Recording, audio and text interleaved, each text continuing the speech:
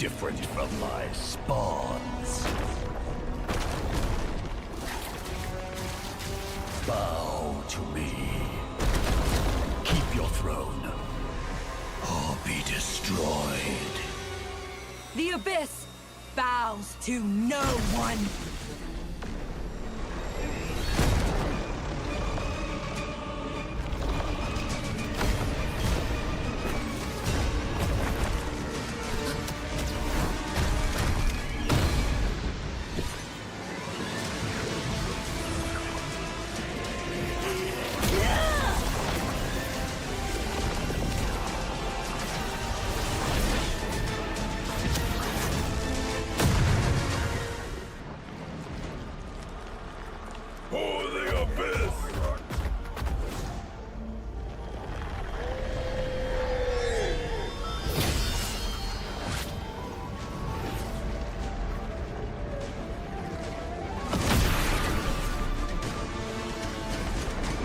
These wretched spawns reek of its corruption.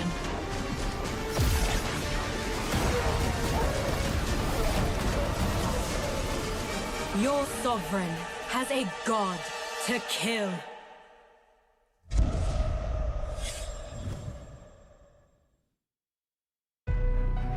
I see. Desperation. I come to crush my enemies. I reap.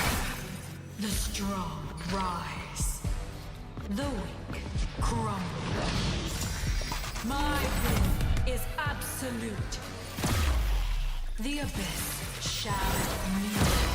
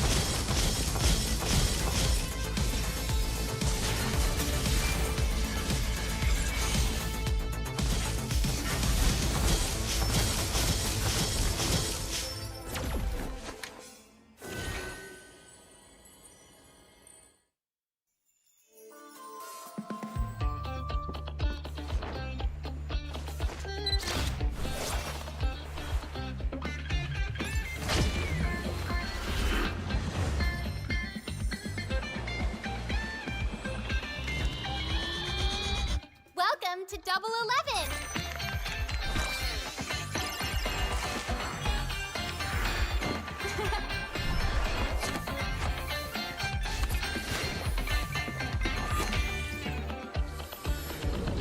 Amazing prices, amazing styles.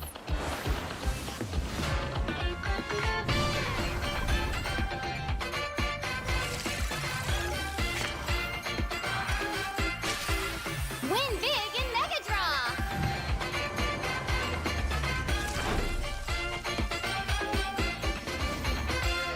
Lowest prices, incredible benefits.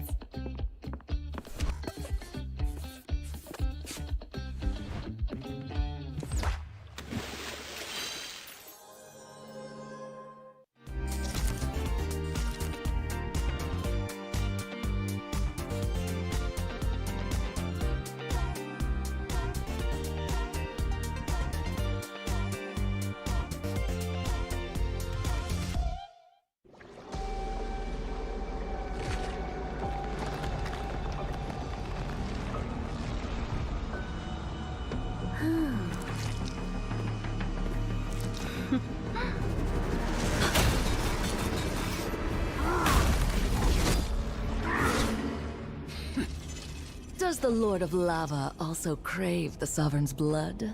Fool! The tyrant's remains will only bring doom! Under her brutal dominion, our warriors were corrupted into foul bonds of decay! Sovereign of the Abyss, Obsidia. Her curse still flows within the Sovereign's blood!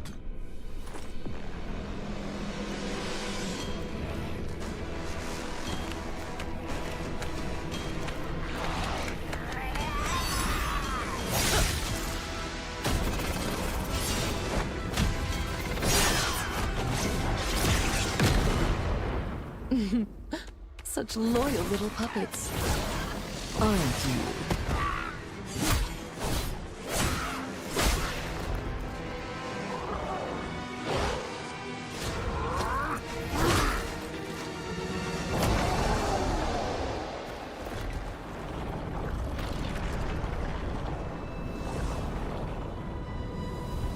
You are merely a puppet, no different from my spawns.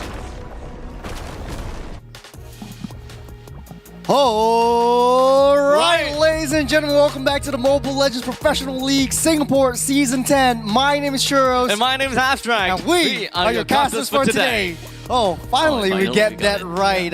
Before we get things started, huge shout out to all our sponsors and partners for making all this possible. MPL SG Season 10 is powered by Moonton and Pulse Nova Entertainment. Presenting partner IT, which we have on our tables right here. Gaming chair partners, DX Racer. And partner esports, Future and SG Esports Association. And with that being said, if you're just joining us right here, we are in the upper brackets right now. Upper brackets, and let's take a look at the graphic right on the screen. Will be Stallions up against the Kings. And of course, they are gonna go for a best of 3 games. The Stallions gonna have to pose as the Trojan horse for 2 kingdoms in a row, or maybe just 1 kingdom, and now they're heading off to the Kings, the big boss, the big raid boss of the Challenger brackets. And if whether Stallions is gonna be the raid boss coming into the playoff, that is the question that we want answered by the end of this game.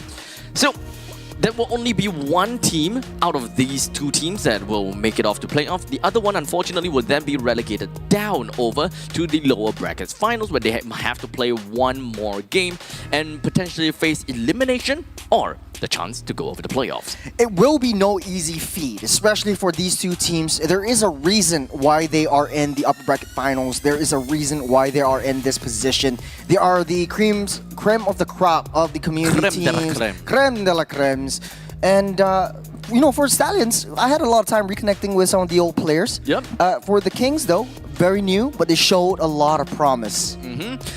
Stallions has always been a favorite name and of course a very well-known team in Singapore, and understandably they have been around for the longest time, and to see them back again, I think that is a breath of fresh air. Not only them back in the scene as individuals and different teams, looking at them coming together as one team definitely is the fun part. I think I remember also, Youngin wasn't their coach back in Season 5. He was coach of Bleed or Slate, if I'm not mistaken. I don't think that they have a lot of opportunities to work together. I think there was only one season, right? There's only one season that Youngin joined them, and it just so happened to be the season that they don't take the championship. Yeah. One thing to note too, Simple, the coach of Kings SG, was also the apprentice of Youngin. Youngin has been in the scene for very, very long. Simple really understands and was in his shoes. He was the analyst for a couple of teams that Youngin was in the longest time, and he learned whatever he can from Youngin. So this is honestly the draft going into this game is pretty much a mentor versus mentee. It's like you versus me. You know what I mean? I get this. But hey, you know, we don't have to wait any longer because we're going into random map draw.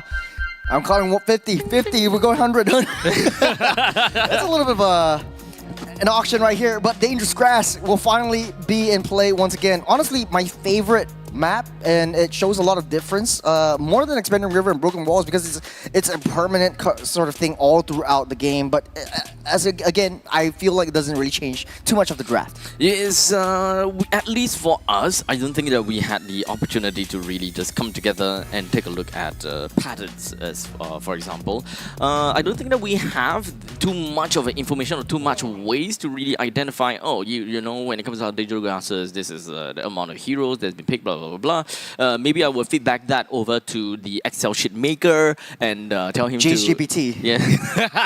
Tell him, hey, you're missing these very vital information.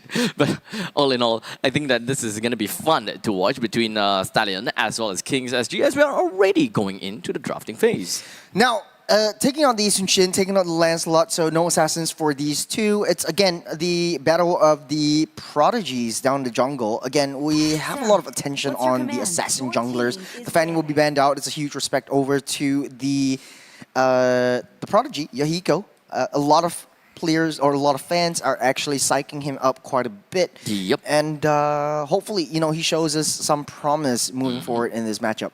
Well, one thing for sure is that we wouldn't know exactly what is about to happen in this game. So far, their games is not too bad, right? But I think that in terms of tiering system, I don't think I genuinely don't think it's because we have a lot of experience with Stallions. But in the games that they have played so far, they definitely showed a lot more promise in the way that they play. Early game, mid game, late game. Of course, mistakes were made in game number 2. That's why they had to, go all the way to the late games and still lost the game. So in situations like these, I would want to see Kings Singapore be able to identify these weaknesses of Stallions and try to take them out. Yeah, they have that momentum from the previous game. They just played it. They had a short break, back to the drawing board. And right now, here they are. Stallions will be first pick. And I think CC is on the table for them if they want to go for it. Roy really is nutty with the Kimmy. They might be able to snap pick that one up as well. So 2 viable options right here. Yeah, so it's a CC. Yeah, this is still going to be a CC. Once again, it feels like they are forced to pick a CC. Whenever I see Stallion picking up a CC, it doesn't really fit their MO all that much. It doesn't feel Diablo. It doesn't feel Diablo-ish. So it kind of feels as though we have to bring that over to Renza. And I think that as for Renza, is someone that is relatively new to this stack of 5, right? I hope that he's not in the situation whereby he's just thinking, you know what, you guys just play your game. I will flex. If you guys think that we need to have a CC in here, I will play the CC. Yeah. To counter the CC, I feel like the Arlot would be a better option. At least you have an era of effect crowd control ability. But it would be the Grok getting that pick up and denying the Kimmy away from Rory. Yep. Other than that, Farsa as well as Kalia is also 2 other heroes that could be possible joining into the fray. We haven't exactly found or seen the opportunity of losing Cutie with that Kalia just yet. But at this point, we're still relearning the kind of heroes that they could play. And Alice! Okay. Unless Okay, so their method of operation is that they will always pick Diablo's heroes last because they want the flexibility. However, just from the first 3 pick, it really just feels as though we already have Diablo's heroes out. Unless they just decided to be like, hey, you know, here's a curveball. Bray is gonna play the Alice.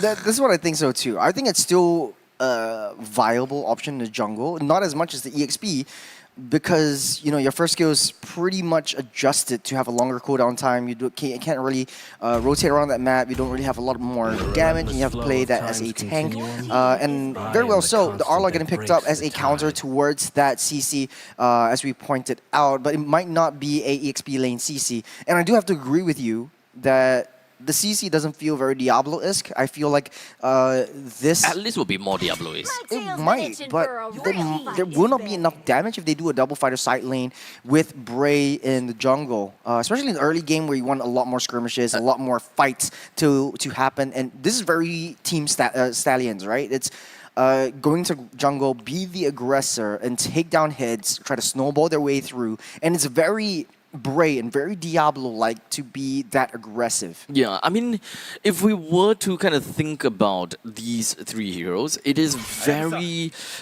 pick-off style, right? It's super pick-off. They just want to go from front to back and just generally deal with the frontliners ASAP, while the Alice just goes behind Wreak Havoc and just buys so much time for the team. That is what I'm looking out for. And buying time is essentially something that Diablo is not too bad with, and I think that he's the one that creates the chaos, not exactly the one that creates space. In fact, because we did have a chat with Diablo, right? He's the kind of player that wants the roamer to create the space for him so that he will be able to do miracles. It's just Diablo things. Just like, Diablo he wants to things, do right? Diablo things if the roamer enables him. And I think this is how Lucian Cutie likes to play around. Lucian Cutie is ballsy in the fact that he likes to go check the bushes, hit first, but he's also calculative. He knows where the enemies are, or he kind of predicts their movements throughout these maps, and it's especially so within dangerous grass, the dangerous grass environment. So this one might feel like but the Granger looking really good for KSG. But for Stallions though, this is a sticky situation. I feel like the CC should go into the gold lane, and then Alice in the jungle. You still have flexibility of maybe still a on that hard train, hitting. huh? The Diablo's heroes not picked train. Yeah, or you know, Diablo going into CC. It could really Alice. it could really just go anywhere. Not exactly CC on Diablo. I would never imagine CC on Diablo. At least Alice on Diablo is still possibly a thing. While in the meantime, Bray is someone that is really good at creating space. So Alice to him still makes sense. But how that jungle rotation looks like, it sounds like that is my problem. This is just crazy. A very synergistic pick from the Chip as well as the Akai.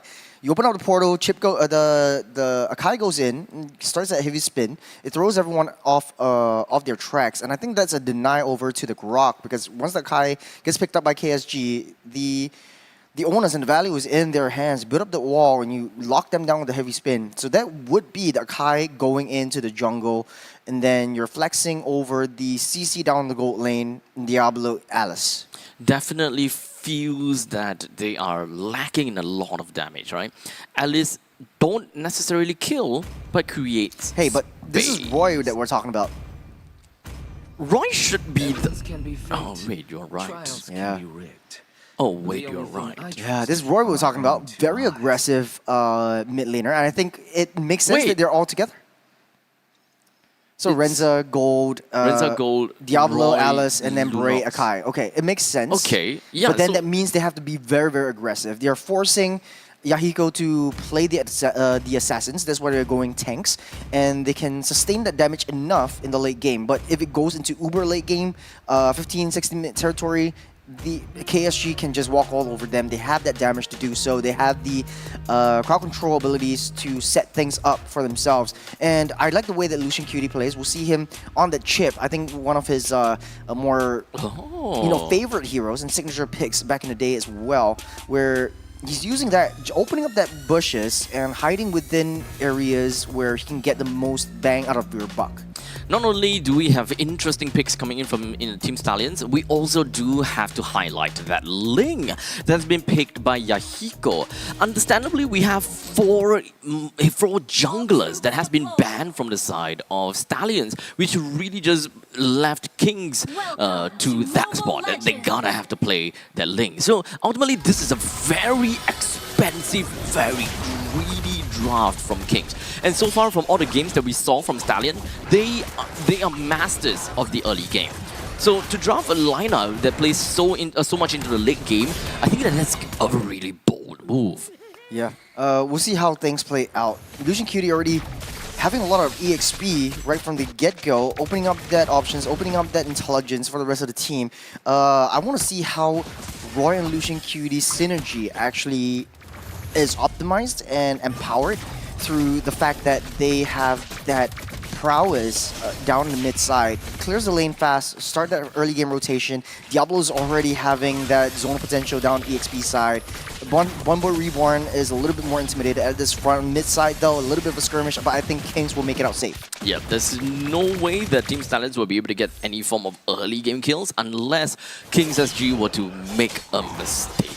And the mistake will have to be very grave in the form of mispositioning or overextending themselves, such as a Ling Finch poise into a too deep into the fight, that kind of stuff, right? But looking at Yahiko, I don't think that is the kind of things that would happen. So we should generally see a killless match until the first turtle. Diablo will be safe and sound as of now. Yahiko is already level 4. He does have the ultimate ready. As Lucian Cutie just in position right on the tri-bush, I don't think Kings recognize that he's there.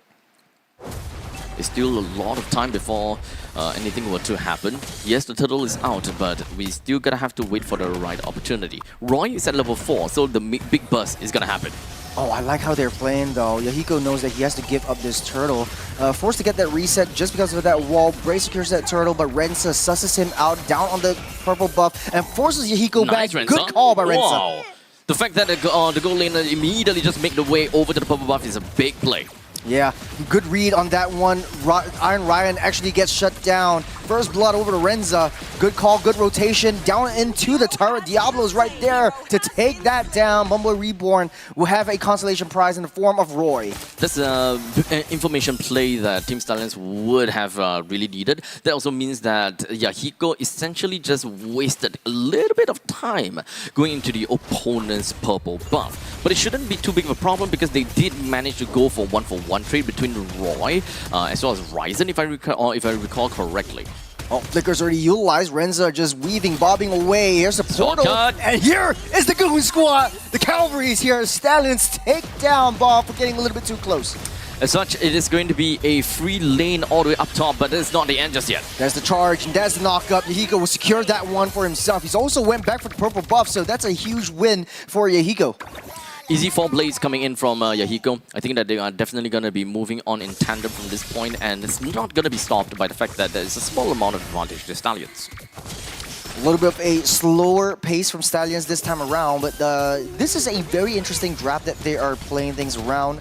No marksman once again. They have a lot more damage onto Roy, and they have to put their confidence onto Roy. There's the only win condition. If Kings can take down the Lunox, then Team Stallions are in shambles. Diablo facing up against 2 will survive, but in mid-side, Iron Ryan taking a lot of damage. There's the Traction Pulse to keep everyone safe. Iron Ryan 1 hit away from his doom and still barely walks out.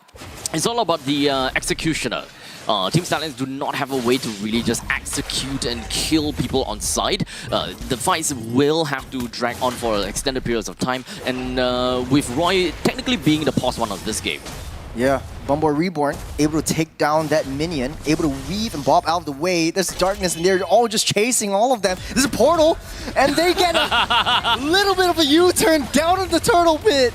And Renza takes down Bong. A little bit of funny movement, but here comes Bumboy Reborn to follow up, and finally, in their inevitable doom, walks in the portal and takes his own life away. He goes next to fall, Roy with a double, and make it a triple as 4 members of Kings SG are taken out. Actually hilarious. Chase. Oh, wait, hold on. Bye. Ke belakang pusing. The way that the account just turned around. The way that the camera just cut and the observer just moved over to the turtle pit, we all just tunnel vision on that 3 members. That is bloody hilarious. But that pretty much landed Stallions with a good amount of kills thus far, with a total of 7-4 between these two teams. Team Stallions have got a good amount of a 1,300 goal lead, and they could actually get a little bit more from this point in time after getting the T1 up top. Good lockdown onto Iron Ryan. Good damage from Renza. Kick things off. Team Stallions, 1,300 gold ahead of Kings SG. But it doesn't look like a very dominant performance that we are used to seeing Team Stallions. With that draft, it doesn't have that structured front-to-back approach. They have to put a lot of respect and honor over to the damage that Roy brings to the table. There's a portal being set up. Bumboy Reborn getting locked down, pinned into the wall. There's a tectonic charge to knock 3 up into the sky and away. The Tempest of Blades comes in from Yuhiko, but not enough damage to lock anyone down. And that is the power of 4 tanky boys just soaking up all that damage, and Bong trying to take a kill for himself, but being body blocked one after another. The layering coming through from Stallions. I think that's generally a really nice play from Stallions.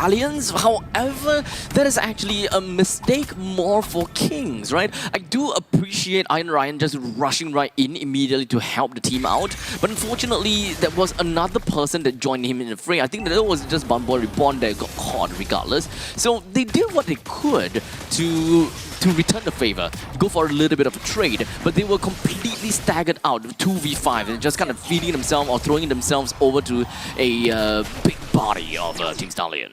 As a solo kill from Renza down onto Yuhiko. That's a better CC that we've seen for Renza today, 6-0-4. He's played this once, and it didn't work out as well as it did or it's doing in this game. Yeah. As Kings SG finding themselves in a spot of bother, and they have to fend off against this yo-yo wielding girl. Part of me still feels as though if all of the 5 members of each team were to kind of gather together and just keep going on the fight, Kings SG will definitely have the advantage. Portal up, Calvary's here, immediately into the tectonic charge, heavy spin to push everyone away. They lock down Iron Ryan, but look at the backside though, Roar trying to jump in, but it's not enough damage for now. Team Stallions loses 1 and calls the rest of the team here. Down goes Bray as well. Iron Ryan will secure that kill. It's a signs of life from Kings SG. That would be what I would expect it. You know, 5v5, but unfortunately under the proxy of 2 turrets, it makes things even worse. There's a lot of displacement skills, or rather, there is one displacement skill from the side of Kings SG.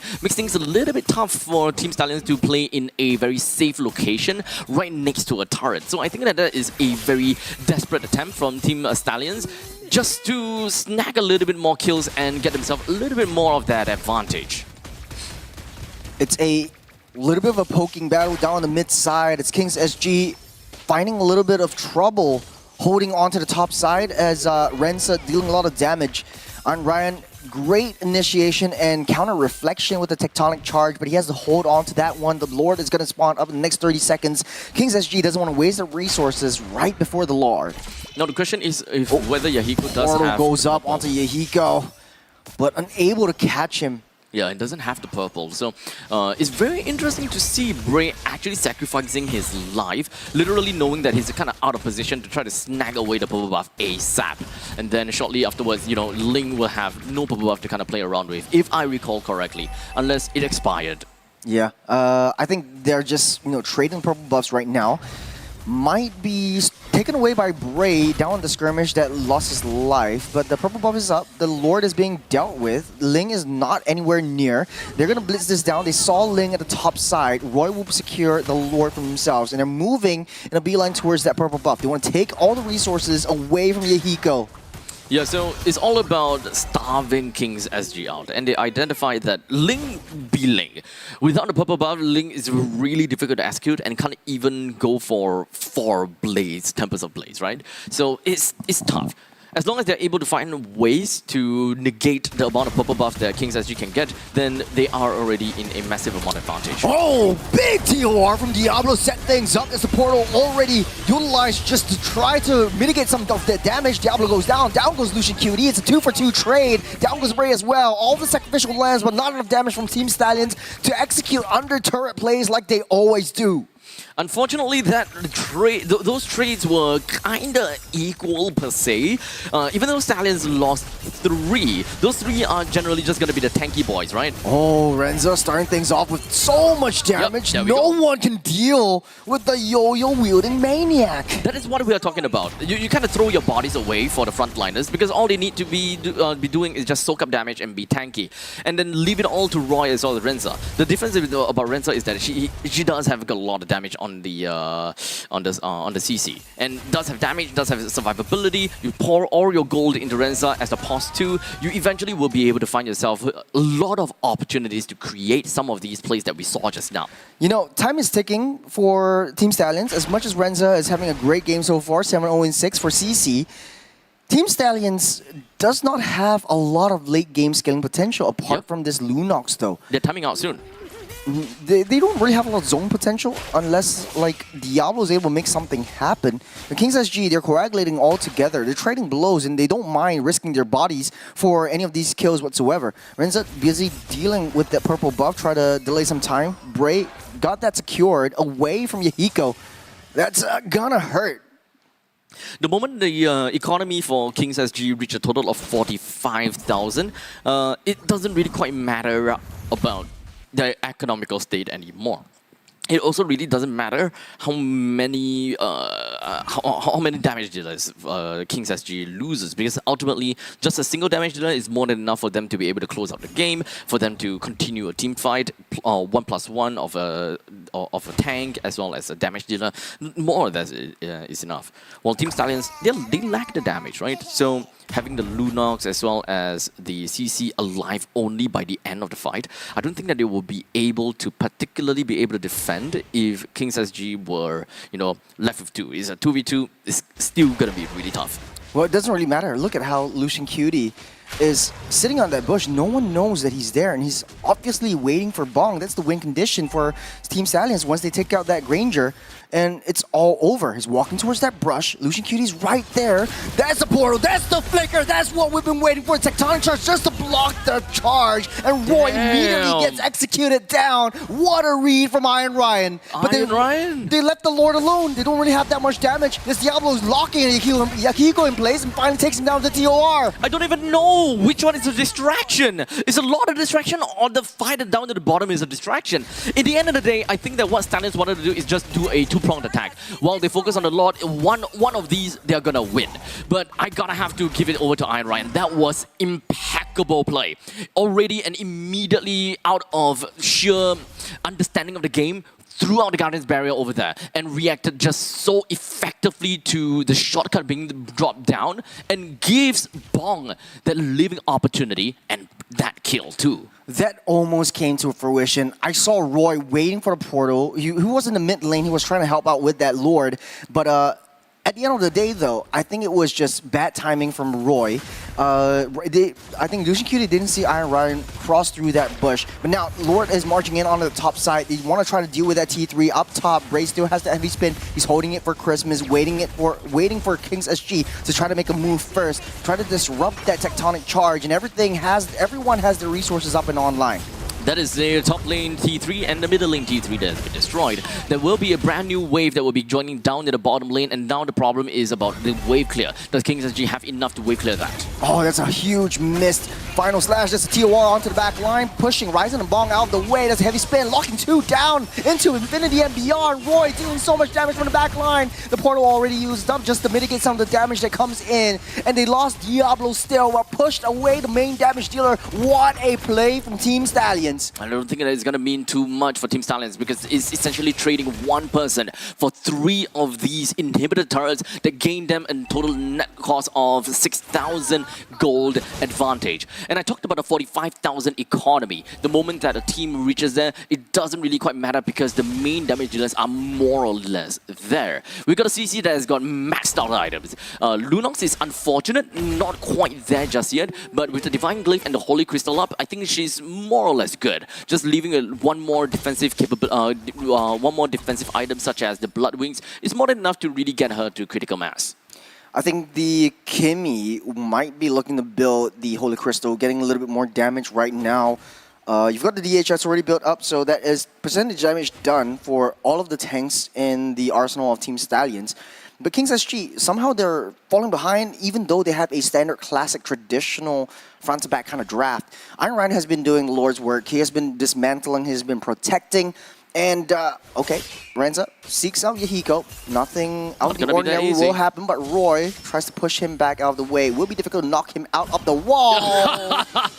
They're all literally lined up, like as though they kind of expected where Yahiko is eventually going to go. Alas, none of those hit though. So that's the important thing. It didn't hit. Again, it will be difficult for Bong to eventually get out of that base because so much bushes that they need to check. And Lord easily taken out by Lucian Cutie, walks right into it, won't execute and commit the portal play because he knows that Yahiko's just going to jump right out of it. He's just waiting for Bong and that's his only target that he cares about. At this point in time, at least Bray manages to take down the Lord. A pretty easy play so far. So this is going to be an upcoming GG push in favor for Team Stallions. We're slowly waiting for the Lord to come online in the next 10 seconds. Kings keeping busy, cleaning house and cleaning shop. As we continue to wait until the 11th second for the wave to eventually come in, this is the point in time where Team Stallions is going to be posturing up.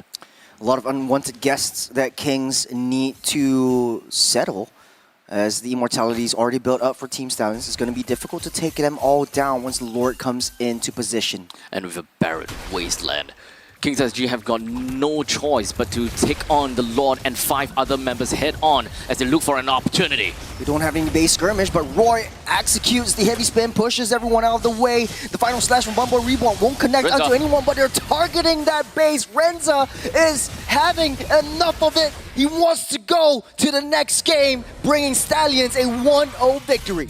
They wasted no time at all, to a certain extent whereby Team Stallions probably have expected that this is not a game where they will be able to play late game. This is a game that they can't just win. Just based on sheer 5v5, we wipe you out and then we down the throne. They have to play with the Lord, make full use of massive amount of tanky bodies of theirs, as well as the Lords. And that will open up opportunities for Renza to just go on, destroy the crystal, or perhaps leave some opportunities for Lunos to do that as well too. It's a very disciplined and methodical play style from Stallions. A bit different from what we're traditionally used to. I mean, watching all the 2 games from today. I think in most situations, it wouldn't work. Yeah, in most situations, wouldn't work in the late game, but, you know, Roy made it work. Roy was really right there, unseen. He's like a shadow. He's like, to quote Jace, a fart from the elevator that you smell, that you don't know that is there. And when you do, it's already too late.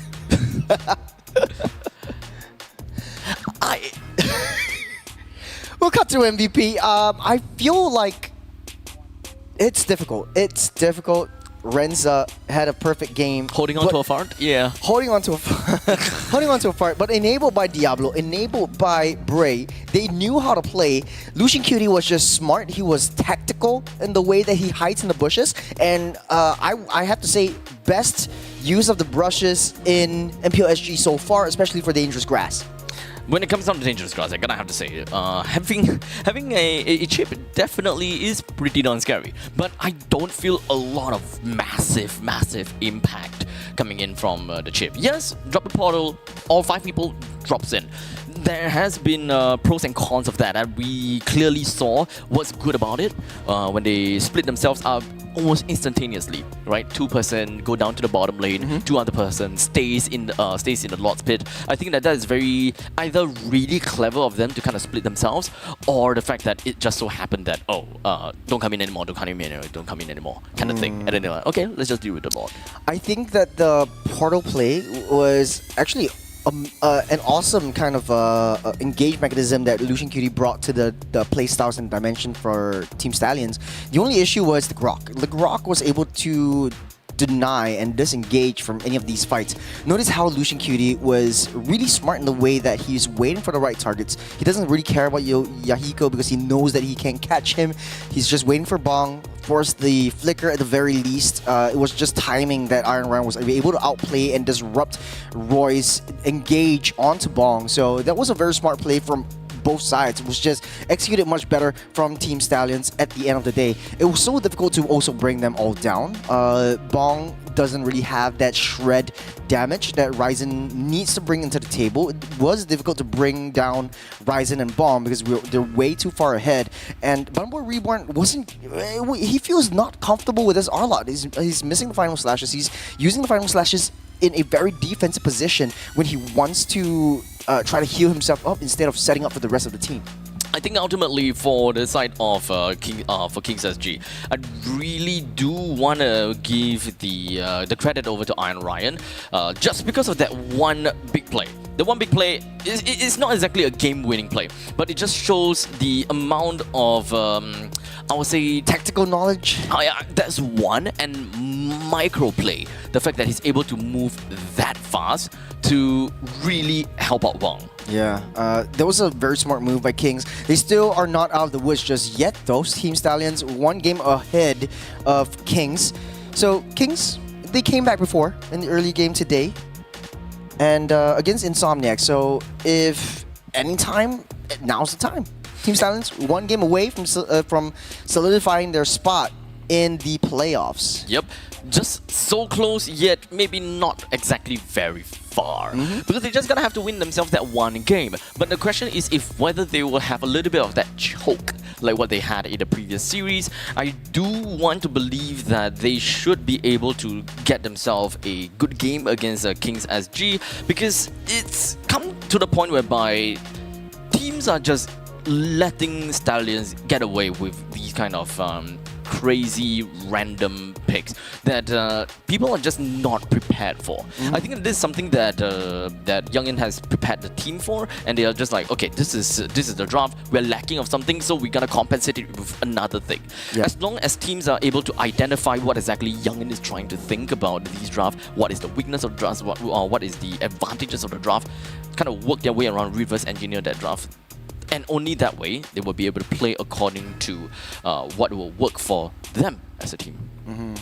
I do have to agree with you. Sometimes for Youngin though, it's a very tricky situation where I agree with his pick sometimes, but then again, it's super risky. High risk, high reward kind of situations. Yes. You pick up the CC, you realize the Alice was open, you pick up the Alice as well, and you're forcing the CC into the gold lane, the Alice into maybe an adaptable position or versatile position into maybe a jungle or EXP, and then you're forcing the 4 very tanky beefy boys and 1 high damage dealer in that mage. A very risky play to build around, because now you know the only thing that the Grog needs to build around is the magic damage that comes out from the Alice, that comes out from the Lunox.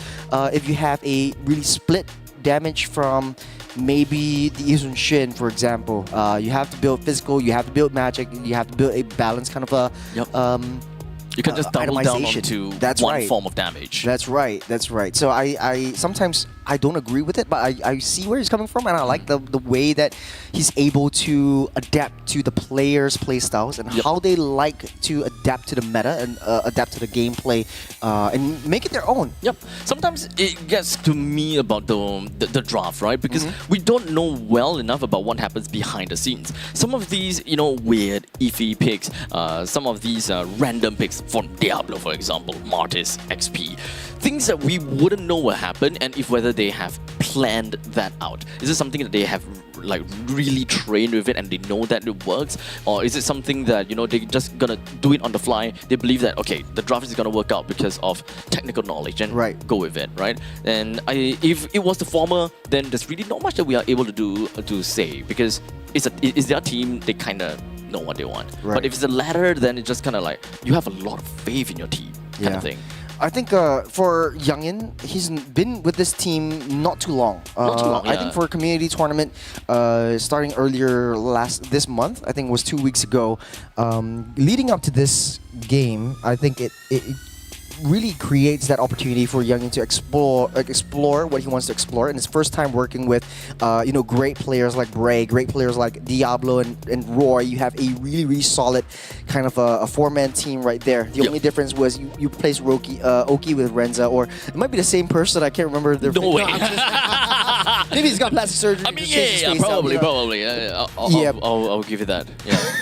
Okay, but let's cut to player camps to see how the players are actually doing. It's so good to see something really fresh. It's like, enemies become friends again. Now, a quick little thing, kind of like my homage over to Oki, right? During their great times and their dominance, their reign, of course, they set out overseas. I think that was Malaysia for, I can't remember which tournament.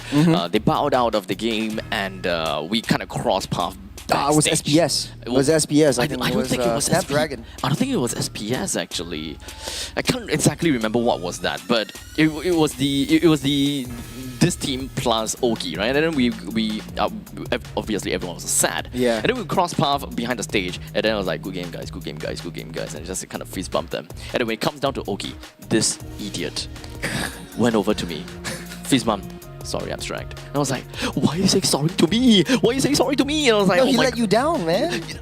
Dude, right after they went, we just crossed our path, right? Dude, I bawled my eyes. I was like, why did you say sorry to me, man? I was like so sad about that. It's like, it feels like there's a lot of pressure. But what was he gonna say anyways? Like, hey man, how's it going? Just normal, just GG guys, GG, and like good games, Yeah, but you know what is GG? It's Flying Cloud once again. My most disliked map, but we're going into the environment where late game heroes thrive, and it's going to be interesting to see what Youngin will pull out of his pocket this time. Just not Cyclops. The good thing is, I asked him, not asked him, I just told him, no more Cyclops. They never trained. They never trained for the Cyclops. So I was like, okay. But hey, now you're giving out useful information to the rest of the other teams that are watching. No, that's good. That's good. That's good. So they will learn to not use Cyclops because everyone knows. It's a great hero. It's a great hero. Jay's used it one time. He was saying, oh man, you can spam the ultimate 5 seconds, every single 5 seconds. And I do agree. It's fun. Okay, going into the draft. KSG banning out the Lancelot, banning out the Chip. Stallions respond with the CC and Angela ban, taking out from the first pick. Typically it's the Yi Sun Shin in that spot.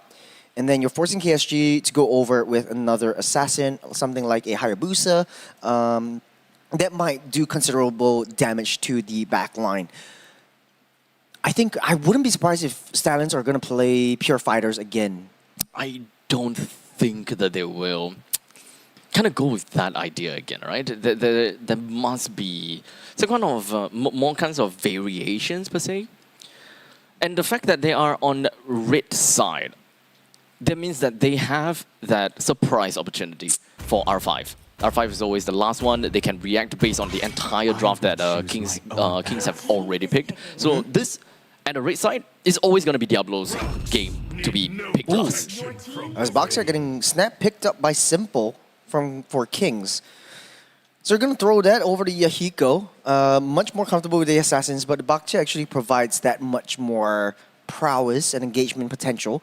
That typically is the Gatok and the Kimmy spot, so Stallions might be able to snap pick those two up. And perhaps at this point in time, I just want to see a little bit more from Stallions. What kind of heroes that Diablo can play. At this point, I'm just kind of testing him. If you look at the entirety of the roster for the fighters, I think he can play almost all of it. I want to see him pick the Argus and make it meta. Shut up.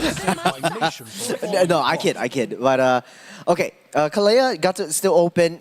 Stallions will pick up the Kimmy as well as the Sun Shin. So you got your side lane metas actually in a viable position again. Because we've seen how Bray does so well with the Sun Shin. I think one of the fastest level 15s of all of the jungle so far, capped out at 9 minutes 20 seconds. As such. Oh!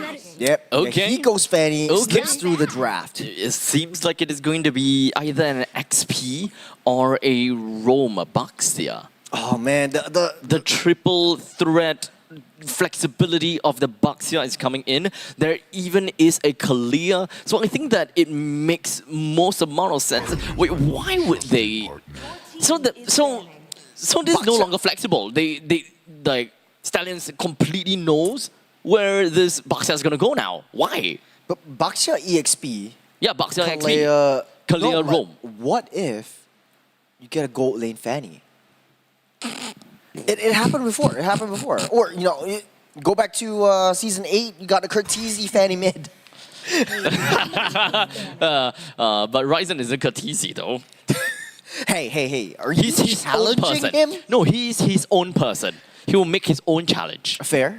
Going back into the second phase of the bans, you know that the Grok is already getting picked up over the side of Lucian QT. There's only one area that we can play him. Ruby getting banned out by KSG. You've got Farsa taken off the bat as well. The Yves would be a threat to Stallions as well. They should be able to ban this out. At this point, there is only a reason for them to ban a mage or a gold laner. But the fact that they kind of banned out the Farsa, there's still quite a lot they're gonna have to look out for, right? This is relatively a divey composition from KSG, so if anything, a divey mage or an artillery mage will always be a very good pick. Okay. You ask and they responded, banning out the Lunox, no more divey mages, and then taking out the Badai. So this is really a respect ban over the Diablo. You don't want to have that double side lane fighters, which are really hard to take down. There's still the possibility of getting that Uranus, but then facing up against Baxia will be difficult for them to sustain and re-heal everything up. There's a little bit of dyssynergy between the Baxia and the Fanny, even though they can rotate to the lanes a lot faster. Baxia thrives on, just slow hitting the target's utility kind of play style. The STS really needs to find a way to take down and melt down the Baxia in the late game. So what's it gonna be? Team Stallion, since they already... Okay, they're just lacking of a single marksman. And I think that this is a game that, yes, that they can go triple marksman. Exactly what I wanted to say. Since they already got a Kimi on their end, right? And then they pick up a Yuzushin. At this point in time, no point going double fighters anymore. Yeah, makes sense because the Moskov pretty much is defensible against the Fanny himself. There's only the problem of there's too many targets for Yahiko to pick off. It's easy to get into the back line unless, Lucian QT does something about it with building the wall. And, it's always the last pick, Diablo. It's always the same inane question. What will Diablo pick? Okay. And then you throw a dart onto a piece of paper and then we're going to pick that up. Okay, it's gotta be someone that can dive over to the back lines. Someone that can dive the back lines and buy a lot of time with great sustain and so on and so forth. The fact that Lapu is actually not banned kind of give me the idea that they might want to play the Lapu in this case, unless they're going for something a little bit more unorthodox. Well, the Selena, seeing the light of day this time around, a little bit difficult to manage, but you have a lot of damage already from the Fanny as well as the Beatrix. That's Akai. Okay. Coming into the question again. Okay. So, a little bit of a flex. No, Diablo's going to play the Akai. Yep. Down the XP side, up against Interesting. One boy. It's still about buying time. It is still about buying time. I would say They want to just win in this front to back because they have so many marksmen, right? They will just shred whoever is in front. If you dive into us, never mind, we will be able to split out this fight as much as possible, and whoever that's slammed into the wall, then that person is going to be targeted. And most of the time, it might be a Hiko. yeah. I think it's more of a defensive pick for the Akai. Yeah. To throw Yahiko off his game, off his tempo, because there's 3 targets that he has to deal with. And for the one of the facts that I want to point out too is the Selena gives a lot more vision. So you're fighting vision with vision.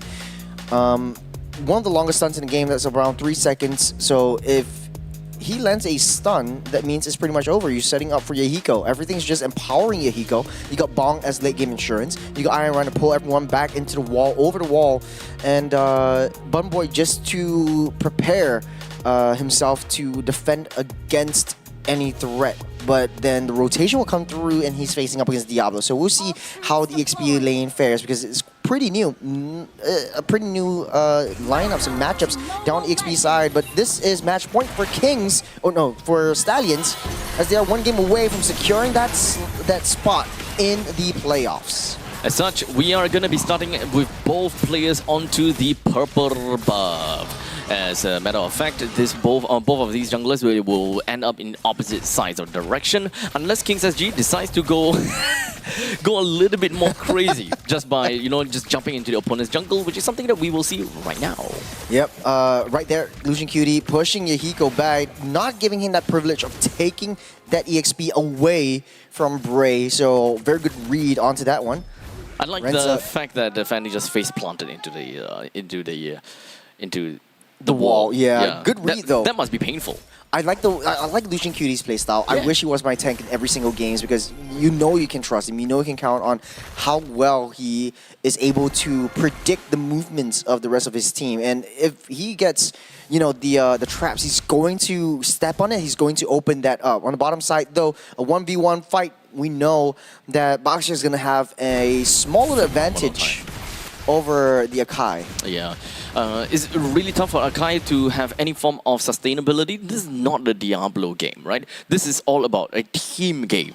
Team Stallions now, they are just trying to make their make a good way to really enable the 3 marksmen in this game. And it may sound definitely greedy, but it has been trying to test it. It's a 4-on-4. Lucian Cutie taking a huge brunt of the damage, but Bumbo Reborn is actually first to fall, and Bray picks up first blood. Not enough damage coming in from Kings SG. The turtle spawns in the nick of time. Bumbo Reborn won't be there to zone everyone out the way, and Team Stallions are gonna gun this down. Yep, very easy take onto this turtle. At this point, we do have got the arrow that does land on the Roy, but not quite enough to do anything. Good, Purify. The rest of the cavalry is here. The traction pulse pulls them both back into the wall. They go. One more hit. Roy will solidify that double kill. A little bit of a recall action from him, and he deserves that. Oh man, what a combo. Speaking of combos, that is a heavy spin into the SOD, into the tectonic charge, and no way Yahiko can survive that. What is Diablo even doing there? Your lane is all the way down at the bottom. Holy, wow. Yeah, well, Bumble Reborn wasn't there anyway, so might as well. Damn if you do, damn if you don't. Might as well. Oh man.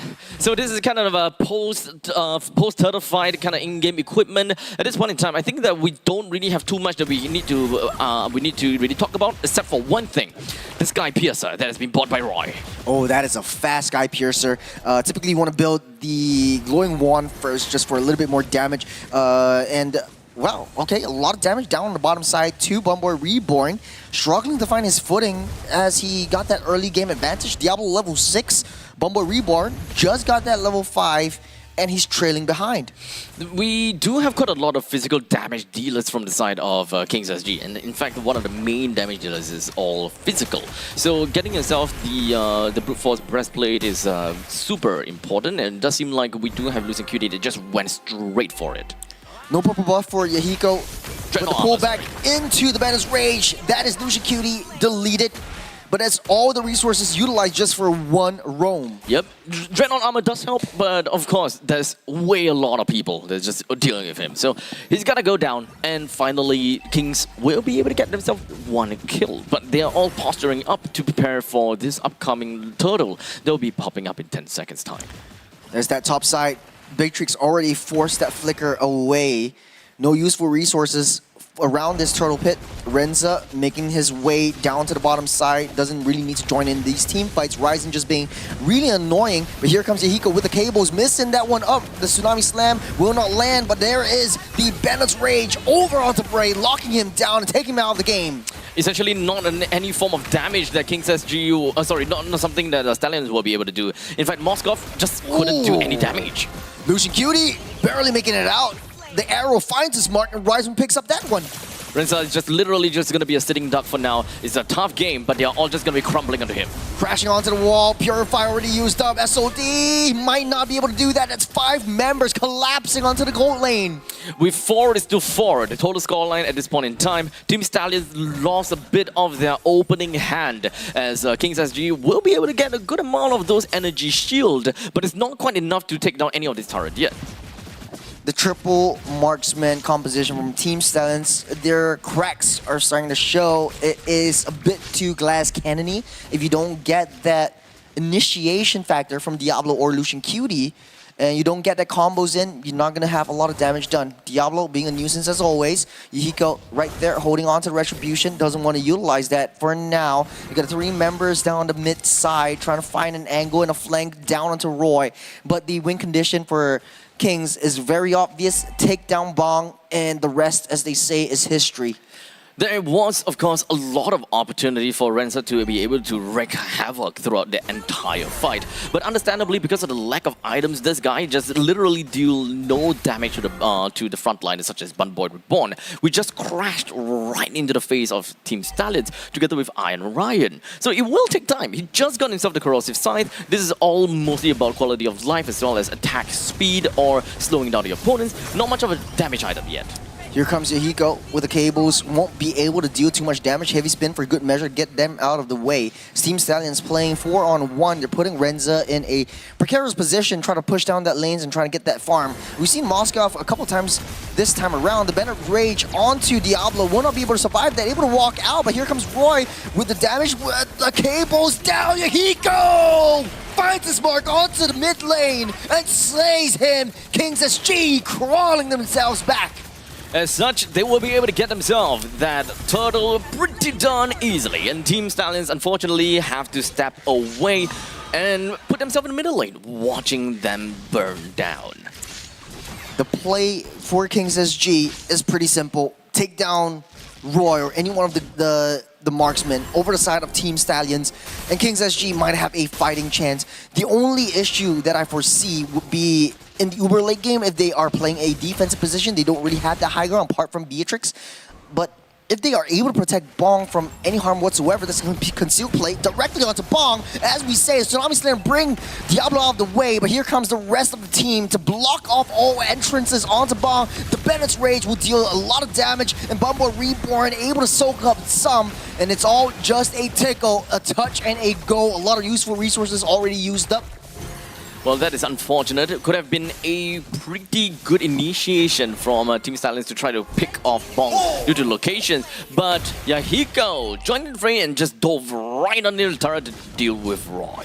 No one was expecting Yahiko, but there's a reason why a lot of teams are actually favoring Yahiko's Fanny. Renza gets a full brunt of that arrow, able to get stunned up for 3 seconds. No follow-up just yet. It's so difficult to get into Renza, but Yahiko identifies that Roy is one of the main targets. Once you take down that mid lane, you don't have enough secondary damage to deal with the rest of Kings, as the Bennett's Rage already used to clear up that lane. The wave will get pushed in, T1 top will get destroyed. It's a 1-for-1. One in the top lane in favor for Stallions and one in the bottom lane in favor for Kings SG. The response from Kings SG is impeccable, so that even if they do lose one of the side lane turrets, it is completely fine for Kings SG. Good heavy spin, into the wall they go, but not enough damage to take them down. Diablo soaking so much damage as Iron Ryan able to get out of the way. Bong just free hitting on that backside. No one's taking her down except Bray. And Bray has that damage, but it's not enough. They're mitigating all of this. 2 members down, not enough to soak up that damage. It's not late game yet. Renza can't come online. It seems like Team Stallions is lacking a little bit of a space opener, at least for Bray to be able to do something, right? So far, I'm just looking out for Bray to do optimal amount of damage, constantly just weaving in and out of battles. However, they don't really quite have a lot of those opportunities, because for Team Stallions, they're mostly just chasing enemies, right? You're chasing against a fast-moving Grog that just flickered on forward. You're chasing after a hero that has been bumped by Diablo, rushing to a wall. So time is definitely wasted, and some of these movement skills from Bray has been used just to catch up, not really to create that kind of space so that he can optimally do damage through his glaive and his bow. Yeah, Roy is one of the main targets that Kings is actually looking out for. Iron Ryan using the Tsunami Slam very defensively to pull them back and secure one kill. So it's always a pick-off after a pick-off. You see Rensa up alone, trying to push that lane, trying to maintain that long lane priority. Yahiko's not in the vicinity just as of yet. Stallions, they identify this, they know where he is, but they can't make a move because Roy, once he's exposed, he's gonna get shut down, decimated, just like that. Yep, he gotta have to play more safe out of everyone, because I gotta have to say Bray is naturally gonna be a little bit closer to the frontliners to make full use of his glaives, while Rensa is just all around the map because of his ultimate, right? So at any point in time, the Moskov will just join the fray. While Roy does have got traction pulses that will reveal his location. So he has to be really careful because all the Fanny need to do is just beeline straight to Roy, and there's not much a Stallion SG could do to stop him. A very difficult situation, especially for Rensa. Once he shows himself, Yahiko knows he's there. If he takes on the Moskov, I think Team Stallions are going to be feeling the full force, the brunt of the force from Kings SG. They have that damage to go through, and all they need is just to have that defense and get Iron Ryan to set things up. Yahiko's just there as an intimidation factor. This is still a relatively early game for Team Stallions as they are rocking a triple marksman setup. We've definitely seen that triple marksman can work out in the early phases of the game because of the snowball factor.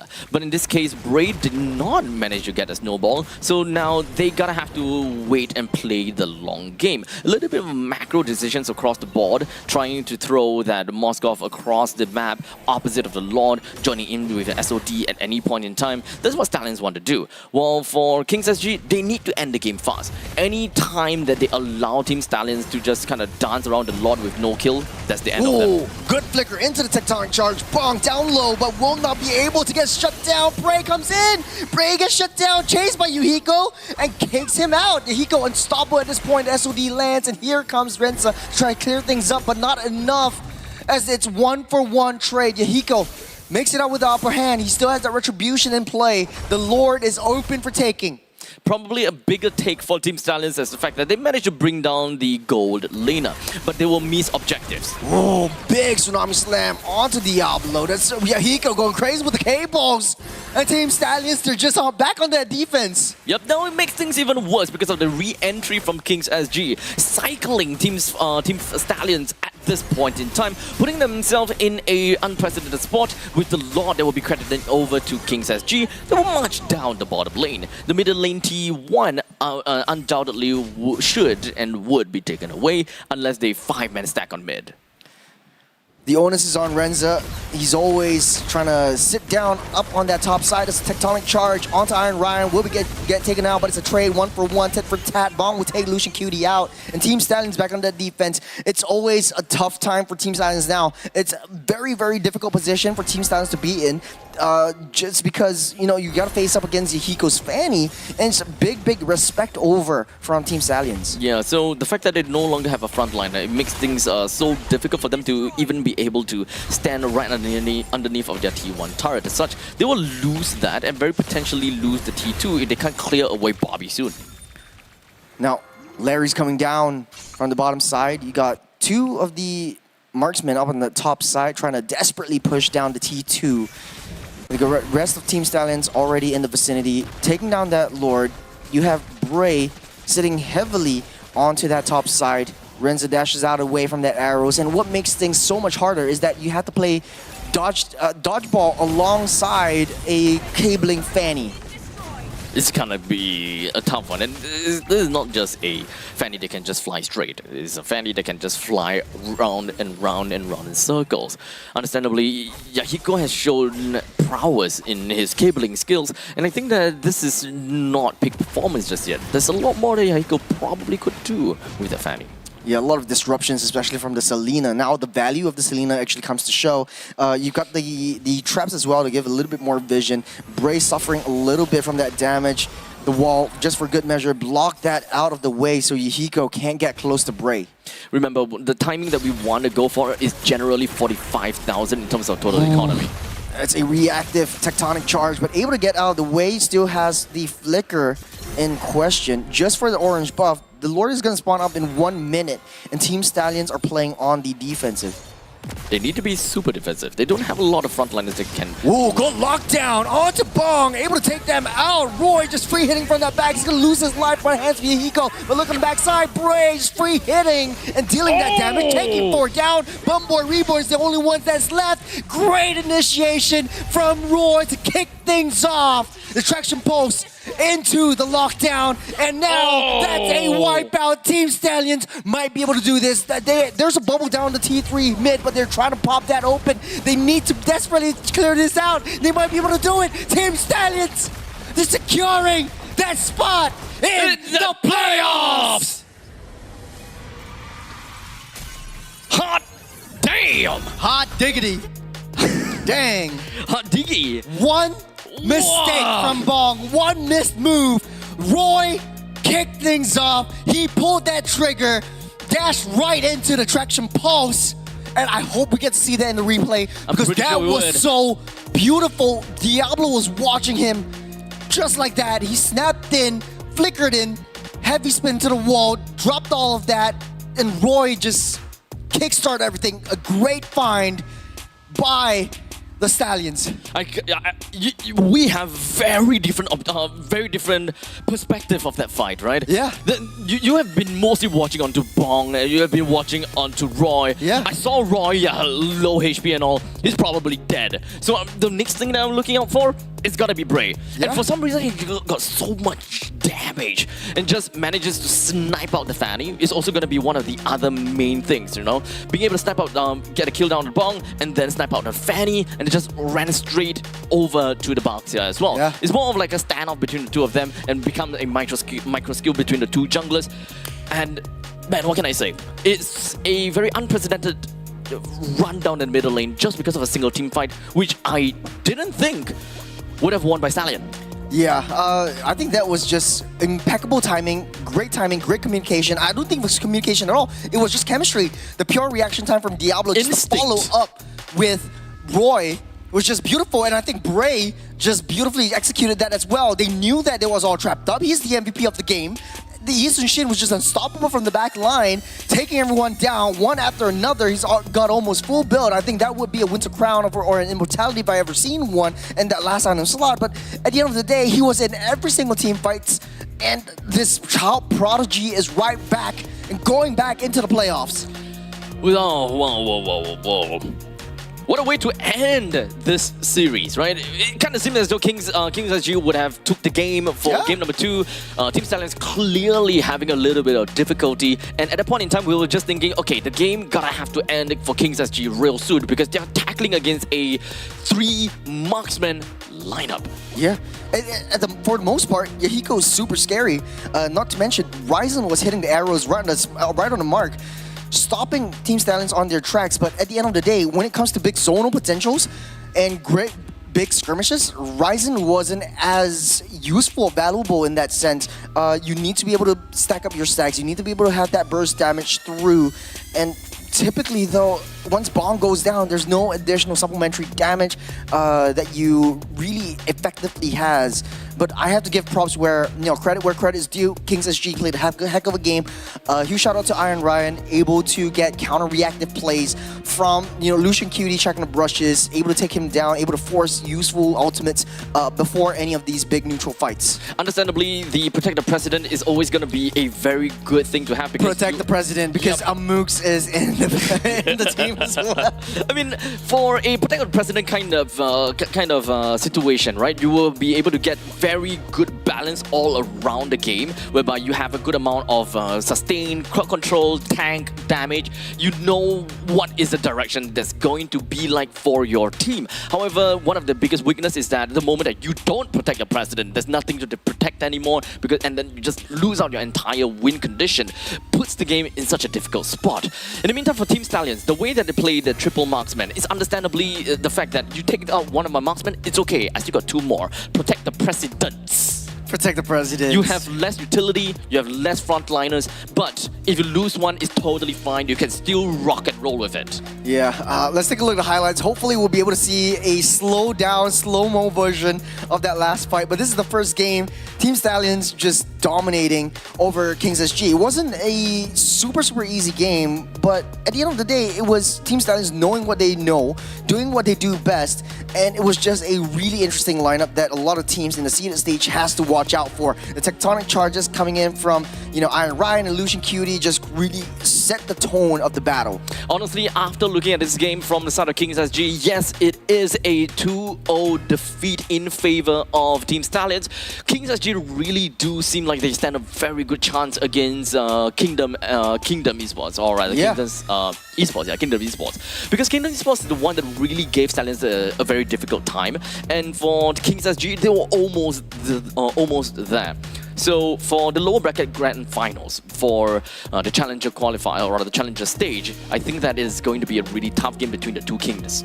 Speaking of which, this is the second game that we see. I'm just waiting on that last fight where everything went crazy well for Team Stallions. So this was the slow-mo replay to start things off with Roy with the traction pulse, pulling 2 in. Diablo immediately flickers in with a heavy spin, and Bray just finishes that job. He's cleaning up shop. Yep, that's not from that back, and no one can stop him because everything's already used up. This is all about a 1v1, but you have Bray with good mobility. You even dodge the skill shot. You know that you want to fight. He's still got that time for that recall action. But hey, congratulations over to Stallions SG. A warm welcome, a re-welcome back into the MPL playoffs once again. And a lot of fans are rooting for you, but it's not over yet. When we come back after this break, it's going to be Kingdom against RSG, a rematch from the seeded stage. Don't go anywhere. After this break, we'll be right back.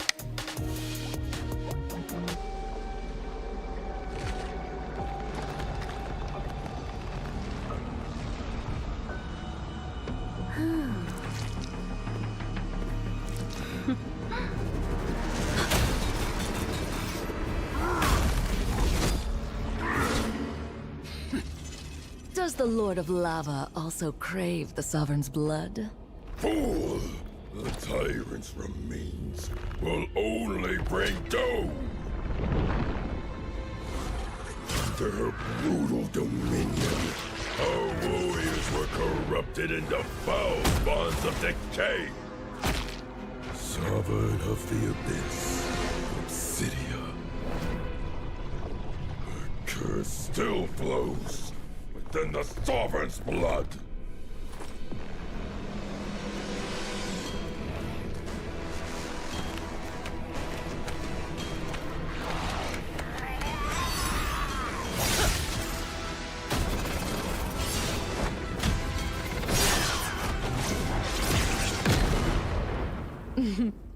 Such loyal little puppets, aren't you?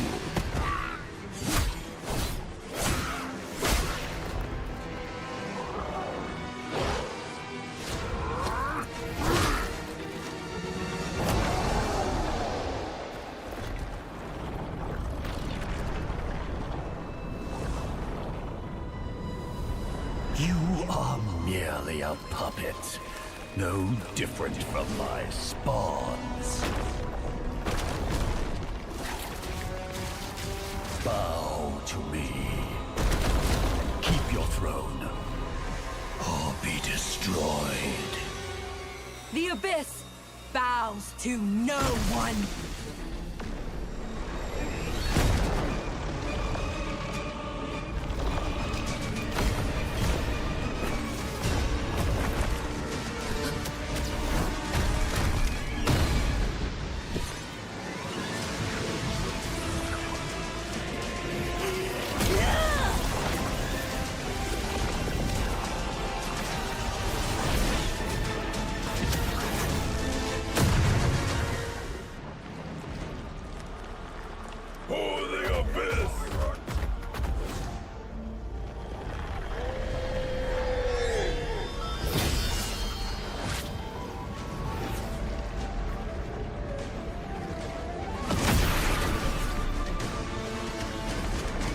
These wretched spawns reek of its corruption.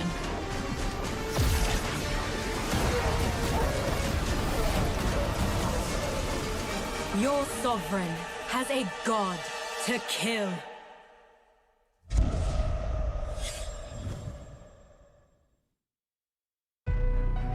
I see desperation.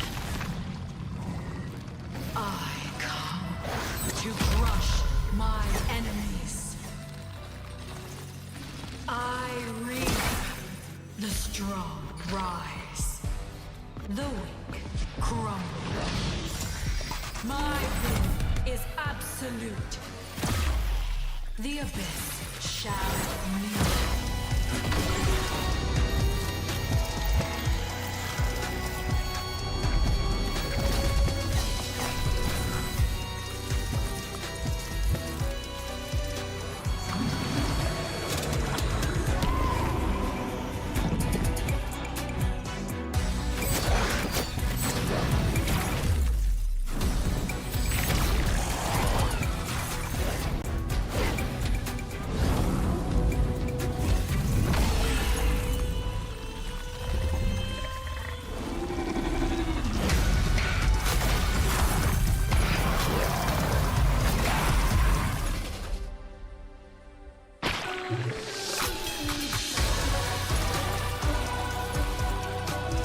Gaze upon me. Become me.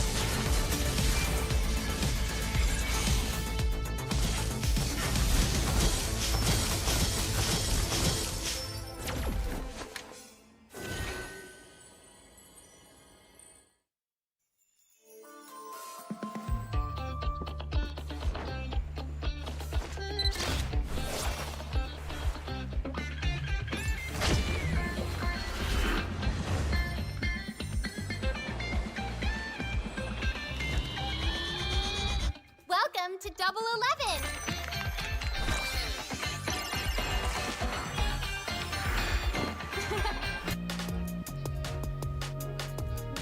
All right, ladies and gentlemen, welcome back to MPL SG Season 10. My name is Churros. My name is Abstract. And we are your casters all the way for today. What the hell? I just wanted to throw you off. But anyways, man, it's good to... What was that? What was that random curveball, dude? We did it well together. We did it so well. We almost got things right. But we have one more game that we have to see. And this is the lead up towards that game. So it's purposely messed things up. You messed up my mic as well. But hey, you know, we're having fun. 6 out of 7 games. 2 more to go after this one. And you know, we're sitting fine. We're sitting dandy. I'd like to give a huge shout out to our sponsors. DX Racer for keeping our butts safe and our butts comfy all the way through today. We've got IT as well to keep our throats not dry, but like moist and really moist. Looking really dandy as well. And of course, This is why we can talk for days. Mobile Legends Professional League Singapore Season 10 is powered by Moonton and Pausenova Entertainment. Our presenting partner, IT, gaming chair partner, DX Racer, and of course, partner in Esports Future and SG Esports Association. So thank you so much for making this happen. We are 5 out of 7 games in. The 6th game of today will be Kingdom versus RSG. And this will be an elimination match. If you lose, you go home. Yep. And unfortunately, one guy will, or one team, 5 guys. 5 guys. Someone would drop out, unfortunately. Lower brackets no longer have any more last chances. It's either Kingdom or is either RSG. That moves on to the next part, which is the lower bracket finals to face off against Kings SG. Which one would it be? Well, we're gonna have to wait and see to find out how this best of 3 is going to unfold. But in terms of information and in terms of the what was that called again? The regular seasons, yes. Sorry about that. In terms of regular seasons, when it comes down to statistics. We're finishing each other's sentences right now. God damn it. Statistics and standings, we do have got Kingdom Esports that fought against RSG in a form of 2:1 in favor for Kingdom Esports. So that means RSG actually has a small little chance. Small chance. And that is the only game that they've won through the regular season. Now that I say that, they've only won 1 game through regular season, and that should be Kingdom Esports. Also won 1 game against Absolute Zero. Okay, so that was the last game that they played yesterday. Yesterday, yes. Okay. So, but that being said, though, that means RSG does have what it takes. It's just they really need to hunker down. They really need to. They should have that last game as a warm-up game, and right now, this is like taking the PSLEs, the O levels, the A levels, whatever you have, just throw it out there. Yep.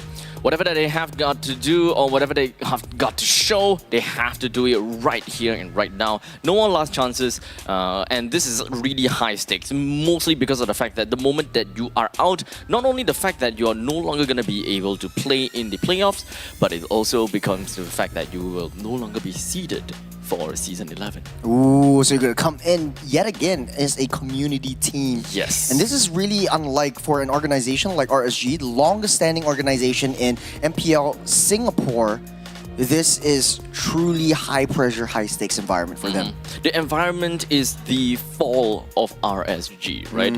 It is a very regrettable situation when they started up pretty high up in the rankings. Yes, sir. They have been staying there for seasons after seasons to 1, 2, 3, 4, 5, 6, 7. There's so many players that comes and goes within of RSG, and even after the comes and goes and the different versions of RSG, they still stood out strong. Even when it comes down to the later few seasons of 9 and 8, they have definitely have a little bit of problems dealing with Team Flash's brand new lineup after acquiring a couple of players out there, right? So even those games were not that big of a storm, right? They suffered in the regular seasons, but when it comes down to the playoffs, they came back up, they got revitalized, and that was literally resurgence.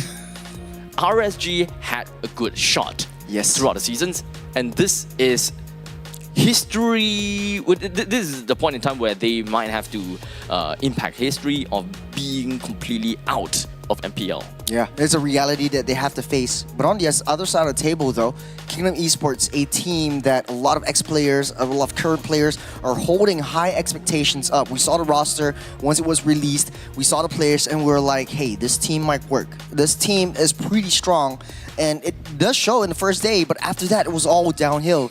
I talked to management. I talked about to the coach, right? During the breaks and all that, and they said that. Actually, they done really well in scrims. It's just that in the professional scene, sometimes is the game jitters.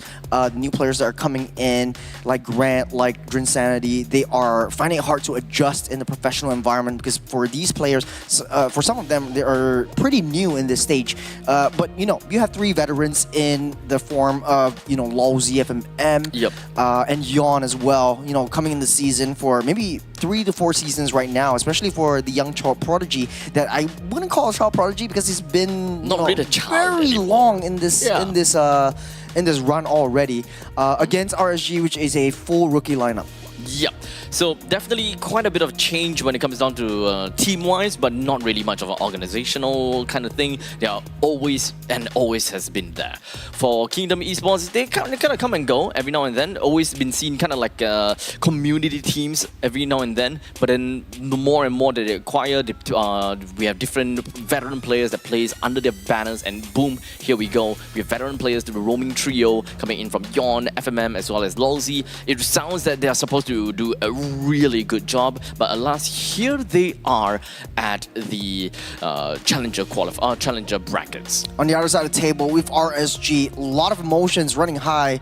They've been practicing. They have, under the leadership of Melon, able to break some of the pocket picks that come up. They have won Kingdom Esports at least one game in the entirety of that series, but they still lost in the regular season. So this is their redemption arc, this is their revenge, and this is their resurgence if they so wish to make it into the playoffs. It's not an impossible task, it's just difficult and challenging hill to climb.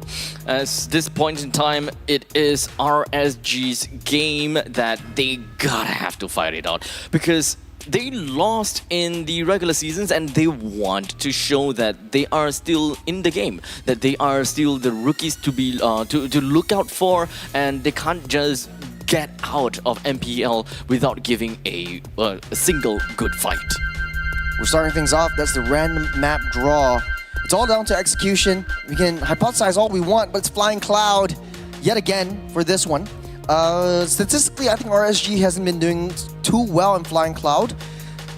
Typically, they succumb to the environment. They pick up drafts that are pretty late game, especially in the mid to gold lane. They don't have any backups. They don't have any cover-ups, especially for Ash, not doing too well in the gold lane as well. At this point in time, I think that drafting is important. I would like to see what Melon have got in store for us as to, what things is gonna look like, how things are gonna be drafted. I particularly just didn't like the Yusunshin gold and then putting, who was that in the jungle again? That was Lucas. Lucas in the jungle. So I think hopefully we won't be able to see those two again, because I really think it doesn't work. You're wasting a lot of resources that should be funneled into Yisun Shin. Instead, you put it over to a hero that really relies on a snowball effect to be even a slight useful. So going into the draft, we got the Phoveus and the Lancelot being banned out. That is an ode of respect over to Taurus over to Taurus in the EXP lane. You want to have Insanity having a good EXP laning time in the early game. The first 5 minutes will be pivotal for Insanity to come online. Hasn't had a good showing up against Team Stallions in the previous game, always having one of the highest deaths in the game, but it doesn't really matter because his playstyle is pretty much similar to Lolzy and how they like to, be the sacrificial lamb, try to set that plays up before the rest of the team comes in hand. So at this point, 2 more bans to go. So far, CC's gone. That's great. Baxia as well as Chip is actually still available. So at this point in time, I think that both teams are teams that can play. In this case, Chip, right? Chip is available. Grok is also available. Yisunshin is out there too, but I'm not exactly sure if whether that's something that Kingdom would want to prioritize, because that means that they're gonna have to give either the Grok or the Chip away. There's also the Kimmy in question and the Juicin, so it's a trade over on both ends. Usually the first spot, if Yisunshin is open, Kingdom Esports will pick that up. If not, it would be the Kimmy just to secure lane dominance. So it will be the Chip this time around. And it's a breath of fresh air as Lawsy playing the Chip. We haven't seen that in a while too. Oh. Okay, so PTBL getting themselves the Fredrin as well as the Arlott. That also means that the Kimmy as well as the Yisunshin is actually still available for Kingdom Esports to pick up for themselves. And I think that they will be pretty happy to grab that for themselves, because, I mean, perhaps even Farsa will be great, because that's something that we also kind of know FMM for in some sense. There is still a lot of flexibility as to how they want to play around with this. So for typically the Gatot and the Kimmy would come out in this second phase of the draft, but you know Gatot's already filled that position up with the Chip, so or the Rome's already filled position. Might go with the Yisunshin once again. At least you have a bit more time and space to work out for. This Yisunshin and the Alice pairs out very well with the Chip. Okay, Yisunshin and Alice. So pretty tanky lineup that they have, and I will say that going into the shortcut really enables the Alice to immediately just pop off the TOR. So I think that that's pretty good kind of combo that we can expect. But from that point on, what kind of damage output are we looking out for? I don't think that they're gonna go for this kind of wombo combo kind of thing. It's more of a front to back in some situations, and perhaps just a little bit more on the divey style. Yisunshin can dive, so at this point in time they are just lacking of a single gold laner as well as a mid laner. Lunox is still a good hero that can kind of dive in together, unless they want to play triple marksman kind of thing again. Yeah, it tears down the Fredrin. No longer Kimi. Tears down the Fredrin. Tears down the Arlott. Just needs a little bit of space. Pairs well with the Chip as well. Yep. I think the double fighter side lane for Kingdom Esports is on the tables, just because the Yisunshin is right there. Yep. Ruby looks really hella good against RSG, so the Eve will be taken out. And typically, I think for Chip, if I remember correctly, the Eve was used as a countermeasure against the Portal. So Portal out, you box them into place, and they can't escape. Yeah, generally you want to have the Eve be played against the Chip. But in this case, they have already picked up the Kimi, so no, it's not going to matter too much whether they pick up the Eve or not. I would generally look out for heroes that would excel in close quarters combat, such as a Valentina, or perhaps even when it comes down to having the Lunox in this case. Lunox is a lot more flexible because it deals with Fredrin pretty darn well. Valentina, at least you will be able to steal away that final slash, and you still can do pretty good damage with your 1-2-1-2 combos. Right. Right. I was looking at Juicin. Right now, it kind of seems like Farsa might be a very good target right here. FMM doesn't really need to take up the any high damage heroes. He doesn't need to enter the portals. He just needs to be in a precarious position for the rest of his team to enable the Drinsanity to set things up with the Alice, and then Yon just comes in, whips everyone to shape with his arrows. Welcome to Grok's castle. Okay, good ban on the Grok. There still needs to be a shredder from the side of Kingdom. Granger seems like a viable option. Good defense for in early SG? game. Granger seems good. Easy to execute, easy to play along, and we always see the Kimmy Granger combo. They've already set themselves up with the Fredrin and Arlott for that one. No reason for them to go gold lane fighter for this case. No, unless they want to try something sneaky and crazy. Doubt so. The way that RSG played out is that they are more Traditional? team fight. Not traditional team fight, yeah. Okay, They so do that's a have, nice pair. Okay, yeah. So that is a combo together with Fredrin. Enables more mobility, and this is a get out of jail free card for Fredrin. So they can play hyper aggressive. As such, because of the Mathilda, it might actually just suggest that they want to play fighter goal lane, and then just leave the Kimi to do the sieging into the later stages. Yeah, I think that is just a counter pick over to whatever Kingdom wants to pick up. I think the Ruby kind of works well around the TOR as well as the portal that the chip brings. And it's a very good countermeasure towards, pushing the gold laner back from RSG.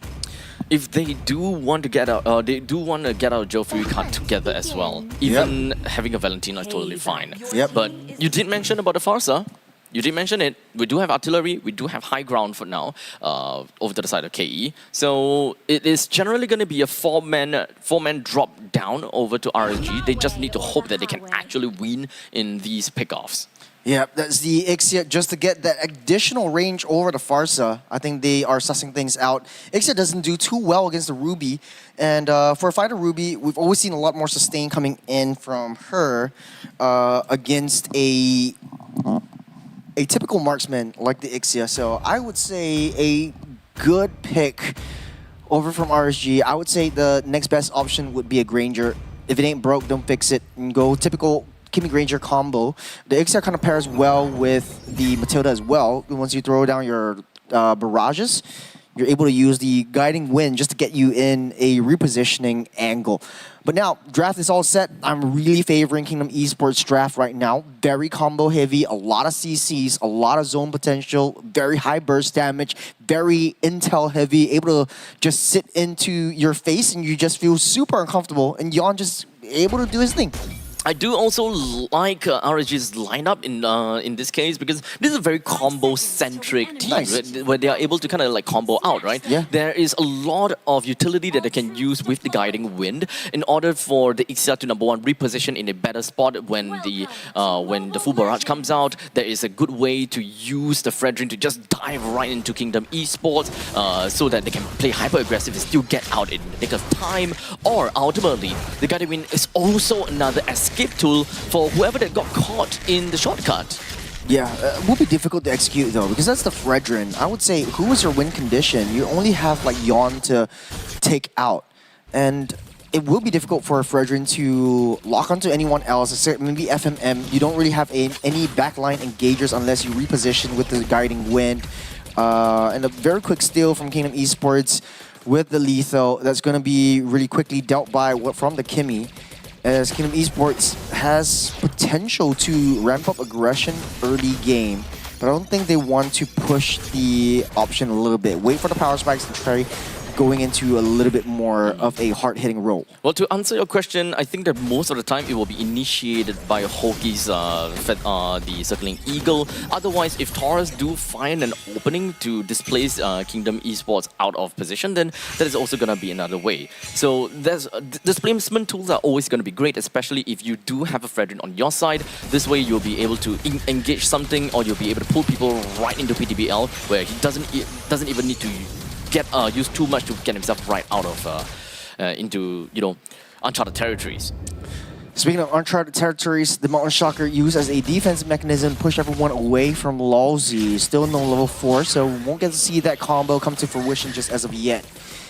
The turtle will spawn up in the next couple of seconds as RSG does have in a viable position, have all the lineups that are needed just to zone everyone out of the way. Grant's not having a good time up in that top side just because of the range difference, but I think for the Ruby, all you need is maybe the War X just to keep yourself balanced out and heal everything back up right before the turtle spawns up.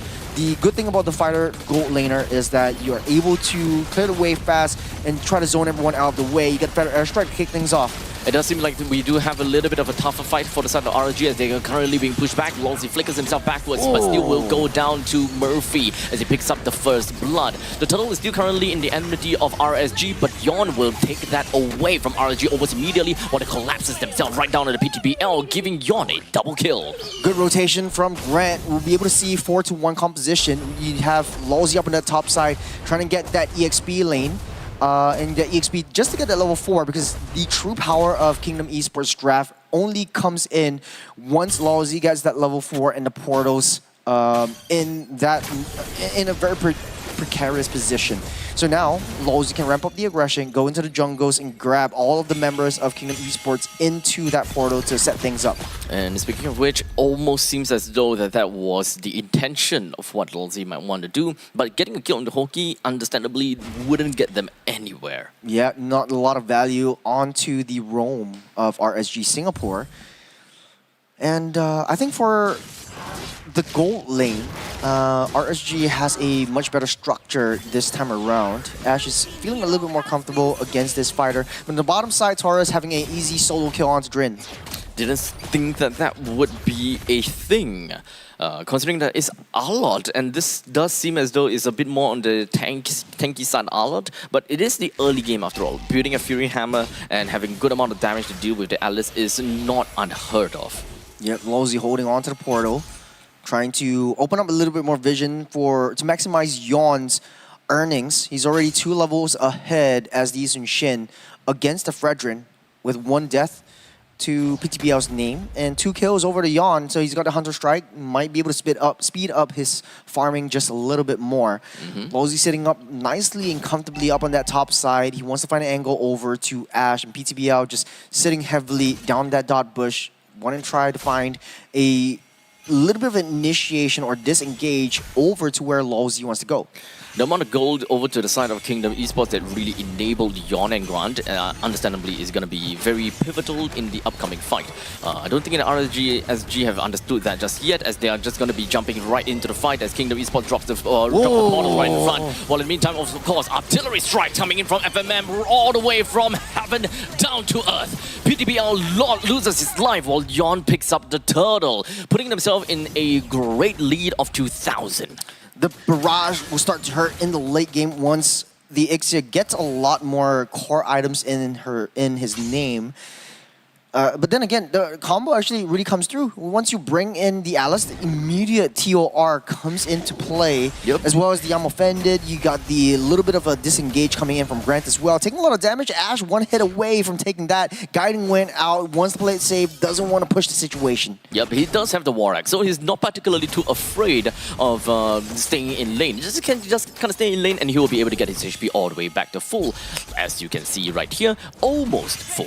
While they take down the T1 turret up in the top lane, this is definitely not a good shot for RSG. For some reason, Kingdom Esports is up 3,000 gold, and I think it has to do with PTBL just sitting on that dot bush and not maximizing his farm efficiency, that Yon is constantly just farming, pushing down these jungle creeps and trying to get his level 15 as fast as he humanely can. That's level 10, 6 minutes. Typically, Bray hit his level 15, 9 minutes, 20 seconds. Yon might be able to do the same. Yeah, so right now, the main thing for Kingdom Esports is trying, we're just chopping itself into opponents, I suppose. But unfortunately, FMM is currently in the Lord's Pit as he opened up the Feathered Airstrike. It didn't really quite land to anyone. As such, there's 2 ultimates that's been wasted, and RSG will take this opportunity to launch themselves around on the Kingdom Esports, while Ash is in an optimal position when it comes down with the full barrage. Taurus with the final swing, just going to be getting himself a kill down on the Insanity, and followed up by FMM, pushing Kingdom Esports all the way to their base. Great sweep by Taurus just to push everyone into the full barrage the RSG has built. And now, Kingdom Esports still 2,000 gold up ahead. Looking at the itemizations, I can see that, man, it's just this Eastern shit. YSS is just out of control at this point. 5,000 gold lead. Able to read and assess the situation before going in. RSG really needs the contest for the YSS once we hit late game territory. But as a double fighter side lane combination, we typically say, hey, 15 minutes is, or 12-minute mark is basically the peak of how the composition would run. But it's an Eastern Shin, so it's basically a marksman / assassin. It has a lot of damage. We see how Bray likes to play this. So Drinsanity looking for an angle onto that. Full barrage already used up. Yep, full barrage as well as the Appraiser's Wrath is used to secure the turtle. But in the meantime, this is just going to be pandemonium all the way onto RSG. Kingdom gave no way for RSG to fight back at all, as they were a little bit too fast on their fingers. PTBL and Ash not having a great game, especially for PTBL, as the Fredrin should be able to tank up the brunt of the damage before the rest of the Goon Squad comes in. But Kingdom showing no remorse and taking down one after another. Yon already on level 12. PTBL still level 8. And this is not looking so good for the jungle. Not at all. That gap is a little bit too big and relatively surprising for RSG to want to continue to contest for the turtle. Indeed, he did manage to take the turtle down, but it's at the expense of his own ultimate, his retribution, and then eventually his own life. Now we see how the power of the Ruby actually comes in. A Ruby doesn't have to sit on the farm, doesn't have to slowly get that gold and up ahead. Once Grant's got his War Axe and maybe even the Queen's Wings, that is it. He's basically just running in, using that crowd control, initiating and counter-initiating all of that. Yep. Taurus using the Final Sweep for good measure. Good little call from that. Has pretty decent cooldown. And now Ruby's online. You see Grant having the Queen's Wings as well as the War Axe. You're able to sit into the heart of enemy territory, and then essentially just stop their tracks and just push them away. Yep, and because of that, Ruby don't expect to need any more items from here in order to get into peak performance. Any items from this point on is just going to be great bonus just to stay alive a little bit longer. Itemizations for the Yusujin ultimately is still super important, so he's been going all around the map, taking all of the lanes and literally the creeps. So this is hyper farming for Yon, just so that Yon will be able to get a massive amount of gold lead on top of everyone from RSG. It's even fair to say that 3.3k, maybe half of those are to Yon. Yeah, all of the members of Kingdom Esports, they're hyper farming everything over to Yon, just holding on to every single target. And Lowzy sitting nicely on that top side. RSG doesn't know where he is. They'd have no information at all. On the other side of the table, though, Yon has that Mountain Shocker. They know where everyone is. There's Lowzy on the back line, able to have that portal down. It does seem like the Traction Pulse has been used as well as the full barrage, and of course using the Guiding Wind to get himself a little bit closer, but unfortunately he doesn't have a lot of damage to deal with. There's Grand with the Ruby! Oh! My goodness! They're still going to be continuing on forward. They did manage to get a kill down on the PTBL. It is actually quite a surprise that all they lost was PTBL. Yep, Yon having his level 15, 10 minutes 01. PTBL still just lagging behind just a little bit. A good counter initiation from RSG, able to bring Ashe and the full barrage into harm's way, but Grant is just a monster at this point. There's no way to deal with that Ruby. You need to buy quite a bit of anti-regen capabilities if you're RSG, but you see Grant and how he plays, just fearless, going into the midst of battle, just tanking all that damage, and his job is not that damage dealer anymore. That job is going to the hands of Yon, so he has no stress. He has to just set up, wait for the right time, wait for the right opportunity, and Kingdom Esports are just running it down. Yep, it deals a heap amount of damage. As long as Yon is in the territory, he's going to be dealing the massive damage to RSG and keeping them completely out of sight and, well, technically out of mind. So with the Lord that's already pushing down to the bottom lane and the rest of Kingdom taking down and sweeping all of the outer turrets, RSG at this point, they gotta have to play possum and just stay at home. Otherwise, they might just get wiped out. Yon has a lot of damage, great turret siege, great burst damage. Here comes Grant, trying to find something else, but unable to do so. Very disciplined coming in from Kingdom Esports. Got what they can, got what they are able to get, and RSG back on that defense. Interestingly, PTBL picked up an Oracle. Now, Oracle is a great item onto the... technically, yeah, it's a great item onto the Fredrin, especially since you do have a Mathilda with you, right? It enhances the amount of healing that you have. But if you take a look, his Oracle is actually the second item, with the first item being the Brute Force Breastplate. So he's got no items that really helps him to tank, to really help him to defend. So I think for him to just go straight into Oracle and expecting a bit more healing factor to keep him afloat is a little bit tough. You will be able to exponentially improve your healing potential because of each HP receives less damage if you have these kind of physical defenses, damage reductions, as well as magical defenses. 100% agree with you. I think for PTBL, that is more of a defensive and sustained mechanism.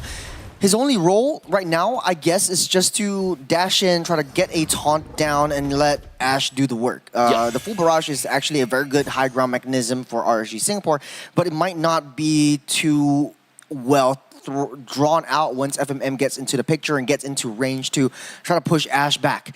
Lord's going to spawn up in 15 seconds. Kingdom Esports looking for a nice angle. Look at where Lawsy is. They don't know where anything is. So once they have their eyes set on Ashe, Lawsy might just come in through with the portal. There we go. Portal coming through. The guiding wind brings them out of the way.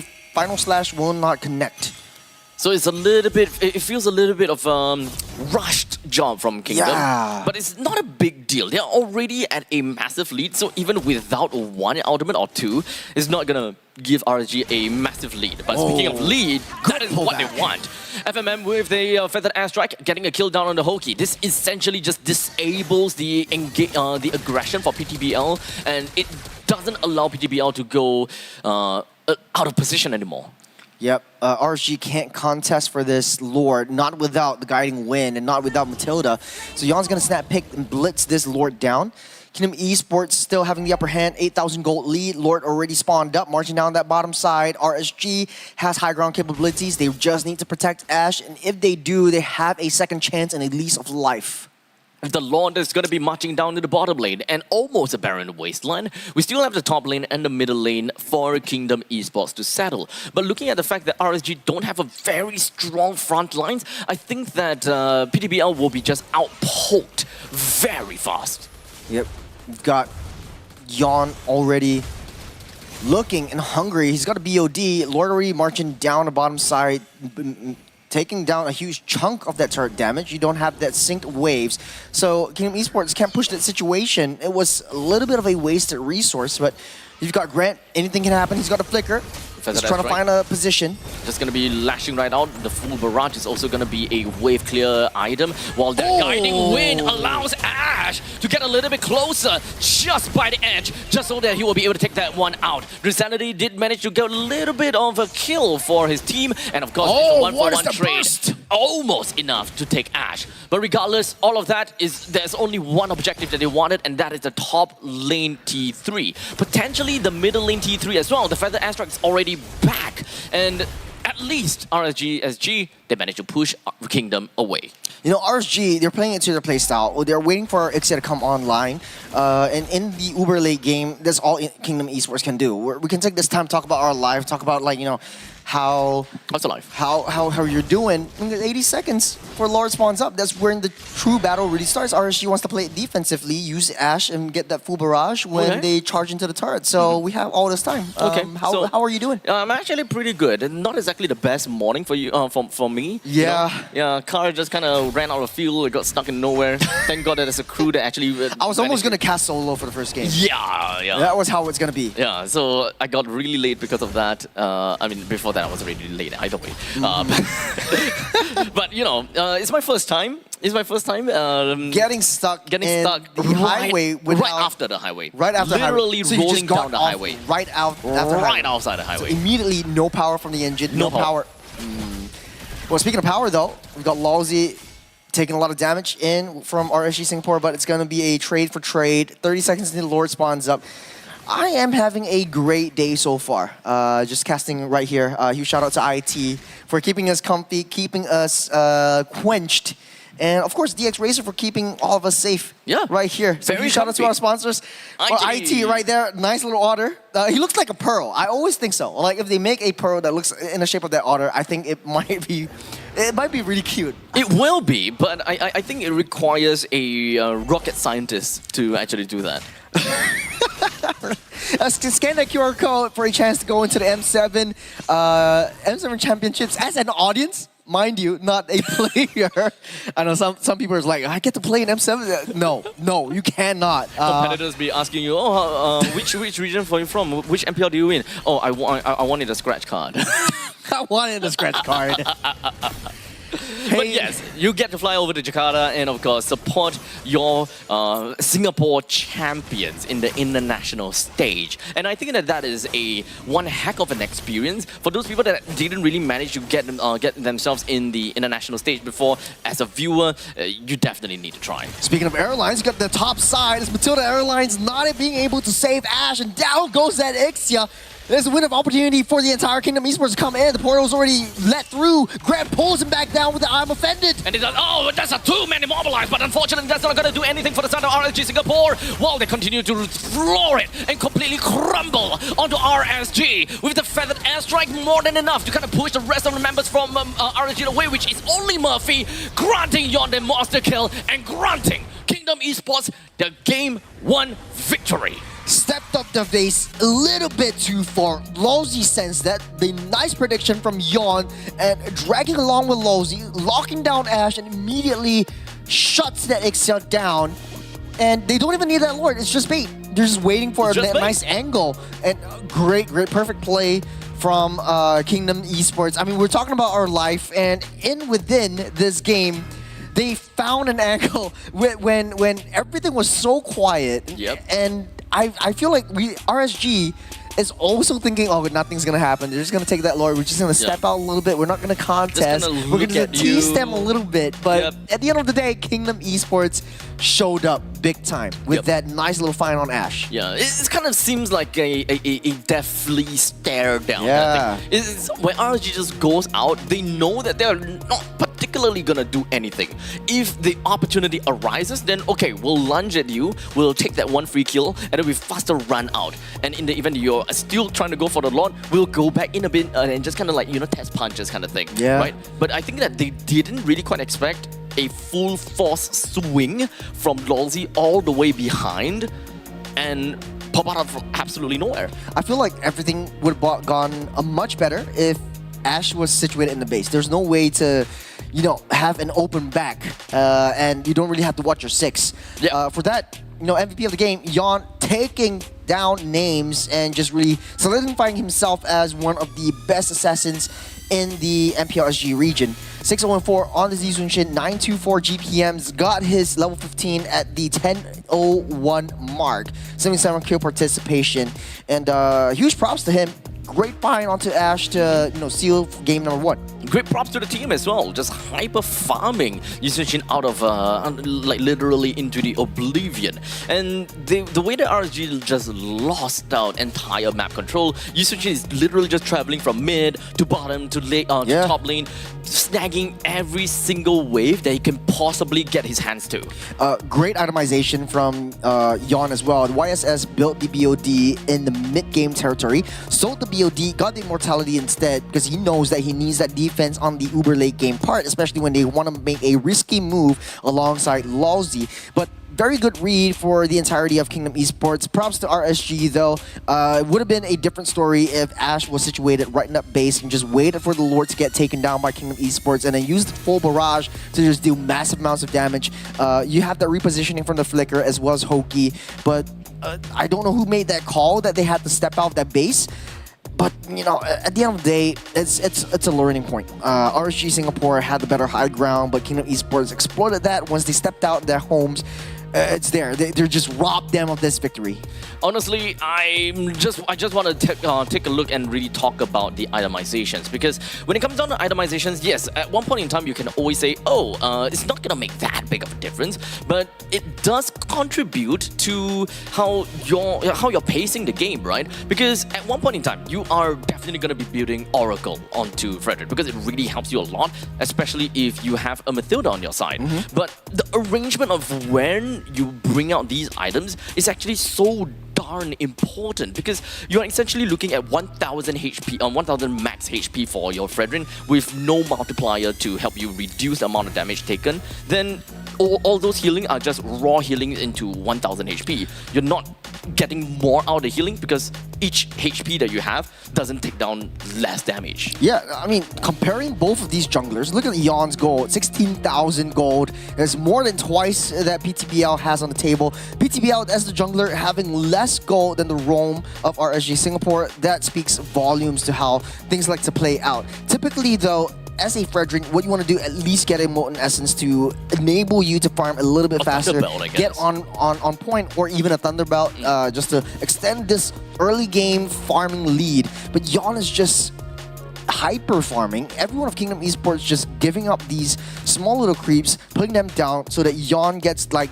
those one hits and then he's out of the way and he's rotating all over that map. So great rotations from Kingdom Esports. I love this draft and something that I've been excited to see, and they played it to the T. Yep. So all in all, this is the game between Kingdom Esports and RSG Singapore.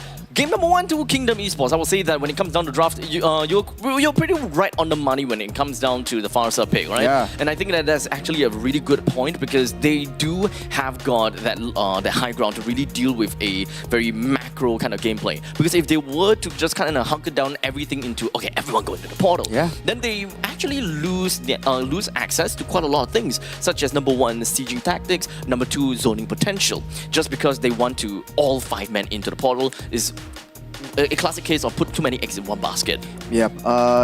In my mind, the Farsa pick was just so that the Farsa could create that zone and still stay safe, because you're throwing a lot of high committal heroes onto the opponent. You've got the Ruby coming in, you've got the Alice coming in. If both of these two are gone and you are a super high committal like a Lunox in the mid lane, that's not going to help, especially if you're on a losing end. So this Farsa pick was more insurance than anything else. I would say a Yeef would have been much better because at least you have control over the portal as well. Right. Jump right in and then reposition yourself, immediately throw down the RWM, and then your opponents just can't move anymore. Ultimately though, I'm excited. This is one of the first times that I'm seeing Ruby when I'm casting the game, and it's played out super, super well. Yep. And I think that the other thing is I'm not too sure whether they've kind of saw that Ixia coming, because that combo only started to hit me the moment that they picked up the Ixia, right? Yeah. Because Ixia plus Matilda has definitely seen its competitiveness for quite some time. The Matilda plus the Fredrin has also seen competitive for quite some time. So as long as the team, this 5-man composition, they come together, I think it's relatively fair to say it is a strong composition as long as Ixia is able to go online. The problem when it comes down to the lineup really just feels as though the roaming trio didn't really quite do enough, because Matilda is actually a pretty aggressive roamer. Yes, you kind of lack in that opening up the map kind of thing, but this is not dangerous grass. This is actually flying cloud. It's some quality of life. It doesn't make your life any more difficult as a Matilda. That's right. It is a bit difficult. I have to say that the jungle of RSG not performing too well, causing a little bit more of a dysfunction between the entirety RSG team, because you need the jungle to, empower your team, kick things off, especially if you're a Fredrin, start the ball rolling, get the taunts going on.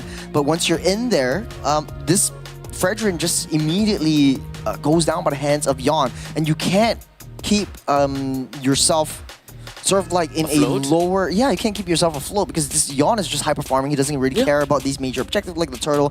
Yes, it might have been better. Yes, he might have gotten his level 15 earlier, but he's looking for trades all over the map.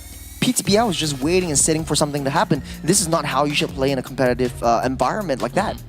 It feels as though, like, for RSG, they feel completely choked out. They don't have an answer for what's happening in front of them, right? Their wave clears their wave is just constantly being cleared out by one person. What can we do to stop him? Do we have a way to just lock him down into oblivion and quickly bring him out? Well, technically, no, because it's a very committal draft to a certain extent, right? Fredrin has to go in, Arlet has to go in, Kimi has to get close enough to deal enough damage, or just throw the traction pulse, and that's the only thing that you could do.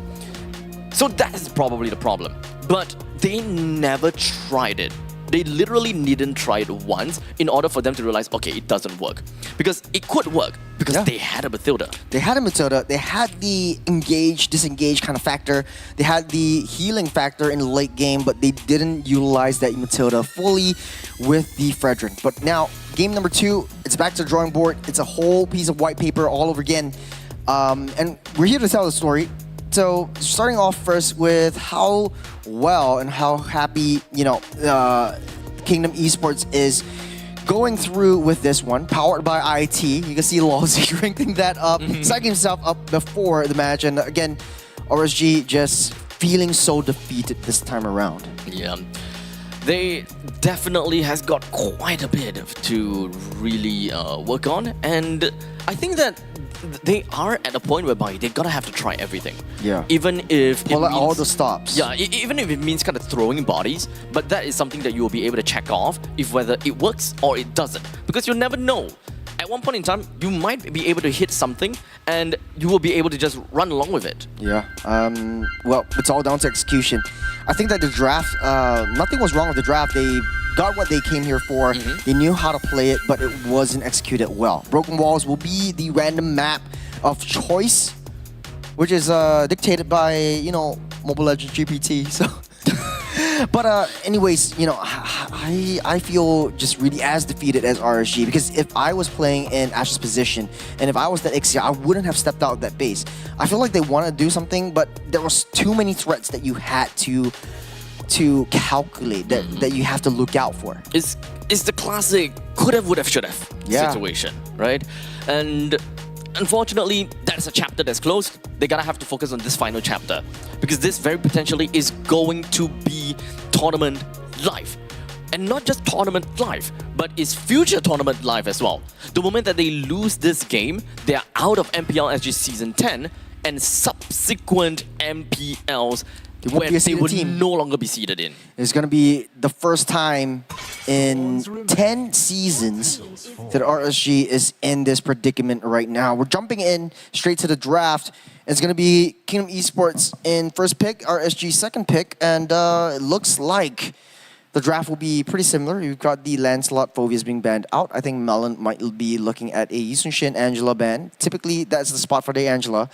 Haven't seen Angela 100% ban rate so far, or almost 100% ban rate. Let me take a look at that. Pick ban rate. Okay, wait. Just give me a second. Yeah, 100% pick ban, but it's how many times that it's banned or picked. Wait. Sort. No, wrong.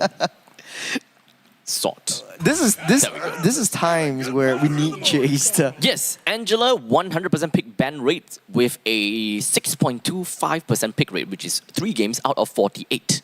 Ooh. 45 of them were all bans. How much win rates out of 3 games?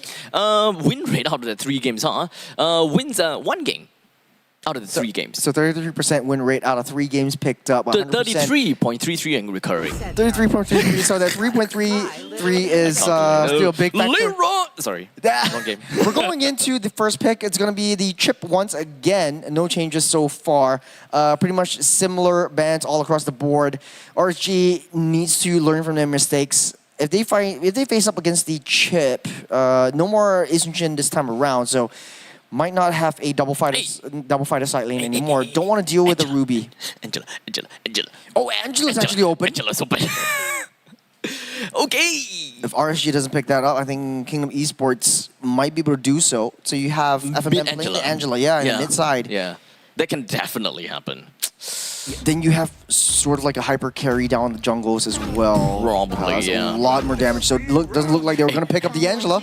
But Angela plus Angela into Juicing is actually kind of scary. Angela Alice. Angela Juicing is scary. Angela Alice, I actually haven't had the honor to watch that yet. Angela Alice, Angela Lapu, Angela anything at all is pretty scary in there. Angela Esmeralda is one of the classic favorites as well. They're still going to go for the Fredrin though. I didn't really like the performance of Fredrin in Game 1. Yeah, maybe they are going to change their gameplay a little bit. I feel like the only issue with the Fredrin that PTBL brought is the farming potential. He could have been able to farm much more and provide a lot more value to the rest of the team.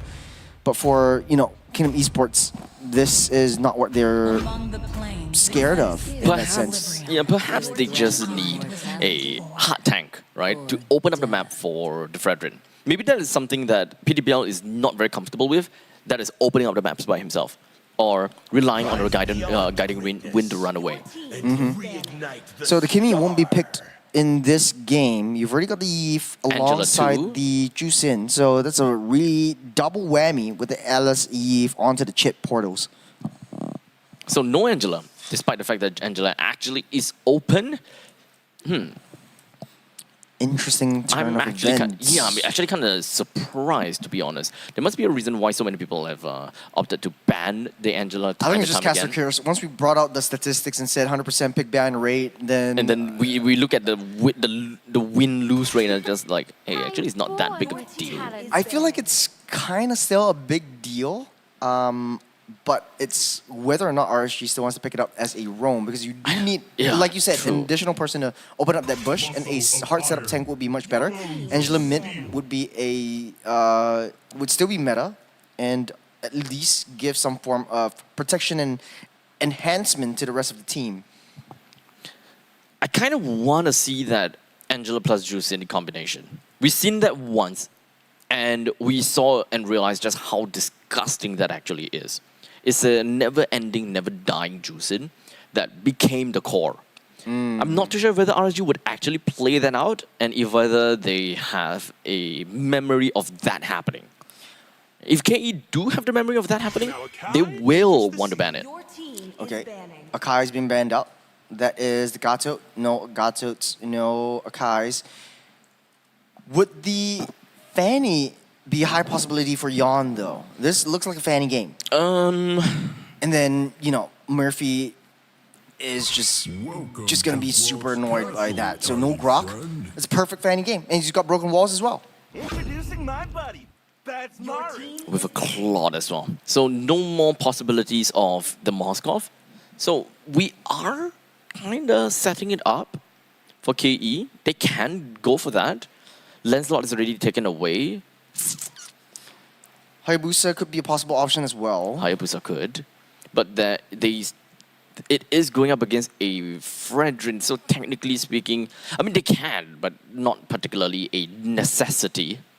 Yeah. They are pretty tanky. A lot of options for KE. They need damage, actually, yeah. They do kind of need damage. Yi Sun-shin is taken away. Other jungle damage. They should go Joy. traditional this time. They can go Joy. Joy is fine as well. Joy's good. At least it shuts down the Claude. Uranus. Super tanky. This is very tanky. And the 1-1. Okay, so Alice in jungle? Uranus jungle. Uranus jungle? And then Alice in the EXP lane. I would like to believe so, yeah. Interesting. Interesting turn of events, how the turns have tabled. KE throwing some pocket picks of their own as well. Okay, so I'm not too sure whether it's actually really going to be a Uranus jungle, but between the Uranus and the Alice, I would much prefer Uranus because his clear speed in the jungles is way faster than an Alice. So I would not want to see the Alice in the jungle. But regardless, the weakness about Uranus in the jungle specifically is about the upholding of the Radiant stacks. You don't have a lot of ways to actually uphold your Radiant stacks because you no longer have the ability to keep on proxying around. So you are forced to take a couple of shots from the turrets, for example. You have to always keep an eye out for your Radiant stacks at all times. And the moment that you enter a fight without your Radiant stack, I think that you are already losing out in a lot. And you have to put a lot of emphasis onto your consecration in order to get stacks faster. Well, seems like you're right. Uranus is going to be in the hands of Yon playing in the jungle. I'm not a big fan of that because there is a specific role that the jungles need to play, which is either clean up or start the engage going. And Uranus doesn't really provide any of that. Yeah, you can clear the jungle speed much earlier on. You fare up well against the Fredrin. You don't farm as fast as the assassins, but still, you are farming much faster. I think right now, second fastest jungler farming of tanks after the Baxia. So Baxia is number 1. Yeah, Baxia is still number 1. I would say that Uranus is 2, Hylos is 3. Hylos 3, correct. Yeah. Still, tested it out on my own. Not too much a big fan just because you don't really have the utility from Uranus. But hey, you know, the Just draft is all annoyance, set. We're jumping into game number 2. That's match point for Kingdom Esports.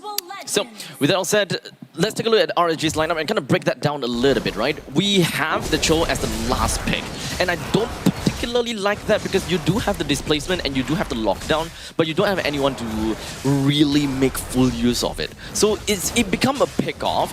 It is a pick-off skill that is turned into a front-to-back in some sense, right? You kick someone so that you will be able to directly target this one person. All of them just collapses onto one. It doesn't feel pick-off to me. This is just front-to-back for me.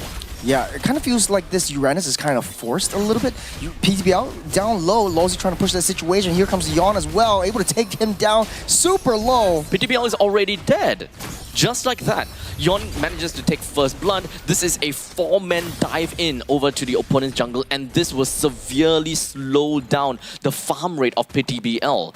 Very good early game damage coming in from the Uranus, but that's just early game. We'll have to see if Kingdom Esports can push the situation down and maintain this aggression that they already has. PTBL level 2 will get starved a little bit just because of that quick and early death that Yon had.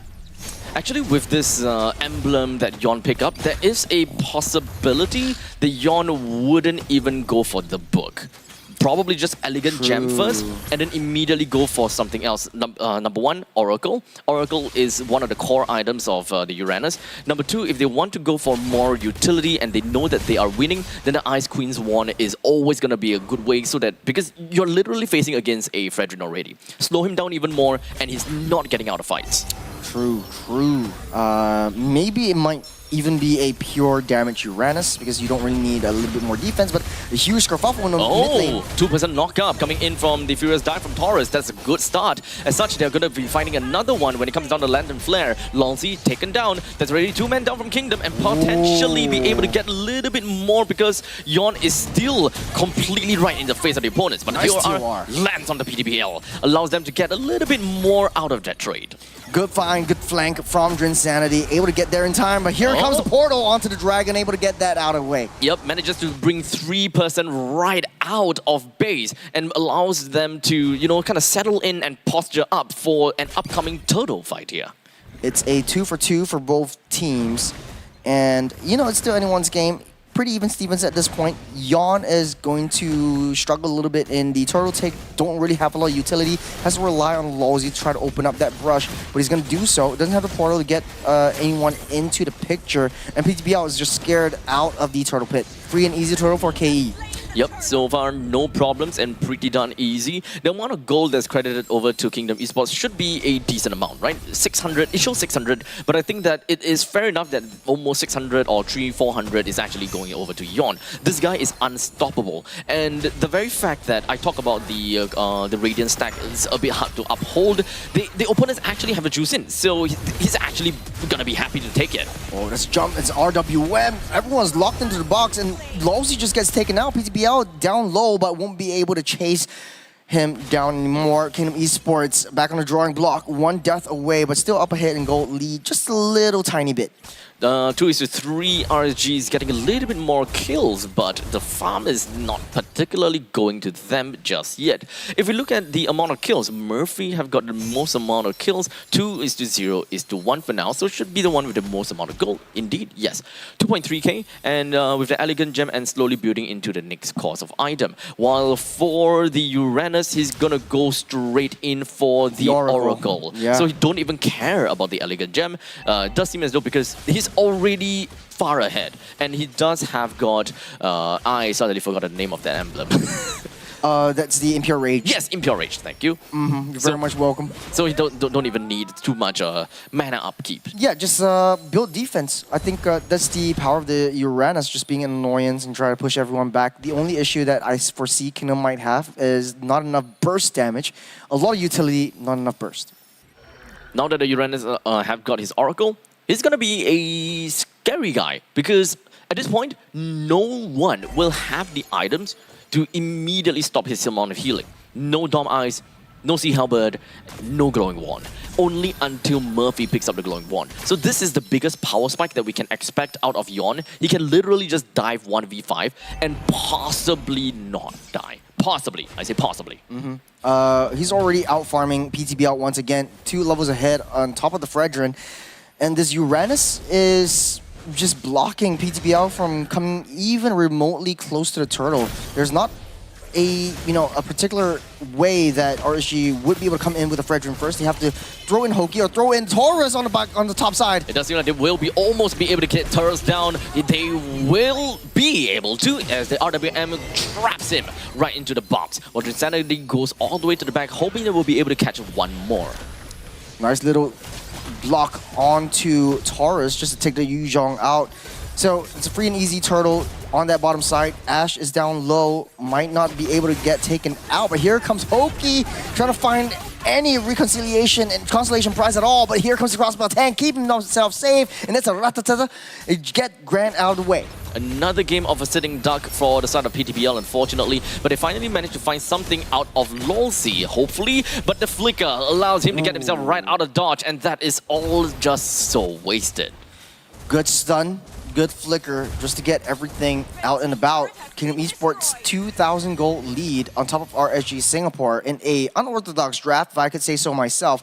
Uranus already slowly building up the one part of Dom ISO, that's a half build. Might be able to stick into this one just to reduce the physical damage and go for something a little bit more high damagey.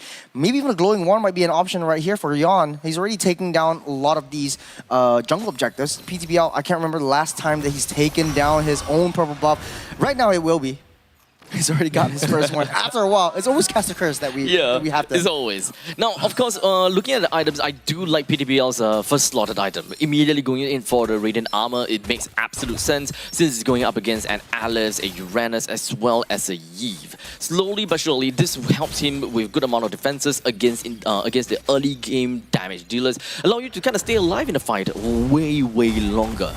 Yep, it's Lolsey coming in, dropping the portal, but the dragon is getting out of there. Just a little bit of a scare and taking a lot of damage. But here comes the 1-1, actually going back into the lane. She was right there on the top side, and then he went all the way down back again just to get that maximized farm. Yeah, but it doesn't seem like it's going to be over just yet. RSG seems like they have the concealed play from the side of Hoki, PTBL right in the face of Insanity. However, the rest of the members from RSG seems like they want to retreat. They do not have enough manpower to really take up this fight.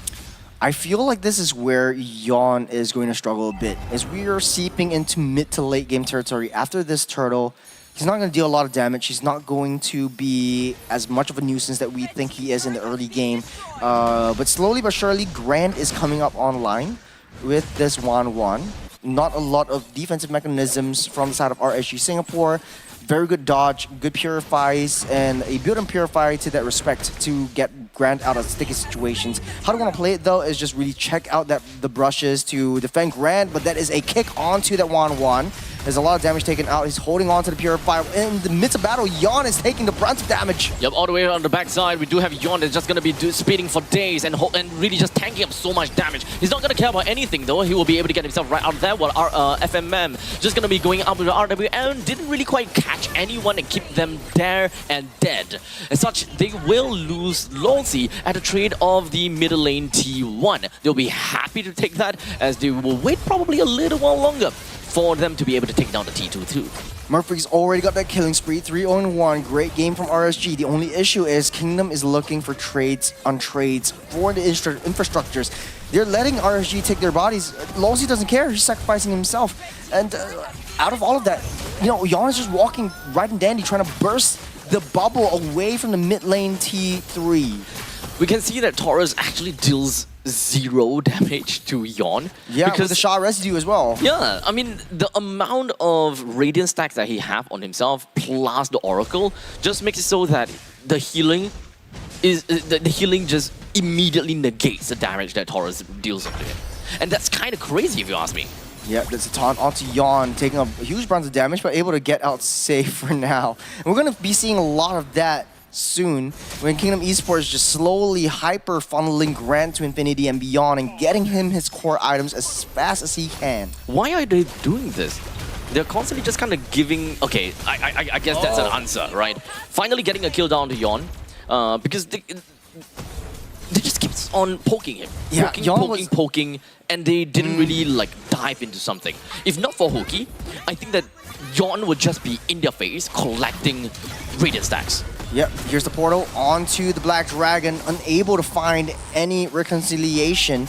And I think Lolsey should be able to find a better target. The win condition would be Ash. If you're able to take that Claw down, you're opening up a lot of opportunities for yourself. I think Yon was also begging for them to start that engage, start the key resources used up. Taurus also used up the Black Dragon form, so that is a huge resource wasted for this, the first Lord of the game. I think itemizations for Grunt is almost there already. We are 10 minutes and 48 seconds into this game, preparing themselves for the first first Lord. In the meantime, Longzi has also managed to pick up the fleeting time, so a lot more shortcuts can be made and they can be a lot more hyper-aggressive. Which, speaking of hyper-aggressive, I think that they should be preparing for something right about now. Trying to split up their heads, and Kingdom Esports doesn't even need to be in the Lord Pit as long as they have Lawsy to give a little bit more information. Yon's right there to start off the Lord Dance. RSG Singapore trying to find out more information. I think they need a kill onto Grant. That is the only win condition that RSG has. The rest of the members of Kingdom Esports doesn't have that much damage. They do have that crowd control though, and Drinsanity always starting things up with the TOR. They see where the Claude is. Lawsy's trying to find an angle. They're starting the engage, and they're going super deep in. They're trying to look for an opportunity to kick someone. They're trying to look for that pick-off that they so much needed. As such, they're going to be jumping themselves right onto Longzi. The shortcut has already been made, while the rest of the members from Kingdom Esports, they're just slowly making their way in. While in the meantime, Honky manages to find a really good kick down onto FMM. Gets him down. Grant is also the next one down. Well, in the meantime, Kingdom Esports, they are just going to be melting down in the hands of RSG. But it doesn't seem like Yon will stay alive any longer. Insanity doing what he can. 1v3, hoping that he will be able to clip onto Ash, but that doesn't seem like it will be the way. Well, that's more than enough for Ash to get himself right out of dodge and away from Drinsanity's AoE through the battle meter image. Great call from RSG. Waited for Ash to come into position, and Kingdom Esports can't just walk in like that anymore. Ash is coming up online, does have the damage to melt everyone down with the Blazing Duet. Lawsy is trying to push all of them in, delay that Lord information, but no, Lord's already taken down. The economy is shifting towards RSG's side, and this might be their silver lining. Slightly, right? They will have that Lord advantage working into their direction, and the good thing is, the Lord is actually marching down in the middle. One of the best things that you can have is have a Lord marching in the middle, so that you can apply so much pressure in the middle, get all of the T2 turrets down, because T2 turrets in the middle lane almost equals to getting the side lanes down too. That's right. You open up a lot of space for the jungles, and the approach coming in. PTBL, it's having a better game and better start, trying to lock everyone down. Grant dealing a lot of damage, but not enough. They have to watch out for Ash. That is the win condition that Kingdom Esports has, and Grant can't be in a precarious position like this anymore. One wrong move, one wrong stun, one wrong taunt, and Kingdom Esports might crumble. Maybe we're looking for a small little opportunity. They know where Lawsy is, though. Yep. Lawsy's just waiting for this Claude, but Ash is quite sneaky at this point. It's just changed position. Not going to be spotted up by Murphy. Going to move out of the way as the Little Wanderer scouts him out. So unfortunately, no sneaky plays from Kingdom. They will not just spring out in the open and force a team fight. That would be fun. But let's take a look at the items, because we already have got 1-1 with a total of 4 items. Corrosion Scythe, the Windtalker, Heart's Claws, as well as Berserker's Fury, as compared to the Claude, which have got quite a bit now. Corrosive Scythe, as well as the DHS, Golden Staff, and Wind of Nature. Very important. I think that Yon's build is going on a defensive position. His peak has, I feel, ended a little bit in a way. Ended long ago. Ended long ago, because there's not a lot of Like follow-up 7 minutes in? crowd control that when Drinsanity goes in, typically you want RWM to follow up with Drinsanity's TOR, and then maybe the portal drops, Grant gets a nice position, Yon creates that space for Grant to get that weakness points off, and then use that crossbow tank to go ham on anyone. That's a full build onto Grant already, so the damage should be there. I think that the main mistake for Kingdom Esports is that while Yon have got the unkillable tag on his name because of his oracles and a couple of those other items, and he's constantly just having the Radiant stacks, that is actually the point in time where Grant just hyper farms, like what they did in the previous game for Yon. He can hop from the bottom to mid to top. They have so much control of the map, but I do not remember seeing Grant actually making full use of the entire map. Yeah.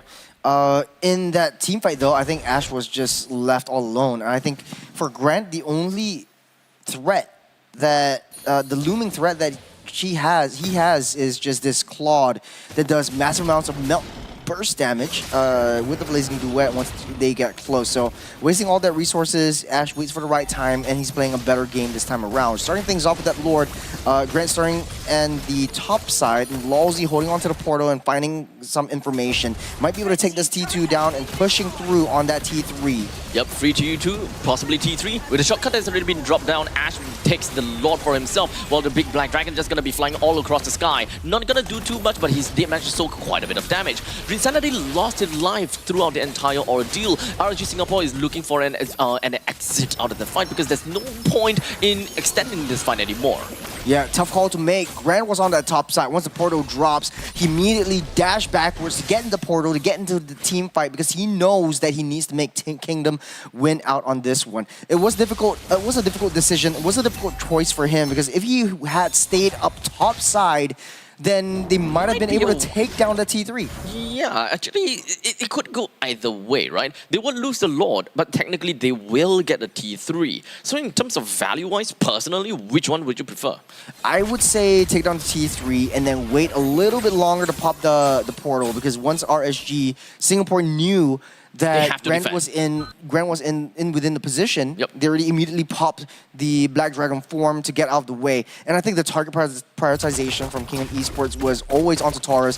That is the one of the bigger threats that they have on towards FMM as well as Grant. So now on a defensive front, the Lord getting a slow march down on the top side. We do have the Lantern Flag that managed to land onto Lolzy. The rest of the members from RSG, they are all huddling up in the middle while the Lord marches up top. The RWM pops just for a quick little wave clear, while Yon is just going to be tanking and soaking up all the damage. Even Consecration is used and he's still alive, man! This guy is never going to die at this point. So the good thing is they managed to clear out that Lord and they didn't even lose the T3 up top. But they lost Grant. There's some time that Kingdom has to buy before they can initiate again. As RSG Singapore, though, every one of the members of their side is just slowly getting into that late game territory. It's 17 minutes on the clock, and Kingdom Esports in a defensive position is not where you want to be once you had a massive 6,000 gold lead in this series. We've got maxed out items for both of the core damage dealers now. The POS one, gold marksman, laners. Yeah, the marksman. It's good to play. It is going to be RWM just going to be pop. Hoki go for a kick back immediately. RSG zoning out the rest of the members from Kingdom Esports, but unfortunately TOR is just a little bit too much for them to handle. But they will still be able to fight back right now. Lolzy just finding himself taunted down. He will be taken down as well. It doesn't seem like things is going to be working fine because FMM now is currently being under the beacon of that Lantern Flare, allowing PTBL to pick up that kill, wipe them out, and RSG, they will hold their ground and they will be able to keep themselves in tournament for now. When you're fighting for dear life, you fight. It's all instincts. A great play from RSG Singapore to stay afloat. Right now, the scoreline equalized against Kingdom Esports, and it's anyone's game at this point. We didn't have to come so this far. But I feel like for Kingdom Esports, they had such a massive lead. It was a huge comeback. Ash really showed up. PTBL done his job. And it was such a beautiful game that RSG played in this match. I just find it a massive blunder that they did not make full use of the real estate that they had in the early stages. Yeah. Grant didn't exactly make full use of it. It was very difficult for the 1-1 to get the attacks on. I knew that Grant was slowly farming, slowly pushing down the top side, slowly pushing down the side lane turrets. But when it comes down to team fights, he didn't have that much of an impact, if I could say so myself. I don't really remember a lot of those big crossbow of tanks kind of situation. This is a team that has actually a lot of ways to bruise up the enemies. Yeah. But it doesn't seem like they will be able to, they managed to really secure proper kills. Yep. MVP of the game, that's Murphy, 5-0-8. Beautiful, perfect game that the Jusin has. Over the entirety of the game, even at the start, Yon was constantly battering onto this Jusin, but he actually showed up this time around. I remember we were discussing about the mid lane trio comparison between both the teams, and for RSG, Murphy, PTBL, as well as Hoki actually creates a lot of disruptions. They lost their life from the get-go, but they kept fighting, they kept coming online. They waited for their main win condition, which is Ash, to really show up. And this is back to square one. It's like a deja vu from the regular season. Kingdom wins out the first game, RSG takes down the second game, and now the third game is anyone's game. Now that you kind of mention it, yeah, they do have quite a lot of crowd control. Initially, what I'm looking out for whenever the Cho is picked up is that they want to burst someone down when it comes down to the displacement from the way of the dragon, so that they get themselves the numbers advantage. But it does seem like everything worked towards their way because there's so much crowd control. And when it comes down to sustain heroes, the one thing that is their number one enemy happens to be crowd control. And that is something for the Uranus, and that is also something for the Alice. Yeah. Speaking of Alice, Insanity haven't had much success with the Alice. Played it just now earlier on with the Stallions, not finding a lot of great success in it as well. I feel like the Alice is good. TORs hit and TORs land, but the damage isn't coming through. There's a lot of utility from Kingdom Esports, not a lot of burst. So that means that RSG Singapore is just healing everything back up. You see Ash actually using Wind of Nature, sitting down really comfortably, and I have to give respect where respect is due. And Ash actually showed up big time in the late game. So all in all, we do have got finally, I wouldn't say finally, but one of the good games for RSG. Still a little bit on the scrappier end, not gonna lie, due to the fact that early game, it didn't go too well. Yeah. And to a certain extent, I think I kind of understand. Yeah. But the aggression from Kingdom Esports probably threw them off guard. They just needed some time to kind of reset themselves over and over again. But ultimately, when it comes down to all of the Lord fights, I think that missed opportunities and a couple of misplays on the micro end from the side of Kingdom Esports.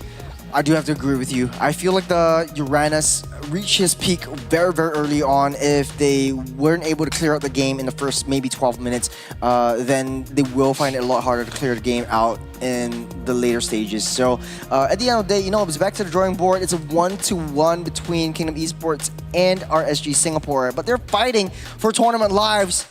But after this break, so when we come back, we will see the culmination between these two juggernauts in the Challenger bracket stage. We'll see you soon.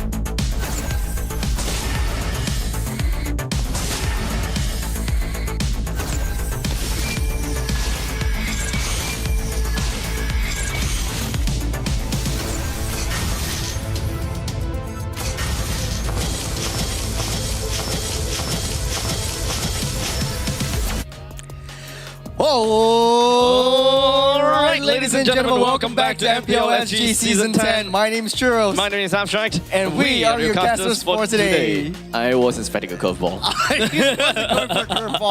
But before we get into the last game of the elimination match between Kingdom Esports and RSG Singapore, I want to give a huge shout out to all our sponsors for making this possible.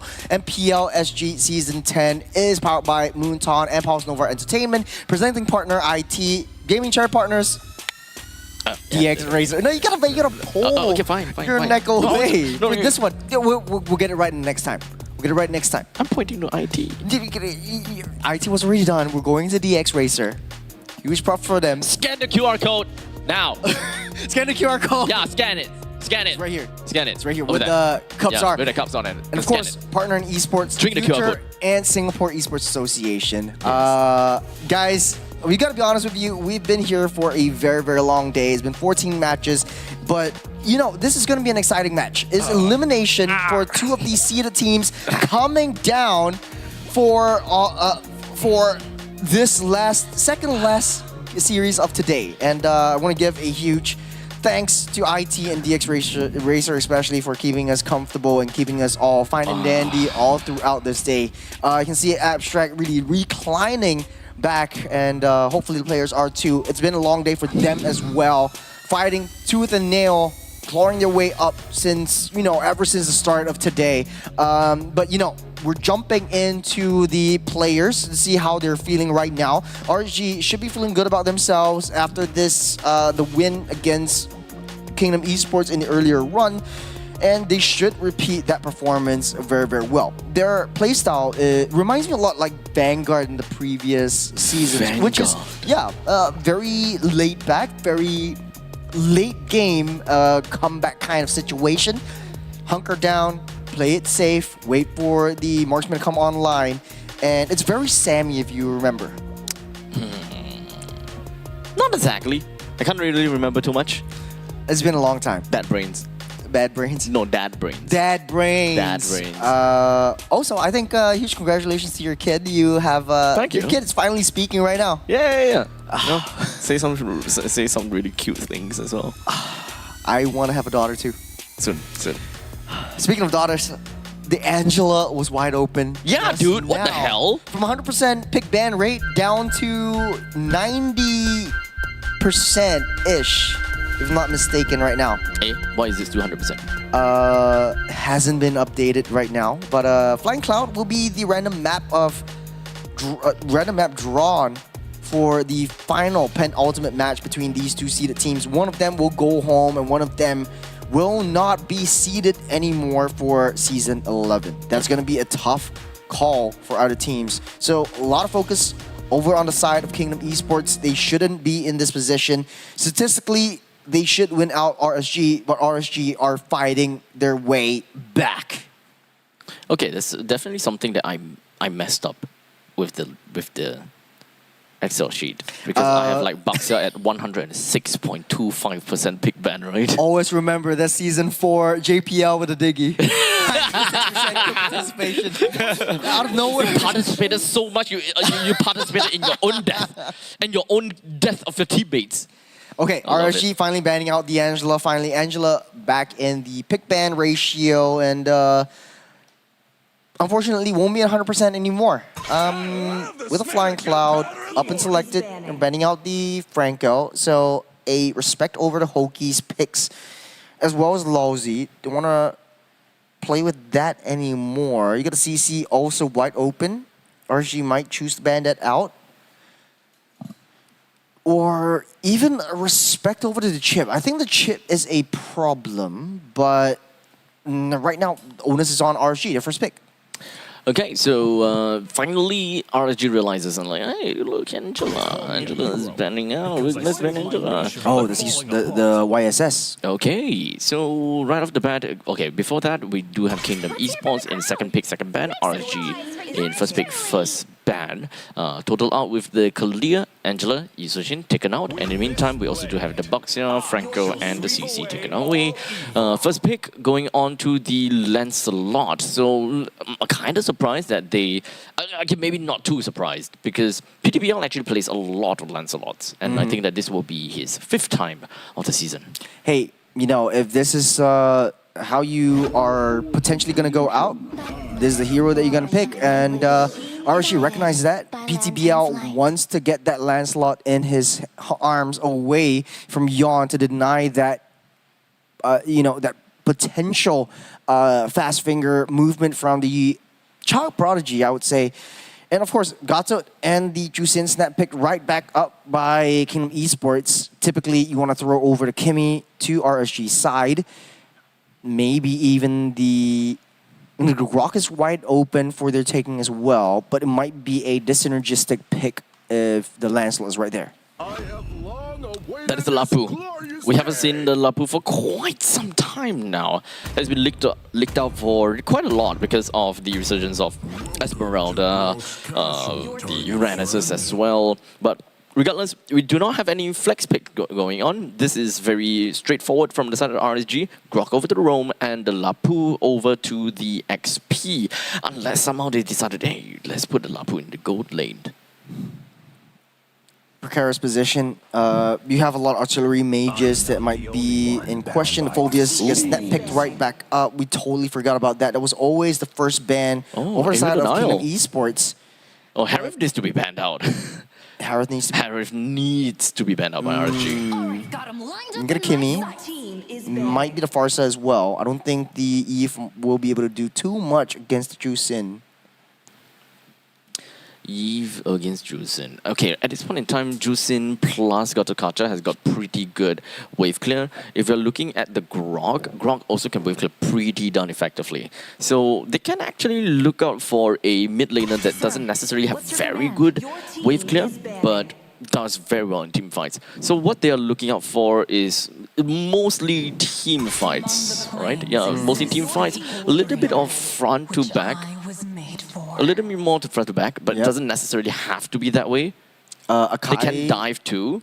Akai would be a good pick for Kingdom Esports unless RSG bans that out. That is one of Yon's comfort picks as well if we're going to the jungles. But it will be the Ling, so that is 3 jungle bans over the side of RSG, just denying Yon of anything at all. Okay, they didn't ban the Harif. That's a big surprise. But I do think that RSG might want to play a little bit more towards the dive portion.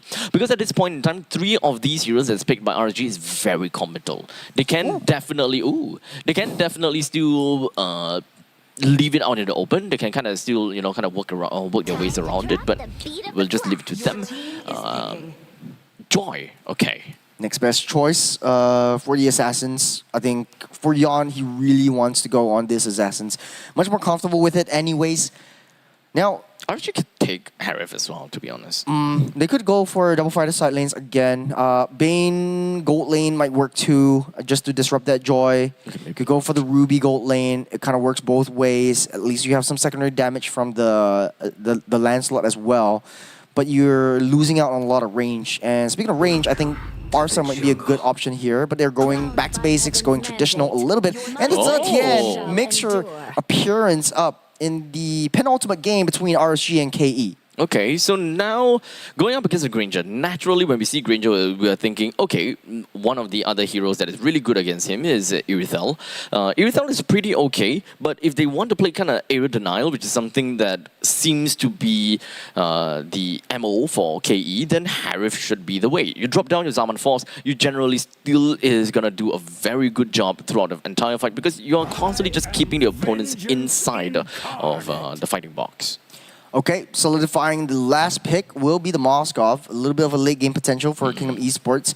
Statistically, Moskov has been doing well. I think the only one that has really good win rates and really good stats on this is Vanix from the side of Flash. But for Kingdom, I think they're comfortable with it. Grand wants to play a sort of a late game potential. You got the Flying Cloud to get you into the map much faster as well. Granger's definitely going to win out that gold lane. You got the Zetian action as well. So you got a little bit of a area denial onto the ultimate as well as vision play if you are RSG. I like both drafts. I'm favoring RSGs a little bit more just because of the early game potential that they have. I'm kind of impartial about this, to be fairly honest. Kingdom Esports lineup, I think is pretty okay, but I think that a Harif would have done a lot better job in this role. Yes, that would mean that it's a lot of magical damage coming in from their side, but I still think that it will work in a team fight oriented thing way better. But regardless, on the other side, for the side of RSG, they have very good information gathering from the Zetian, very good lane pressure coming in from the Lapu Lapu once he reaches level 4. Kind of goes tit for tat against the Phobia, so they should be relatively skill reliant. The bottom side, a little bit of a trade. Grant healing everything back up. Ash as well. Kingdom Esports will take it slow this time around. But they do have a little bit more early game damage and fast mid lane clearance with the Gato and the Jusin combo. And if Kingdom Esports wants to utilize this, they could go for the aggressive. As they slowly get themselves in a better spot, I think the Kingdom generally is the one that have got a lot more lane priority. Moskov is pretty annoying in lane, especially if they kind of have the Inspire, but it doesn't have that. But in the meantime, Gatakacha plus Jusin, very fast wave clear. They put a Zetian as well as a Grok, actually kind of bumps up their wave clear even more, so they're kind of equal in mid. Well, last game of this series, and RSG Singapore Kingdom Esports, they don't want to make any more mistakes. Lawsy trapped over the wall, getting pulled back, able to get taunted down and pulling Hoki a little bit too far in front. This phantom execution onto Lawsy, a little bit of a damage testing by PTBL, but always safe, always fine. Shouldn't be too big of a problem. Tunnel's going to be coming up right about 10 seconds in. Top lane having a little bit of problem, but hey, we're talking about Lapu. It's almost at level 4, so he's not going to get too big of a problem. Denying that level 4 away from Taurus and starting things off. Lawsy pulling the turtle towards him. Hoki is there. Lawsy's already half health, taking a lot of damage from the turtle as well. Unable to get that reset. Ash gonna find his way back into the lane. Grant still doesn't have that level 4, so might not be able to seal that deal. It's a very slow-paced game this time around, but you know, I don't blame them. It's a really tough matchup, especially for both teams. Pretty late game for both sides. Lawsy getting pulled back, defensive execution, finds his mark, but Lawsy will stay safe. They stun him with the full ultimate, giving a little bit of a stun over to Kingdom Esports, but they take down 2 in the process. Hoke and Murphy falls, and next to go will be Taurus. That's 3-0. And Kingdom Esports will snap, take that turtle up. Very high stakes match, and I can understand that both teams will be a tad bit reserved in making choices because they could very potentially make the wrong choice and boom, they lose all their lead or they lose the early game. Just like that though, Kingdom Esports managed to get 3 kills, no death for themselves, and also the turtle, effectively just steamrolling them to 1.8 thousand gold lead. Most of the gold actually went over to Yon, which is actually a really good thing, allowing Yon to get a little bit more of that snowball factor.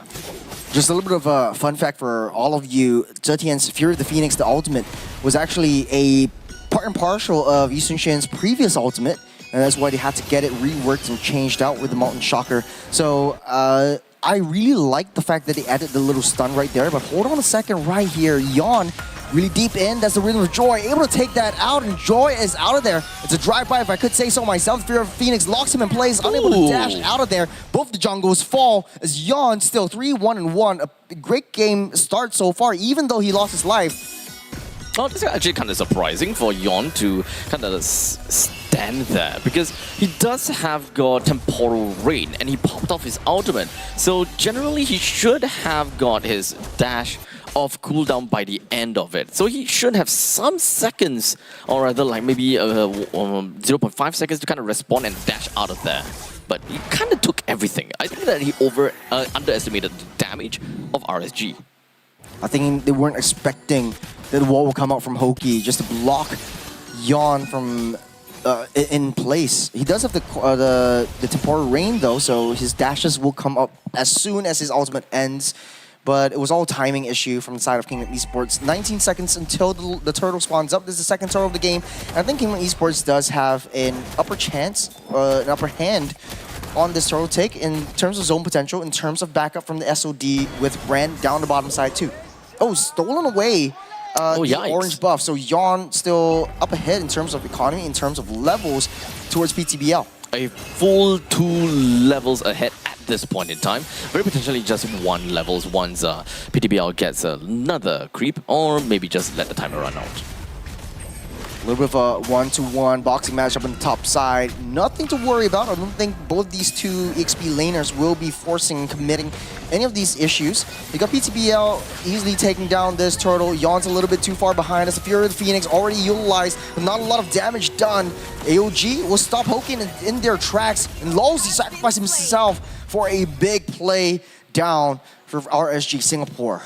So at least 2-4. Kingdom lost a bit of momentum, but it's totally fine because now they have gotten, once again, another turret down in the bottom. And, or not say another, but with the first turret down in the bottom lane, allowing them to get a little bit more aggressive all across the map, right? The next one is going to be top lane and the middle lane. Once the top lane is done, we can pretty much expect Kingdom to play as 5 real soon. And we'll see the potential that they can bring to this fight. Oh, good stun up onto Yon. We'll be able to dash, bob, and weave out of there. The wall is built up. Taurus is still alive. But here comes Drinsanity, able to get that jump in. No backup whatsoever, though, as Drinsanity able to walk out, but losing Yon in the process. That's unfortunate. I think he didn't quite expect the amount of damage reduction plus the shields that Taurus was able to get right after the enhanced basic attack. It's really unfortunate for Kingdom Esports, especially for Drinsanity. Phovis is not someone that has a lot of burst damage. He just deals good damage over time. The more people clump together, the more you'll be able to get the Astra's eye onto people and more slam dunks. Nice little Crimson Beacon just to get away from Lawsy, but there's the Fury of the Phoenix, locking 5 into place. Hoke will lose his life, but RSG Singapore is starting to warm up. They're starting to get the groove of this game. Kingdom Esports can't have that extended lead that they had in the previous 2 games anymore. Yep, not exactly gassing out yet though for Kingdom Esports. I think they just have a little bit of a rougher footing in this middle slash early slash mid stages of the game. They can definitely come back though. As we look at the items, we already have got the Antiquaras being bought by Drinsanity. Very rushful for the Antiquaras. I think that's still pretty okay because of PTBL and Taurus. And Ash, actually. Good eye. And Hoki. So yeah, that's totally fine. Yeah, Antiquaras totally fine. I think it's the damage reduction, especially for, you know, a lot of the high damage dealers on the top side. Though, that's a nice kill. Grant finds Ash on the top side, helped out by Yon. But they're losing out this turtle. I don't think they care. This demonic force down from Drinsanity to push everyone away. Buying time for Yon to get into position. Does have the rhythm of joy. Just came back up as Kingdom Esports are taking control back. Now that the third turtle has expired, the Lord will now be spawned at 8 minutes and 5 seconds. That pretty much means that either one of these teams can actually summon the Lord very early. But does any of these teams actually want to have an early Lord? Not particularly, because we don't have a massive lead off of one side. This Lord can definitely help them conquer some more of these outer turrets though. Good damage onto Ash. Unable to finish the job though, but able to push him away before the Lord actually comes into fruition. PTBL utilizing defensive execution, get out of the way. The Spear of the Phoenix, locking 3 into place. You've got Grant also on the top side. They know where he is right now, but Yon doesn't have the Rhythm of Joy, doesn't have that backup damage. Drinsanity just jumping all over RSG, and that's the power of the Phoveus. As long as they have got good aerial denial, they generally will be able to win in these Lord fights. Because the fights always just drags on for so long. And that is the power of Phoveus. The longer that Phoveus stays alive, the more damage he will be able to do with the demonic force. Time and time and time again. Don't underestimate the power of the monolith that is just casually swinging around and dragging around. That thing probably costs like weighs a few tons. Yeah, it weighs like a small car or something. A small car is probably still a few tons, right? Fair. I have no idea actually. How much is ton? I don't know. I'm not American. I actually like this. 1 ton, I think it's 1,000. Is it 1,000 kilograms or something like that? Oh, there's no way. Oh, top side though. PTBL finding himself in a one-on-one against Grand. SOD goes wide, unable to finish the job, able to clear out that wave. And Kingdom Esports finds himself in a better position contest for this Lord, as they are forcing PTBL back into the base. But it's still Flying Cloud in where he can get in position anytime he wants. How much kg is in a ton? We're still on that. 907.185 kilograms specifically. I'm like a roundup kind of guy. That's why I was like, okay, 45 minutes So it's instead of 3.33. 43.33. So it's 900 kilograms. Hold on a second right here. This Lantern pulling PTBL back. Okay. That is the high frames. Damn. Saving for just a little bit before he goes down. It's a free and easy Lord over to Kingdom Esports if they want a contest. No more jungle for RSG. Yep. As such, they for the side of the Kingdom Esports, they have also managed to take down quite a bit of these outer turrets. As this is just what a Moskov can bring onto the board, right? A lot of cross-map plays that we can expect with great amount of sustainability. I wouldn't even call sustainability, but it's more of like self-sustaining abilities. Wait, they're the same thing. But Actually, I do like this Zetian pick. Yeah. Honestly, though, the Fear of the Phoenix causes a lot of harm, a lot of vision play. That's the utility that RSG needs. The Spear of Destruction already lands down the jungle. The Fear of the Phoenix will lock everyone into place just for a little bit. Onto the Tectonic Charge. Jumps Lawsy up on the way, and over the wall he goes. RSG will be able to touch them and go, but a lot of core resources already wasted for RSG. it was a quick defense, though, coming from RSG. They understand that, okay, our T1 turret in the middle lane is super important. So now we got that. We have that still for now. But with the Lord that's going to be marching in the top lanes, that's potentially going to be threatening top lane, because even the holy defense is gone. RSG, they have to move back home. They have to defend it. As such, the byproduct is going to be the T1 turret in the middle lane, no matter how you see it. You know, we always talk about the modus operandi of RSG, and it's always that late game potential that Ash brings. But Kingdom Esports, they have that same lead that they had for the past 2 games. They're pushing it through, trying to block Drinsanity as well as Lawsy away. Quick work with the Lord, RSG back in position. It does seem like they are just kind of chilling in the opponent's jungle. Didn't really quite manage to force out something in the middle lane, which is kind of a pity. But here we have Taurus going in. There's Fear of the Phoenix, there's a wall, and a Tectonic Charge onto 2, but not enough follow-up, not enough range the RSG has. Over Hoki, will lose his life. That's a worthy sacrifice. The bottom side as well, Yon busy taking down the T2s. No more T3 on the top side. It's wide and open. That's a nice little entrance if Grant wants to go for a backdoor. Okay, a little bit of blindsided play from RSG. They were too focused in trying to rotate themselves in great hopes that they will be able to protect every single one of their turrets. A little bit tad too greedy though, not trying to give a couple of trades to ensure that they keep their inhibitor turrets. As such, they actually lost the T1. In fact, they lost all the ones that they tried to protect. T1 and T3 up in the top lane. Here comes the Flying Cloud. Hoki already back in position. You're playing a 4-1 composition, protecting Grant from harm. But what boggles my mind is, you know, you're playing a Granger up against a Moskov. You should be able to win out the early game lane. But it kind of seems like for RSG, oh, hold on a second, there's the Rim of Joy putting a lot of output damage. That's a Tectonic Charge. Yikes. Yon taking him down. That's 30 seconds that he's not going to get back. Might be able to make a beeline towards that Lord to make a comeback play again. A lot of resources already used up, though. Very good layering of these core controls down onto Yon time and time again. There was no trades for Yon, which is really unfortunate. On the other hand, RSG, they can definitely make a beeline over to the Lord, but there is only like 10 seconds left until Yon eventually pops up, which I think that Kingdom Esports can do a very good job in trying to drag out this fight a little bit longer, just so that Joy can come back in just in time for that single retribution bite. We're going to try to force that situation. Malefic Gun, that's power spiked by Grant. You have a little bit more range to play with. You got Murphy trying to zone everyone out the way. Tectonic Charge still not in harm. We got the backside. Taurus starting with the bravest fighter. Down low. SOD goes wide. PTBL secures that Lord. Fear of the Phoenix will stop everyone in place, giving a little bit more vision. Down goes FMM. Ash will hit the charge, and Grinsanity will take him out before he goes down as well. No, Ash is still alive, and he's still free hitting from that back. That is the comeback lane that RSG is waiting for. Lord marching up on that top side. Damn, what a comeback! RSG now will start to reclaim a little bit more of the lost real estate across the map. They do have got a very difficult time in the top lane, and fortunately for them, the top lane is also happens to be the one that they cracked more turrets off. So now the Lord is making his own way up to the top side, relieving RSG of so much of that pressure. This way they can bring down the T1 in the middle and the bottom lane and try to just kind of get themselves right back afloat. A slow little push of the lane synchronized, but it is still the second Lord of the game so far.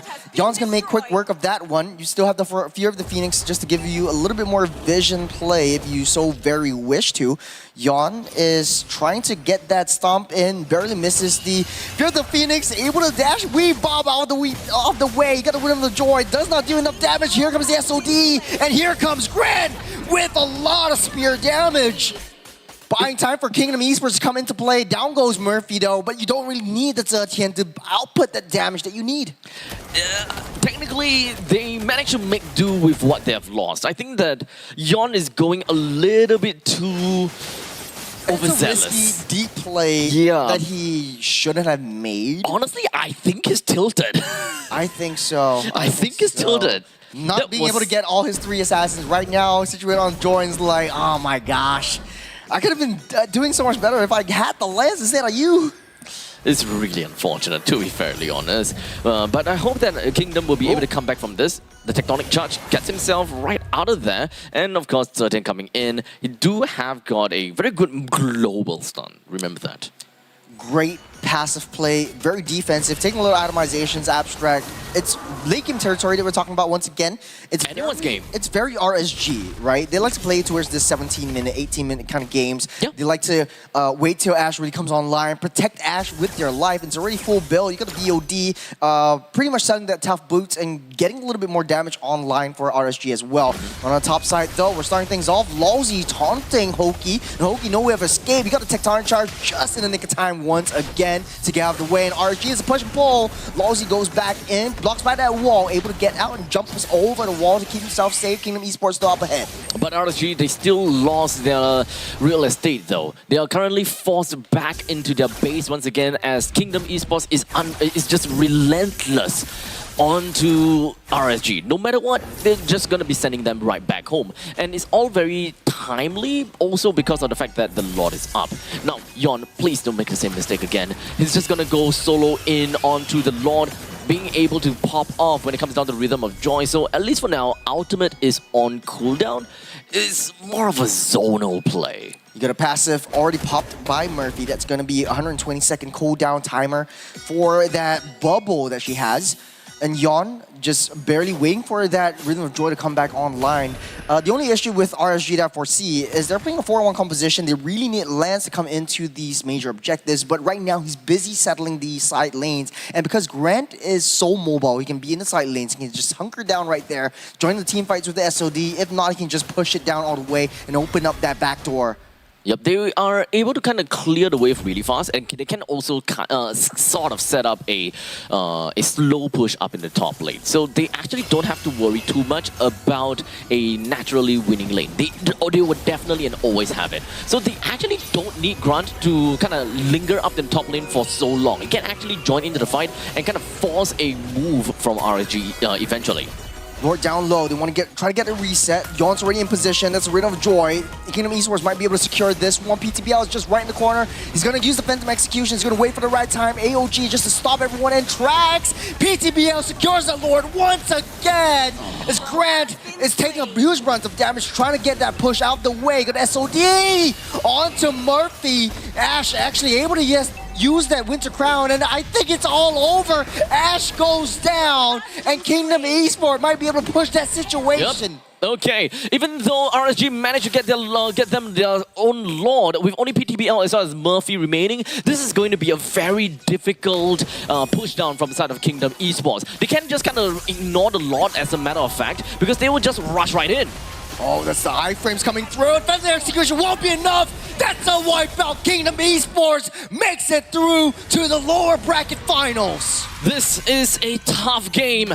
This is a very tough game that is, oh man, literally teetering on a breaking point. In the end of the day, Kingdom Esports still holds themselves decently well, and they will move on to the next bracket. They're not out of the woods yet. They're not qualified to the playoffs just yet. They just earned a chance to move on to the next bracket, and unfortunately for RSG, that is the end of the journey. Yep. That is goodbye to the lineage of RSG consecutively for 10 years. Yeah. Being in the playoffs, being in the top 3, they're relegated and they have to claw their way back up next season. They won't be guaranteed a spot, and this is obviously sad if you're an RSG fan, but it's, you know, it's a bittersweet moment in competition. There's always a winner, there's always a loser in this time. But let's take a look at the MVP. I think Grant definitely showed up this time. 4-0-4, error not found. GPM 8-0-3, and got 50% kill participation, but doesn't really matter. He's taking down turrets, he's taking down names, he's always showing up in the right time and right place. So ultimately, this is definitely a really tough game for Kingdom, even for themselves, right? Because this is a very long-winded game. But despite that, right, Moskov didn't die a single time. Yeah. He's mostly been playing, doing those cross-map plays, and all the way at the top lane, they were all destroyed and they were all set up from Grant himself. Yeah, we're moving over to one more game, and Kingdom Esports really has to, you know, we'll need to get them to get a reset, because after RSG, statistically speaking, we had Kings actually taking down RSG on a 2-0 victory. Kingdom Esports lost 1 game over to RSG. This creates so much, you know, dismay for Kingdom Esports. If they're suffering a little bit onto RSG, how will they fare against the Kings? It will be the Kings versus the Kingdom, and it's sort of like a deja vu. Sorry, excuse me, what? Season 9. Kingdom? The Kingdom. Kingdom. Like, wait, what? The King versus Kingdoms. The medieval theme never ends today, I guess. Yeah, I guess it will forever stick with us here in the Mobile Legends backpack, right? No matter what, it will always be about the kingdom. It was about the empire. The Empire Strikes Back. You know, yeah, like and that. we also got the Kingdom fans in Indonesia as well. Yep, Indonesia. RRQ. Everyone likes the Kingdom name. It's cool. It's cool. It's cool. It has that say. You know, It what I'm has saying? got the pizzazz. It's got the aura. It's got the hype. But hopefully they bring the hype in the next game, and we're just looking forward to that one. Props and credit where credit is due. RSG played a heck of a game. It was by no means an easy walkover for Kingdom, and we respect and we appreciate all of that. So thank you very much for joining us, especially for an all-rookie team. This is RSG version 4.0 really signing off. Well, we can always grieve in the loss of RSG in MPL SG, but we can always celebrate the victory of another, where Kingdom Esports now makes their way over to lower bracket finals, where they once again stand another chance with another team that they don't have the opportunity to fight with yet throughout the entirety of today. Again, this is another theme that we want to talk about. This is Assassin versus Assassin, the Child Prodigy versus the one that fans are all applauding over on the stream. Yahiko versus Yon, the Y versus the Ys. I don't know where I'm going with that, but it's going to be a very interesting kind of play that we see. But before we move on to the next one, let's take a look at the highlights to see what really went down.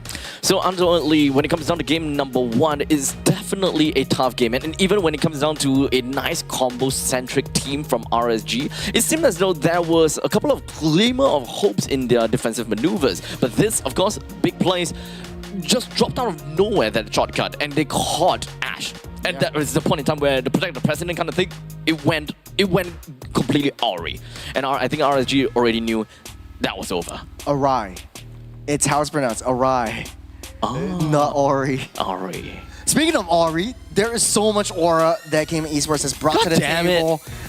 With all of the games that they played today, this is the second game. RSG showed a heck of a game, especially with Ash playing that late game marksman in the Claude, dealing so much damage that our Kingdom Esports were caught off guard, unable to do anything with a double chip pickup from Lawsy over the past 2 games. This one, arguably, I think Kingdom had thought about this. They thought that it was in bag, but at the end of the day, RSG really showed up this time. Yeah, so ultimately it is a tough game all the way from game 1, game 2. It's kind of glad to see that RSG managed to kind of climb themselves back and kind of put themselves into a situation where they are not knocked out in a 2-0 fashion. They still give us the best game that they could have given all the way from the start to the end. And we did mention something, we of course did mention like they gotta have to give their very best and not bow out without giving a good fight. You know, speaking of fights, we are in for a treat of a fight.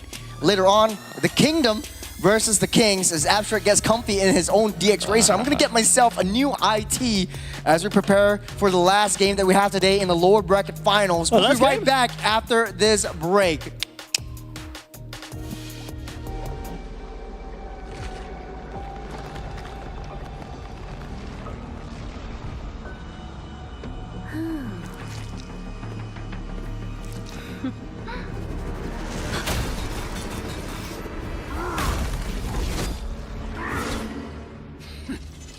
Does the Lord of Lava also crave the Sovereign's blood? Fool! The tyrant's remains will only bring doom! Under her brutal dominion, our warriors were corrupted into foul bonds of decay. Sovereign of the Abyss, Obsidia.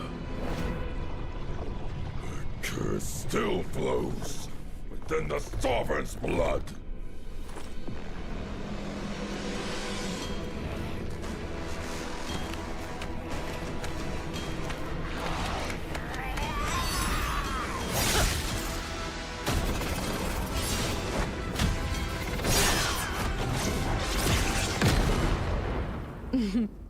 Such loyal little puppets, aren't you?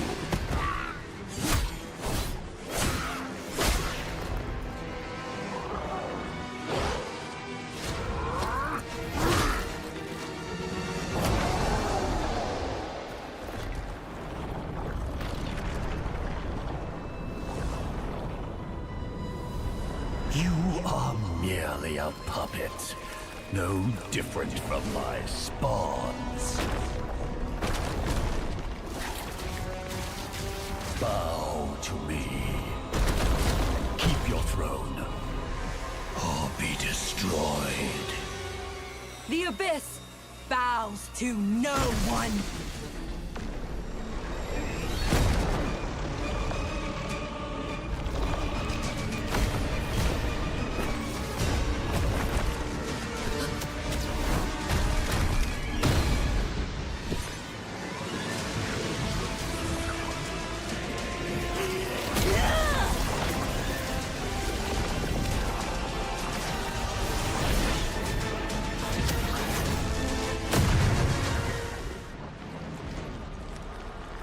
For the Abyss!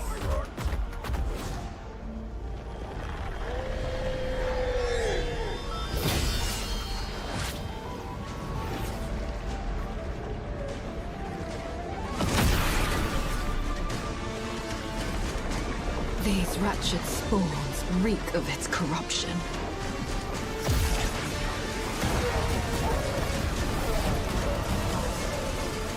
Your sovereign has a god to kill.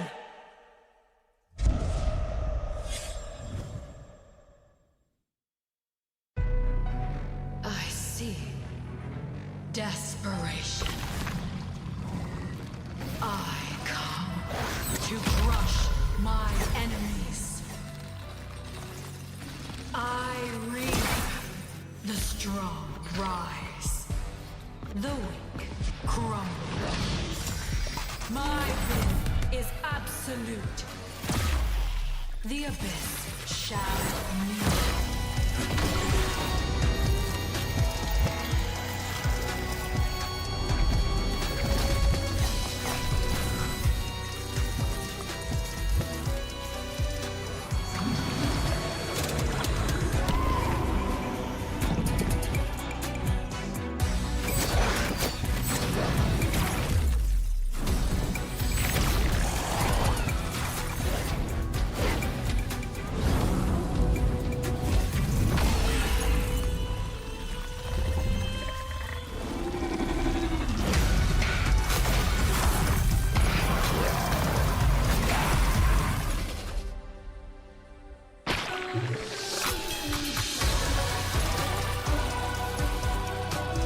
Gaze upon me.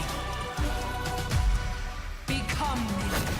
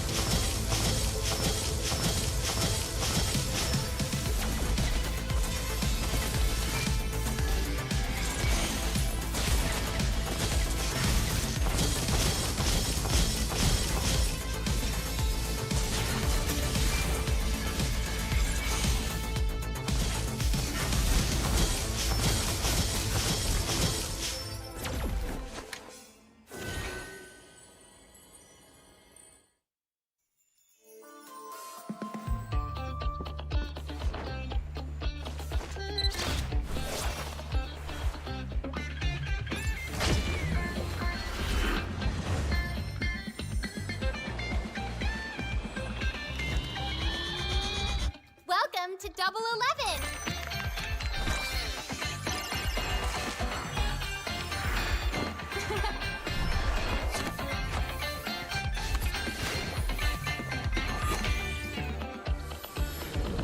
Amazing prices, amazing styles!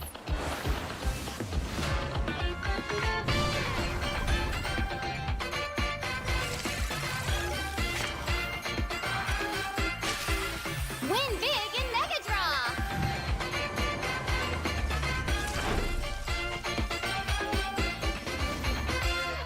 Lowest prices, incredible benefits.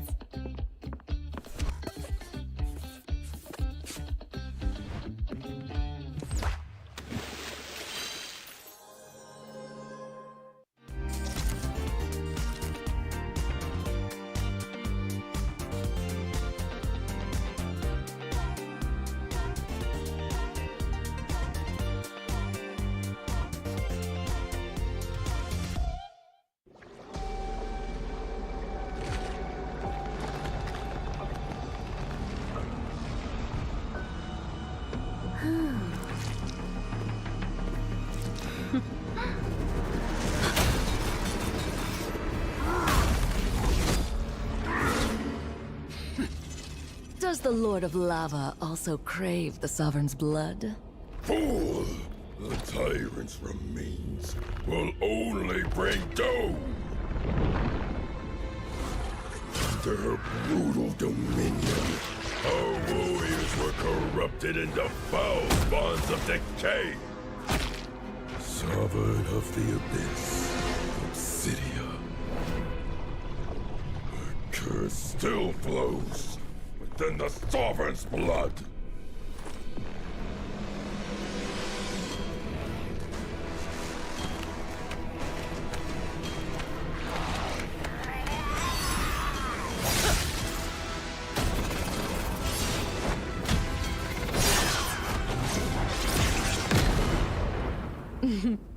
Such loyal little puppets. Aren't you?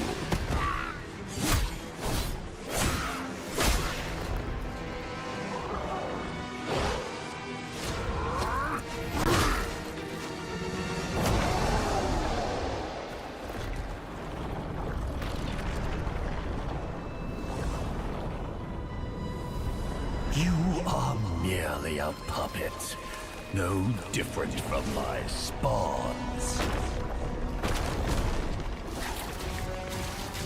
Bow to me. Keep your throne, or be destroyed. The Abyss bows to no one.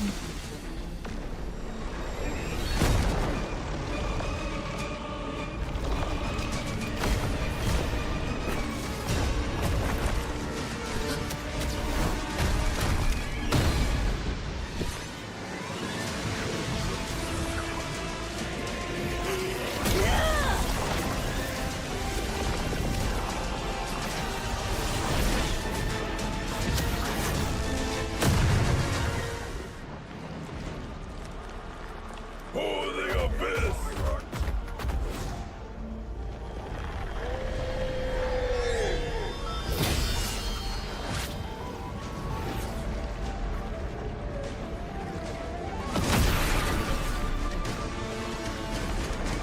These wretched spawns reek of its corruption.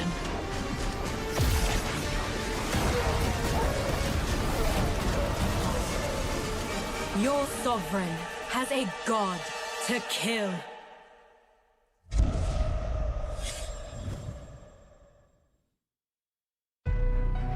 I see desperation. I come to crush my enemies. I reap the strong rise, the weak crumble. My will is absolute.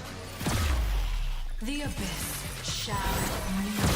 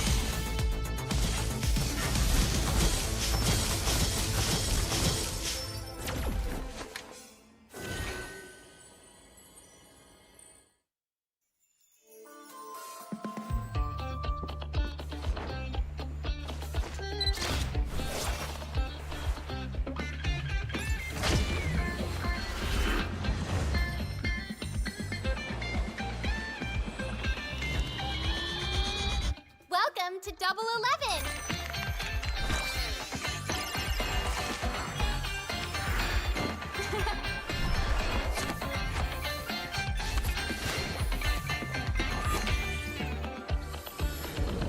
Amazing prices, amazing styles.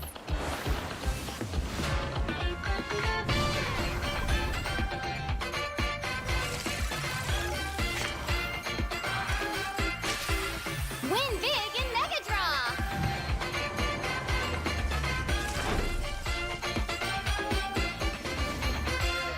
Lowest prices, incredible benefits.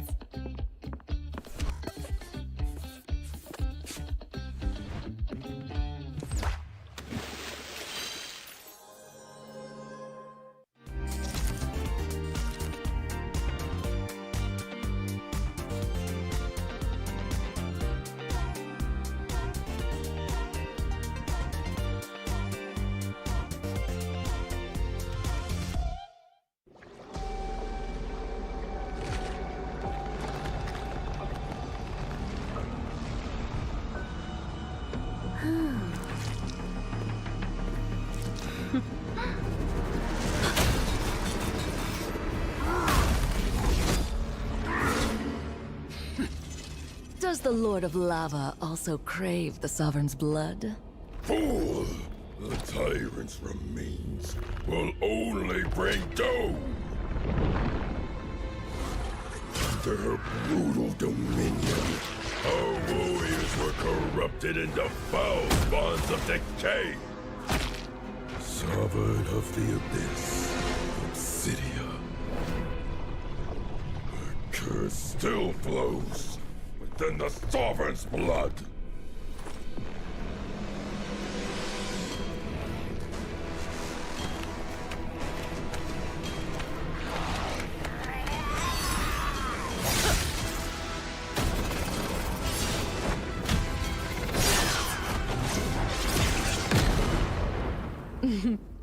Such loyal little puppets. Aren't you? All right, ladies and gentlemen, welcome back to MPL SG Season 10. My name's Shiro. My name's Astray. And we are your casters for today. So loud! I don't know. We had a whole game today, 7 games, and right now, this is 7 out of 7. And we are here, the final match of today, lower bracket finals between the Kings and the Kingdom. And my energy, the excitement is going up. You're taking it off. Okay, Very before we sorry, get started, everyone. Even I believe that was loud.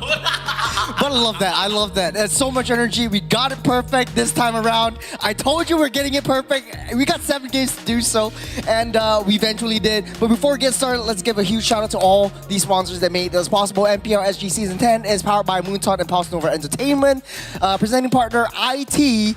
Gaming chair partner, DX Racer. And of course, partner in Esports Future and Singapore Esports Association. So what you waiting for? Scan that QR code and get yourself an IT. Sit back, relax, and enjoy the show. This is the last game of the day. He's having hiccups because the IT, he drank a little bit too much. We've got 3 bottles right here. It's all empty. Hopefully, after the games, we'll get more. And okay.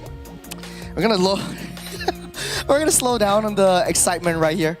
Last game, 1 more slot to the playoffs. The stakes are running high. Are you gonna hiccup again? No, I'm good now. You're good now. Yeah, but it will be back in an hour.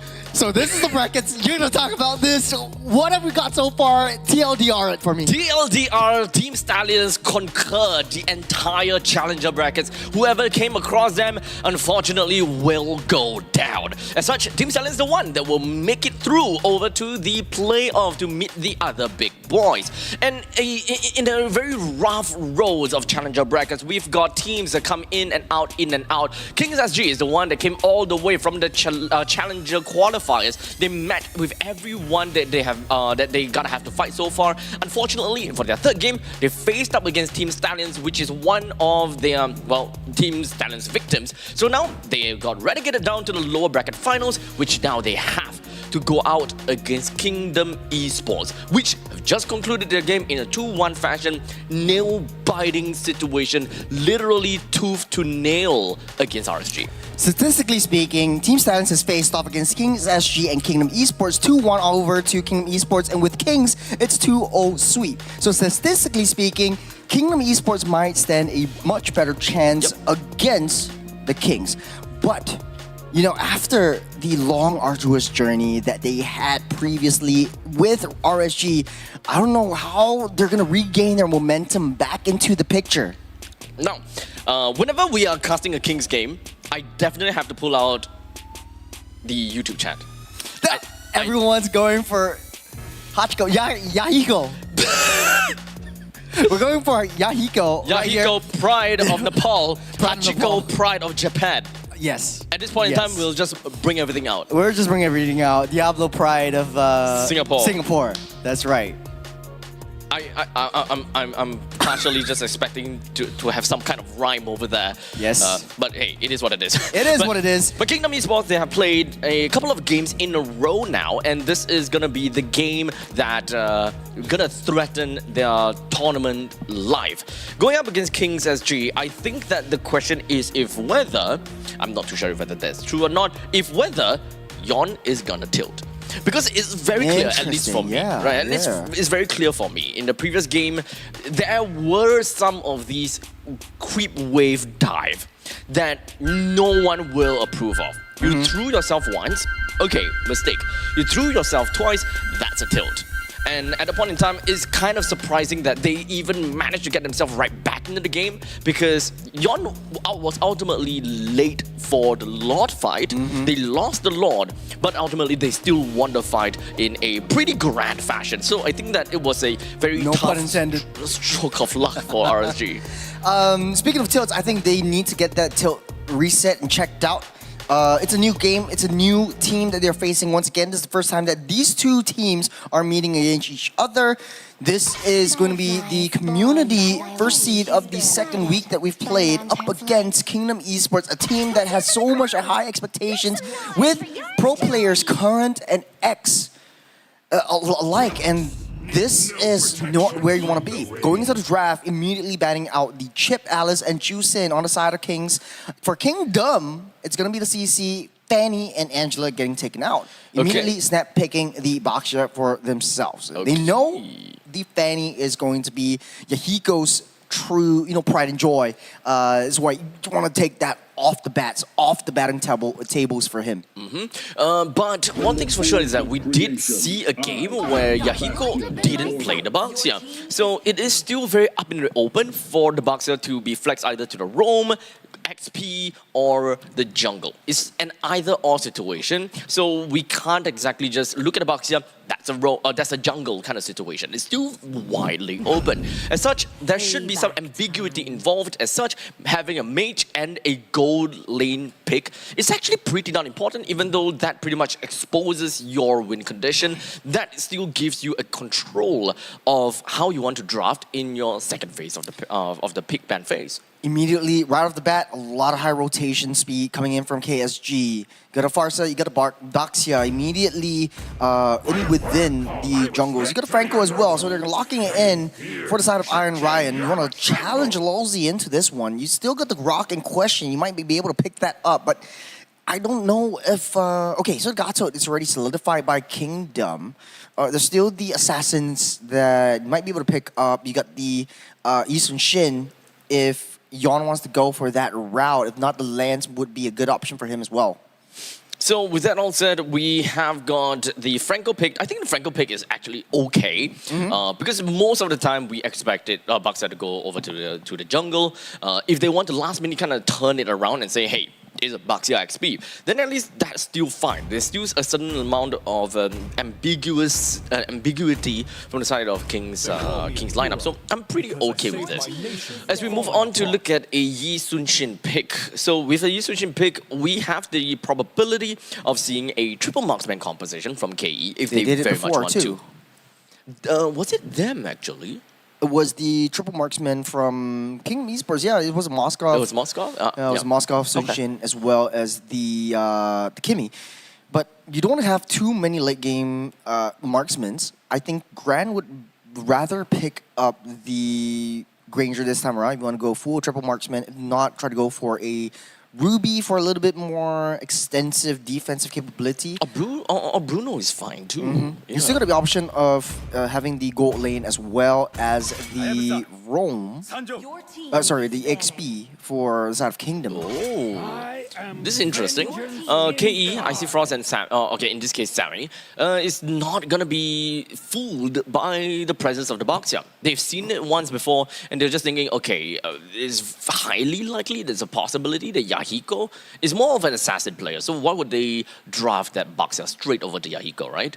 So banning out the Hayabusa, despite the presence of Boxer, I do like the fact that KE is being extra careful about this. Yeah. Speaking of which, I think they might just play it safe. If KSG just wants to have an easier game all through and through, then at least go for the Boxer in the jungle. It's easier to match up against the speed that Yisun Shin brings to the table. You're able to be aggressive into the jungles. And matching up with the super fast rotating mid lane trio. You've also got the passive coming in from Franco that gives you additional movement speed. So I'm not too worried about that one. Go a little bit more on the traditional route. Right now, I think the Granger is wide and open for Bong's taking. He had played that to a very good extent in earlier games today. Darla getting banned out, so you want the XP of KSG to have an easier time.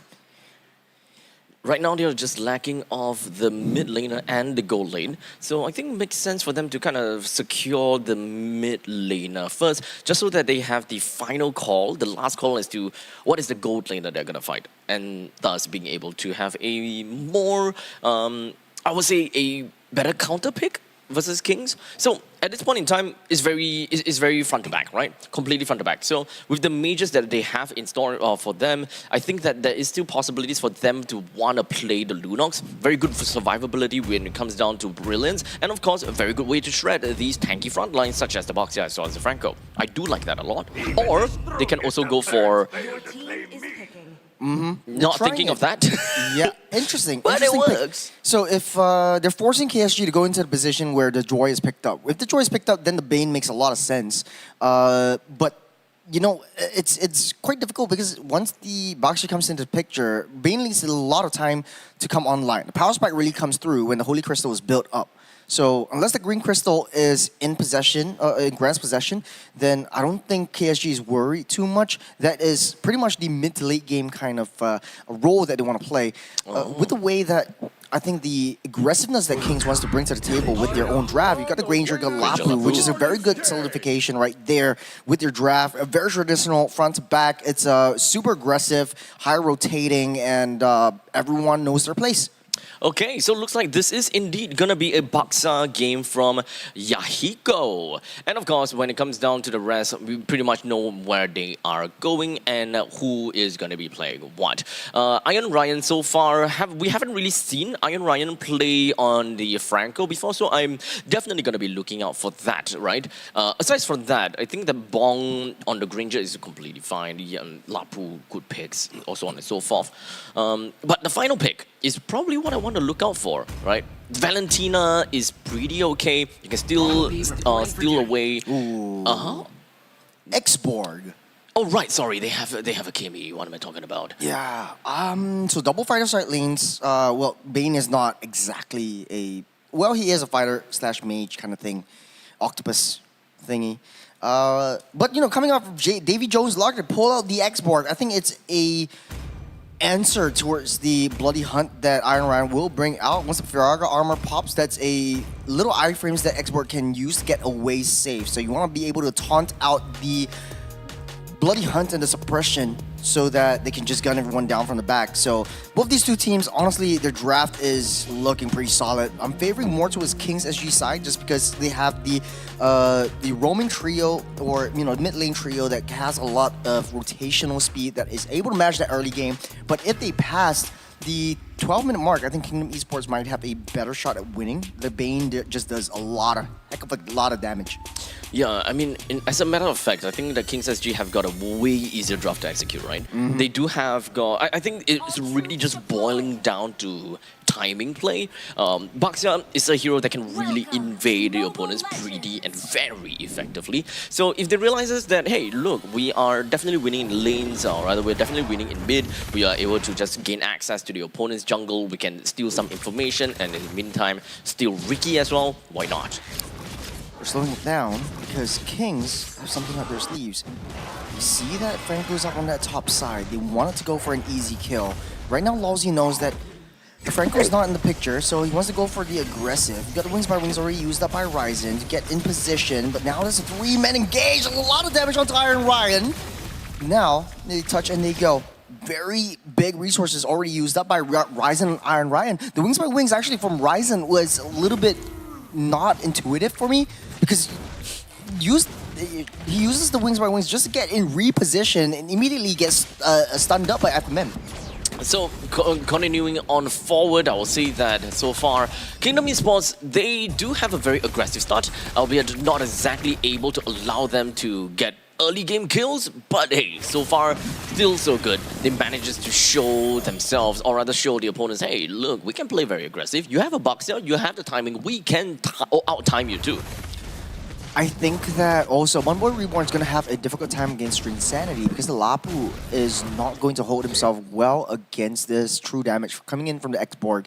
Pretty much a substitute for a CC. Mage Bane, okay, yeah. Yeah, it's going to be a Mage Bane as well. We see the Impure Rage already built up. There's going to be the Magic Wand coming in. That's the Mountain Shocker. Iron Ryan goes down. Yahiko next on the chopping block, and Lawsy's just pushing the situation a little bit too much. Yahiko tries to heal everything back up. Might be able to go through. No last insanity from Drinsanity, and maybe that's apt to his name. So at this point, 0-1, Turtle going to Yawn. Kingdom Esports have got a pretty good start right off the bat. Small little fight down in the bottom lane, but that's not gonna do anything for either one of them. It's really just a wet noodle fight at this point in time. They're looking for more opportunities in middle. Oh, again, Rising gets immediately bursted down. Yawn's over there as well. It's a 3-on-2, always matching up that tempo and speed that Kings wants to bring. And it boggles my mind because Kingdom Esports should technically be slightly slower in terms of rotation. It should be in a reactive kind of situation rather than Kings. But Lawsy's going on the aggressive, getting pulled back by Iron Ryan. Still no level 4, still no suppression. But here comes the rest of the team. The AOG keeps him up and alive. But the bravest fighter comes in from the side flank. Yahiko immediately bursting Yawn down. There's one more hit, and Lawsy! Damn! Stays alive in the end. Still only a sliver of health on the side of Lawsy. Literally surviving just by a sliver. That's kind of scary. That wasn't a very necessary flicker, Grant, but hey, whatever it is. Yeah, but honestly though, for the airstrike coming onto Grant, low damage, suppression onto underneath the turret, and taking that Bane out of the picture. Yep, so that is going to be a very aggressive plays from Kings SG. They are just trying to get themselves all across the map at this point in time to snag some more farm here and there. And they managed to kind of funnel it to the right person, technically Bong with 1 kill. I think that that's pretty okay. Yahiko with 1, I think that they are on a pretty good road. Taking a look at itemizations. Already this Granger, 3 minutes on the clock, has his first item, Power Spike. Immediately this Bane going for the Holy Crystal. He's just running for it. Just running straight for it. Again, FMM gets caught out. Iron Ryan going fishing. He's missed not a lot of hooks that I can count though. He's making it count. I didn't quite understand that one. So that doesn't mean that he hits a lot of hooks. So far I would say he's hitting the Like right 50, hooks 50? at the right times. Okay. You're calling me out on that one. Very political answer. But either way, we got to fight here. You got Yahiko taking down the turret, Lawsy down low, Traction Pulse will not hit onto anyone. That's the AOG into the midst of battle. Bong in harm's way. That's him getting taken out. Lawsy will pick up the kill for that. We'll take credit for that kill as Drinsanity tries to pull everyone back out of the way. Yahiko takes the purple buff away, and Bong is still safe and well, matching up the space that Grant wants to bring to the table. That's a Holy Crystal, and that's a big power spike from this Bane. Yep. As such, it does seem like Kings SG, they're going to respond real quickly. He's hitting the right hooks at the right time. What am I telling you? Politically correct, right? The Magic Crystal, or rather the Holy Crystal, is not going to get him too far for now. He's still got quite some ways to go. First item immediately popped right out. He still needs a couple of boots because that way he will be getting out of the barrel. Because it's like shooting fish in a barrel, at least for the side of Iron Ryan. Taking the look at the itemizations right here, you got the Bane already immediately built up the Holy Crystal in 5-minute mark. That's going to start that rotation going. Kingdom Esports wants to utilize this Bane a little bit more in team fight. So very apt that the turtle is spawning up on that top side in next 50 seconds as King SG needs to be able to find a way to deal and handle with that Bane to make it a non-factor in the late game. So moving on forward, do you think that there will be a lot more opportunities for Kingdom Esports because they actually do have pretty good answers to a couple of problems that is posed from Kings to Kingdom, right? One of the main things that we look out for is always going to be the Feathered Airstrike. Do they have an answer to it? Well, generally having the Sharks will always help them relocate that faster. Otherwise, he's just going to eat the entire thing. We're slowing things down 10 seconds until the next turtle of the game spawns up. This is going to be the last turtle until the Lord actually comes into fruition. It's Kings SG desperately trying to push them away from the turtle pit, but it's still a stalemate at this point. The Kings and the Kingdom are actually quite even this time around. It's quite literally, well, teetering on a breaking point right now. Literally, you just have to make the wrong bend and it will implode. As much, Here's Implosion. Brave Spider onto Yawn, able to get that retribution, get out of harm's way. The deadly catch will not be enough. Brand gets taken out. Yahiko protecting in that back line as Bunboy Reborn is one man against the world, unable to secure that kill for themselves. Drinsanity takes in the last Drinsanity for himself, but able to get out safe with the help of Lowe's. But here comes Yawn for that cleanup. With Drinsanity picking up a 2-kill lead for himself and also picked up the War Axe as well. With 2 kills over to Drinsanity, I think that so far Drinsanity didn't really have a lot of impact, but in this game it seems like he's getting himself out there. Oh, that's a Mountain Shocker directly onto the face of Bong, almost taking him out, but a core resource already utilized.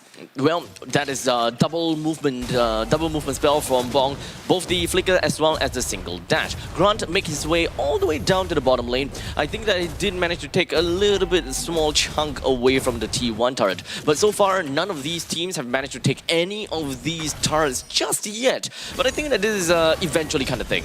It's a taunt onto Yahiko. Grant does not have the damage now. They're gonna back off as Kings are finding a way towards that bottom side. Wherever Grant is, they need to be able to find a way to control him. 50 seconds until the Lord spawns up. What is Kingdom's play? They have the upper hand. They have 2,000 gold lead, but how do they extend it? I think that at this point in time, to extend it, they just gotta have to play a little bit more aggressive. They do have a lineup that really allows them to pop off in the mid stages of the game. So I think right now, just don't be too afraid per se. And of course, identify faster. Wind's Crown already used up, but it's out of Iron Ryan. Getting pulled back by Drinsanity, but won't be enough. The hook doesn't land when it counts and matters the most. But Yahiko still busy cleaning up that wave, trying to match the tempo that Yawn brings to the table. Speaking of tempo, I think that there's a lot more tempo that Kingdom Esports could do. But in the meantime, the bottom lane. Great AOG into the flicker hook. Bong gets taken out, but Kingdom Esports, they got what they came for. Grant just free hitting on the backside. It's not enough damage as Yawn tries to find a flank. The deadly catch will be released once again. The shark bait will not be able to be enough damage to take any more down, but they got what they came for. They took out the marksman and they have their eyes set on that Lord. A small little inch to victory, because one of the other ways that they can inch closer to a wide amount of gold gap gotta have to be these objective plays. Because we're currently 9 minutes in, and the only objective that we saw is the standing objective rather, is down in the bottom lane. Only a single T1. They haven't gotten anything in the top lane, they haven't gotten anything in the middle lane. Technically speaking, they don't have a player or a hero that can do a lot of cross-map plays. In the meantime, Kings SG, they have Yahiko that is playing as the Boxia. He can respond a lot faster. So Kingdom Esports, they can always look for a strategy to either number one, catch on the Yahiko, or overwhelm Yahiko in some of these turret takedowns. The early game potential that Kings SG wants to bring with the mid lane trio, the rotating mid lane trio, is already long gone. It's 10 minutes on the clock. Yawn almost hitting his level 15. The Lord marches down on the bottom side, able to get that chunk down. Bong needs to keep himself safe. I think he has a huge red target on his back, and Kingdom Esports wants to try to isolate him.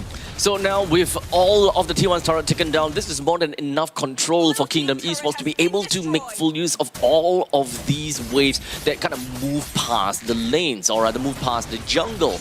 Heroes such as Yawn and so as Grant, they're gonna be able to make full use of all of these real estate to hyper farm themselves up. But then, of course, the question kind of remains, who is the pause one? In this case, I still kind of put it onto the Yi Sun-shin, being the jungler and being the one that have got very good mobility. Generally, give it all over to Yawn. Grunt will eventually get the farm that he needs as more of an insurance policy later on. Yeah, it's very late game. It's sort of like a double mage that Kingdom Esports has. If they get a little bit too close and try to force a skirmish, I think they can just easily use the daily cash to get out of the way. And also, as a teamfight disruption mechanic coming in from Kingdom Esports, taking a look at the itemizations, it does look like the Granger is easier, finds it much easier to build on those 3 core items. But then for the side of Bane, he's only got a Holy Crystal and he's got the Blood Wings, so he's got a little bit more defensive. Gotten a little bit more defensive now. He's looking to build a little bit more magic penetration that creates so much more oomph to his hits. You got a Mountain Shocker just to give a little bit more vision. But what is your thoughts on this, and how can Kings come back into this game? At this point in time, Kings, they need to possibly set up a trap, right? One of the main things that really works for them is that they have got Ryzen, right? Being the artillery mage can deal a huge chunk of damage over to the front lines. But other than that, they don't have very good ways to actually chunk down the front lines in a form of shred. So other than just going for front to back, they need to be able to snipe down the back lines because that is 2 marksmen on the side of Kingdom, and Grant is a glass cannon. So as long as the Feathered Airstrike is able to land all 4 strikes onto crucial heroes, she's just gonna be a bruiser. And this gives up a lot of spot for Bong. Great taunt and stop. Yahiko gets taken down by the hands of Yon. They're pushing the situation a little bit more. That's the bravest fighter already utilized in Kingdom Esports. They're all fine and dandy, strong and healthy, making a beeline towards that Lord. No contest from Kings. They're gonna have to start throwing bodies for Kings SG. They are at 6.4 thousand gold deficit, so maybe actually not, because the gold deficit is a little bit too big. So the only other ways that I can realistically suggest to Kings SG is to wait to the point that Yahiko is finally able to get level 15. So some of these lanes, all of these allocations should still go over to Yahiko just so that he gets level 15, having the ability to steal Lord for a potential comeback play. Bong and Ryzen can eventually get their items as the time slowly counts down, but EXP is really important. A fat wave marching down the bottom side. Lord taking control of the top. That's a charge onto the turret. Insanity holding on to the last Insanity as the fair airstrike tries to zone everyone out of the way. Karen Ryan takes so much damage from that deadly catch alone. Man, oh man, this is Kingdom Esports showing up in the late game. Score is 6-9. There's not too much. It's Bong! Almost barely making it out. What is this game? Well, in the meantime, the top lane turret, it seems like it's going down to a all-time low as well. While in the meantime, Bunboy Reborn does whatever they can. That's a spit from Grant to seal the deal onto that Lapu Lapu. Ryzen able to use that Wings by Wings to fly all the way out. The deadly catch is starting to hurt, and Kingdom Esports waiting for the minions to come through. But, you know, the damage is done. Kings SG really... They were unable to control this Bane. He's scaled out of control, and he's got his core items, and this makes him such a big threat. I think the main thing is they lack a solid control from the anchor, being Iron Ryan as a Franco. It needs to really tag on to Ryzen and keep Ryzen safe from anything aside from the Shark. Because Shark, you can't do anything about a Shark as a Farsa. Farsa can't just throw out ultimates when people are not within her range. And I think that that's actually a very difficult thing to do, but unfortunately unfortunately Ryzen really needs to take a little bit of a risk in order to repel people out of their base. He needs to bruise the important players from Kingdom Esports or use it to wave clear, as a matter of fact. So far, I've seen a lot of those feathered airstrikes which have got zero value because people are just outside of the zone or puts into Feathered Airstrike and then immediately wings by wings out. I echo you. It's sort of like this. Burst Farsa just suddenly became a utility Farsa, and you're using the Feathered Airstrike sort of like a real manipulation, try to pull just everyone and push everyone out of the way. Yeah, just fully zone. You don't put out any artilleries. I'm not a very big fan of that because you can dish out a lot of damage within a very short amount of time. As compared to real-world manipulation, it's a long-term control effect, so they have very different usage, albeit it kind of seems similar, but you don't burst with RWM, but you do burst with Feathered Airstrike. Lord spawning up. We've got Kings SG unable to find their footing into the jungle. As now, Kingdom Esports, they're putting themselves right into the face of the Lord, with the Lord already blitzing down to half HP. It does seem as though Kings SG wants to go for a little bit something, but Yahiko is one level different from Yon. It is still a point that they can try, because they already have got the top lane and the middle lane inhibitor turret taken down. They gotta have to try something right here, right now, especially since it's just a tap bit to level 15. Oh, it's a little bit too slow. Bumble Reborn right too deep into enemy territory, gets slain down by Yon as the AOG tries to block off all escapes, but the last Insanity burns them all to smithereens as they're trying to run away from Insanity. Might not be able to lose his life, gets pulled back into the fray. That's a Winter Crown. Yahiko will take the kill onto Grand. That's a big kill, but they lost that. Lord is marching down the mid side. Now without Bunboard Reborn, they might not be able to defend against this. Another one onto Yahiko. So with 2 of the frontliners down from the side of King SG, is gonna be left with a single anchor player, and that is Iron Ryan that will always be sticking next to Ryzen and Bong. Nothing that they can do about this, but to try to clear as much as they can. Oh, the throne is being targeted. Yon has had enough. That's game number 1 over to the kingdom. Seems like a game that is fairly on the easier side for Kingdom Esports. Pretty dominant through the mid to late game. Yeah. They knew their power spikes. They played it to the T. Grant, unfortunately, in the last second, lost his life. But you know, he's got a huge target on his back. They knew the gameplay, but they weren't able. Kings knew the gameplay, but they weren't able to execute it through the entirety of this game. Honestly, it kind of feels as though Kingdom will always start off very well. They will start off with game number 1 and they know what they're trying to do and they know how to pilot their draft. Coming into game 2, that's when they maybe their draft needed to diversify a little bit and then they try to make changes only for the changes to not do so well, and then that's why they usually lose out in their second game. That seems like a pattern coming in, so I am generally just curious if whether the pattern is going to be the same against Kings SG, because this is not a testament to what Kings SG is usually is. I think that Ryzen have got a lot of potential, and in this game, he don't show any of that. Those feather airstrike were either empty or completely useless, and we have seen great plays from Ryzen, except from this one. Yeah, huge MVP, the MVP of the game, huge plays by Lawsy using AOG, specifically just to zone and catch some of his opponents, specifically Bong and Ryzen out of control. And that's why I think the Farsa pick into the Gacha just really made it so hard for Kings SG to find their footing. Even though the airstrike was used within the jungle, the jungles for a little bit more of a skirmish and team fight, to force the situation into a undesirable form for Kingdom.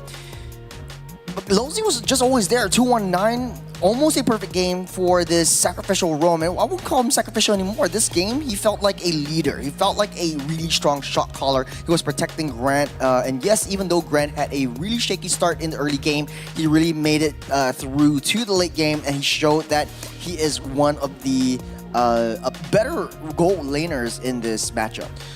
Ultimately, I definitely will agree that Ryzen's role is super difficult, right? You have 2 natural counters over to the opposite side, and on average, you probably will only be able to shoot out 2 artilleries. So that is already kind of undershooting, you know, and two artillery strikes, or maybe just 1. But so far, I think that we have seen most of the AOGs onto the main battles just to disrupt the flow of the battle, not necessarily to disrupt Ryzen on the feathered airstrike, because I think that they have actually allocated that role over to Grant, because just throw it out. You don't have to care about anything afterwards. Yeah, speaking of Grant, one spit and basically his half HP gone, especially for Bunboy Reborn, that is supposed to be a fighter in a tank role and just taking control of the back line.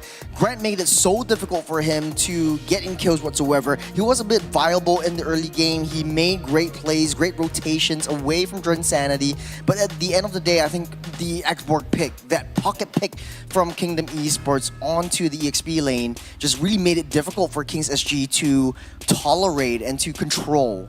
So ultimately, with all of the information statistics combined, so far Yahiko is probably, like one of the most outstanding players of the team. High amount of kill participation, massive amount of damage taken, as well as when it comes to damage dealt, most of these are attributed in the early stages, right?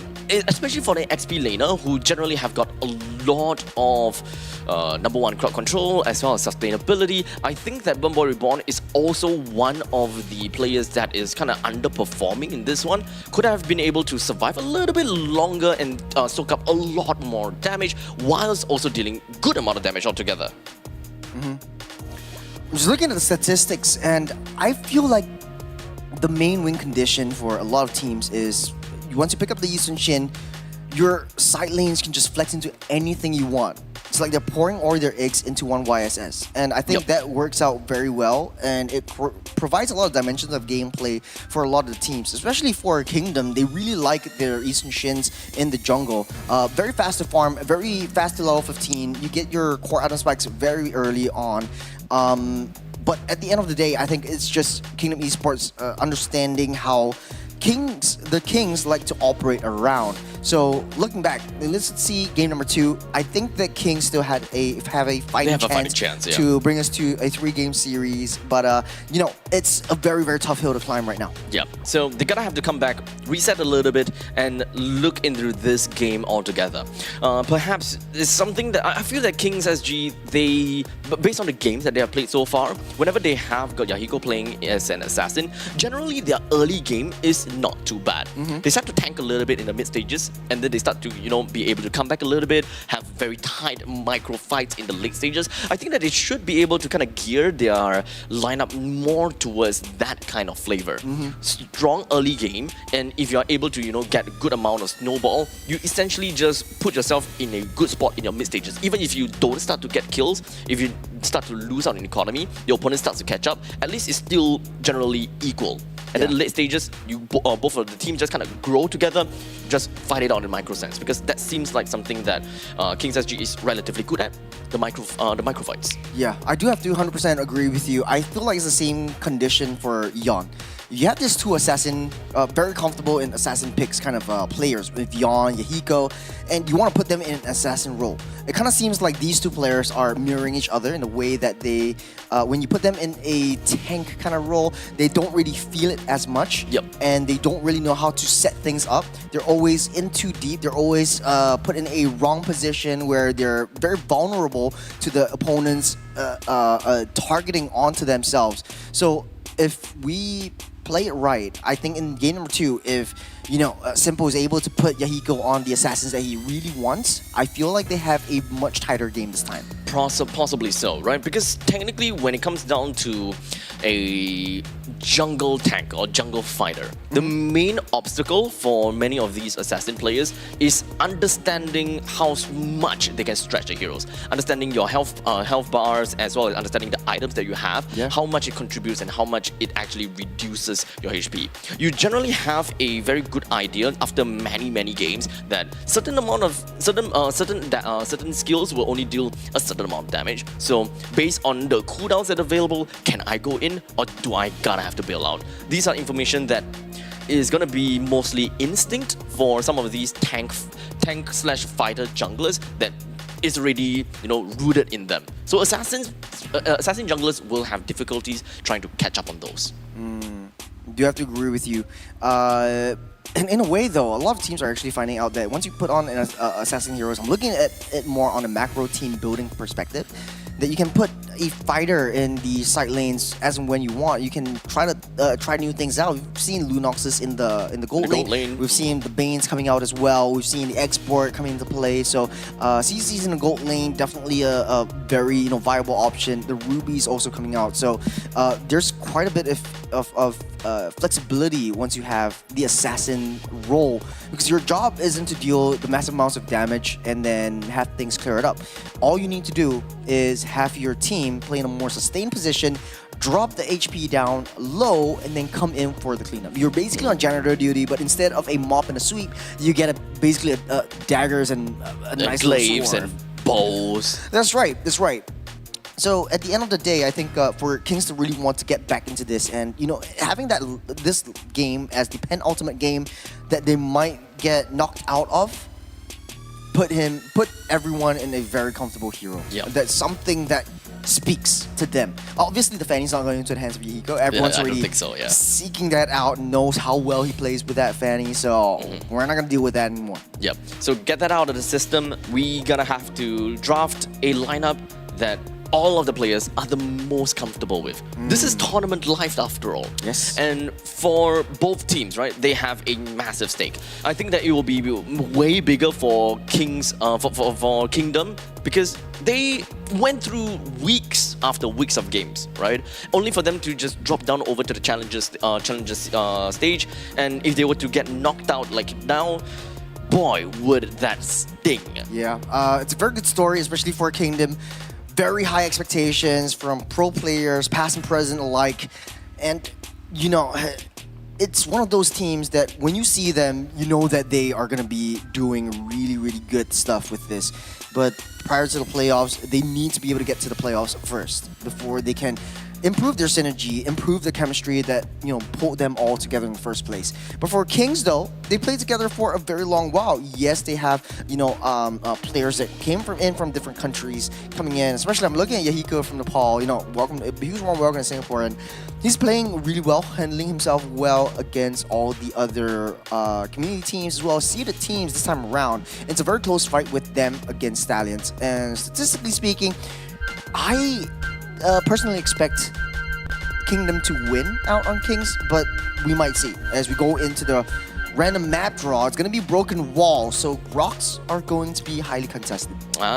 Rocks and rocks and Rocks. and Joe dudes. Brock. Got it. Yeah. So you're going to close your eyes while you cast. Hey, you. Well, either way, it is broken walls, and when it comes down to broken walls, I think, quality of life, I can now move to places that You I with the originally quality of couldn't. life thing. But yeah, I do agree with you to a very large extent. Again, Kingdom Esports not giving Yahiko the freedom of that Fanny anymore. But there's still Yi Sun-shin as well as the lens still wide and open. The Angela will be banned out right here. Coach Simple should sort of like pick this or that, or open up both and try to put KSG in the Yi Sun-shin. I think Yi Sun-shin kind of wins games. You have so much more flexibility on the side lanes. Of course, I think that when it comes down to Yusuchi, there's a very specific gameplay and game plan that you're gonna have to go for, and that's how you win in the early stages, right? Cheer from the crowd. Ooh. CC. Okay, so I was expecting that Yusuchi, but I guess not. CC is, of course, a very viable and very clear, I would say an opening hand that can't go wrong. No, there is no flexibility in CC at all. Okay, maybe there is a little bit like XP and gold, but that's not a very big difference. But CC openings are good because every game there's tanks. There's tanks to shred, so just shred them. Kings SG actually giving up the lands and the Yi Sun-shin. I think it's pick one and I'll pick the other kind of situation right here. Yeah. Kimmy, good pick. Gotcha, taking it away from the hands of Lozzy. I think that's good for IO as well. It's going to be the Jusin as well as the Grok. Especially since it's broken walls, Grok makes a lot of sense. Jusin is just super annoying. It's a natural lane-to-lane counter for the Kimmy. And the Yi Sun-shin gets picked up by the hands of Kings. Another possibility for the triple marksman, or if they want, of course, is always gonna be something that they can do when it comes down to double fighters in the top lane or the bottom lane. They have also managed to pick up a Gato Kacha for themselves, so I think that that's actually a really nice thing to keep KE on their toes. Which direction are they actually going for? And based on the bans that KE is looking at, then maybe cater themselves towards whatever that they are trying to aim for. Understand their patterns. So banning out the Lancelot, picking up the Yi Sun-shin, banning the Lancelot is a smart move for KSG because now we kind of know that Kingdom Esports wants to be able to put Yon in a comfortable position. But then, with the Grok, Yon has played the Ikai before. But I don't think he's too comfortable with it, No, to be fairly honest. yeah. He lost the game. We talked about this. Like Yep. if you're an assassin main, just put your members in a very comfortable position. So just put him in an assassin. He's much more comfortable with that. At least he's able to perform on these kinds of heroes. So at this point, KE decided to go for bans on the Arlot. As technically understandable, you must have an XP laner, right? So just ban out all the XP laners and we'll see what are we left with, such as a Lapu, a Ruby at this point in time. But at this point, the way that Kings have is a lot more. They can still kind of go divey. They can still kind of go front to back. It doesn't really show us any information whatsoever. But it can also be zone denial. So the moment that they bring in like Phoveus and Harith, then that's zone denial. If they're trying to go for fighters, then that's just dive. If they have a typical standard triple marksman plus one other crowd control XP, then that is front to back. The night sky tells Esmeralda gets picked up right here since the Ranas is already Front to banned back, out. Yeah, I think it would be a double fighter side lanes. In place of any other marksman, I think the Ruby works out well if you are Bong. At least you can hold yourself up well with the CC as well. Hayabusa is wide and open if you want Yon to snap pick that one up, but there's the target onto the Kimmy will be a bit difficult and challenging in this game. You have so much walls. You have that taunt waiting by the shadows, and then once you land, there's a gotcha in your face. I think also because of the fact that there is a Juicin, it might be a little bit difficult for Kings to just go straight in for a dive comp. So I would much prefer to have an Esmeralda to just jump right in and force FMM to purify and, you know, kind of Crimson Beacon away. That way they can play front to back. So with the last pick, going for a marksman would be my ideal spot. But they have decided to go for a Ruby. So this is more divey. Yeah. Really like the Ruby pick. On top of that, at least it gives a lot more regeneration and sustainability over big team fights. I would say KSG has a much more fun draft to execute, and you have so much more dimensions that you can play with the Ruby. You're able to draw everyone back AOG into the I'm Offended, into the Falling Star Moon, and then you set everything up for Kimmy, or you can do it, you know, vice versa. So there's no one method or way where they can layer things up. It's just you can go first, and then I can follow up. That is a very, very good dynamic that Kings has brought into the table with the Ruby itself to solidify the last pick. But for the side of Kingdom Esports, though, Yon being put in the Fredrin, I am not really a big fan of that. But you know, if that's what he wants to play, I feel like the tankability from Kingdom Esports to defend themselves against the Kimmy as well as the Sun Shin should be in play. To further supplement that, I think that the fact that the Harif has been picked up from Kingdom further forces Kings SG to not play front to back because of the fact that they want to control even more of team fight. They want to do aerial denials. They do not want Harif to have complete free reign all the way at the back lines using the Zaman Force. So just jumping right in, you definitely will get out of these fights because of Purify for the Harif as well as the Juicin. However, that immunity to crowd control only lasts for a while. So maybe 2 or 3 shots inside the Zaman Force, I think that is something that I can take. We're going into the match point game for Kingdom Esports. Kings SG has solidified their draft, and I do want to say that honestly though, actually, if the Ruby goes into EXP and the Esmeralda comes down into the gold lane, it makes a lot more sense. At least you have a natural counter for the Esme against the Harith, and you delay his farm so much more. So now, with the range difference, Bong's going to struggle a little tad bit against the Harith right from the get-go. But it won't make too much of a difference. I feel like it's just, you know, damn if you do, damn if you don't kind of situation. But, you know, the Ruby in the gold lane makes sense if you don't really need that much XP to get your level 4, to get your core skill spikes. And now, Bong having a lot of damage taken and drawn back. So he's going to lose 2 potential waves. It's going to delay his farm just a little bit. At this point in time, we are also just going to be looking at a very standard kind of rotation from both of the junglers with not much information whatsoever. So most of the time, we are actually going to be looking more brawly in the middle. As the Mountain Shocker already utilizes Lantern, pulling Ryzen back, but no follow-up so for now. It's Kings SG playing a little bit more safer.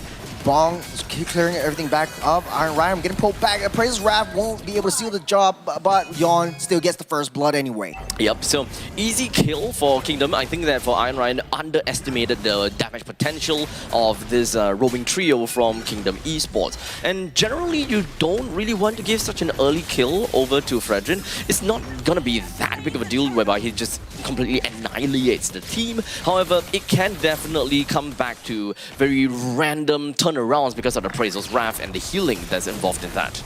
Lozy still doesn't have that level 4, so no big ultimates yet. But that was a very nice wall, blocking Kings SG into place and Grant immediately with the follow-up. But, you know, at the end of the day, 1 turtle to Kingdom Esports names. Kings actually equalizing the scoreline just for now. And that's the power of the Yi Sun-shin. You farm a lot much more faster than the Fredrin. You don't want to be able to contest for big lords, big major neutral objectives if you can't do it.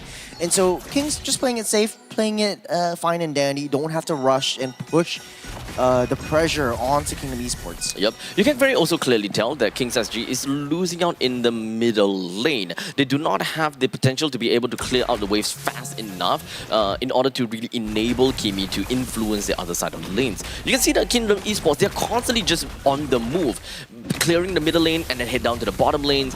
We do have a little bit of a difference though, and that is going to be the Juicin just hiding inside the Pixel Brush, or rather the Z-Brush, right in the middle lane. So it does help with understanding the rotations of how Esmeralda is moving. Actually, I feel like Bong should just swap the lanes immediately right now. One more Reborn will have a much easier time against the Harith because of the shields that he provides. We're just going to be hoping to see that at this point in time, we constantly want to see Kings SG to be more initiative in the middle lane, right? They're losing out in the wave clear department. Iron Ryan isn't exactly able to, you know, kind of help things out. In fact, he hasn't been in the middle lane for like maybe 3 waves now, leaving it all to Ryzen. And I'm not particularly a big fan of that because now there's no control, no influence, and no way to really help out the other lanes, even though technically they don't need help. Because look at this, Bong is just putting Harith in a really tough spot. Yeah, that's the power of the fighters. Hopefully we see the itemization soon, but the Lantern from FMM pulling Iron Ryan back into the picture. We got Lawsy just to try to get that turtle for that reset so that Yon gets into position. We got the early game rotation.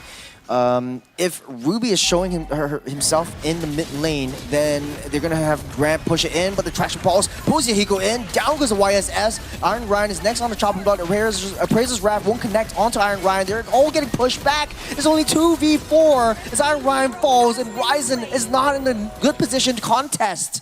As now Kings SG haven't really gotten a single kill, and they are just outright winning in some of these other lanes in some sense. Kings SG, they won in gold, but is not really paying much dividends yet. Slowly but surely, Yahiko is still playing catch-up though. The damage from Drinsanity not doing too much onto Bunboy Reborn, able to get out safe for now. For Kings SG, the tempo should be increasing. You got double fighter side lanes.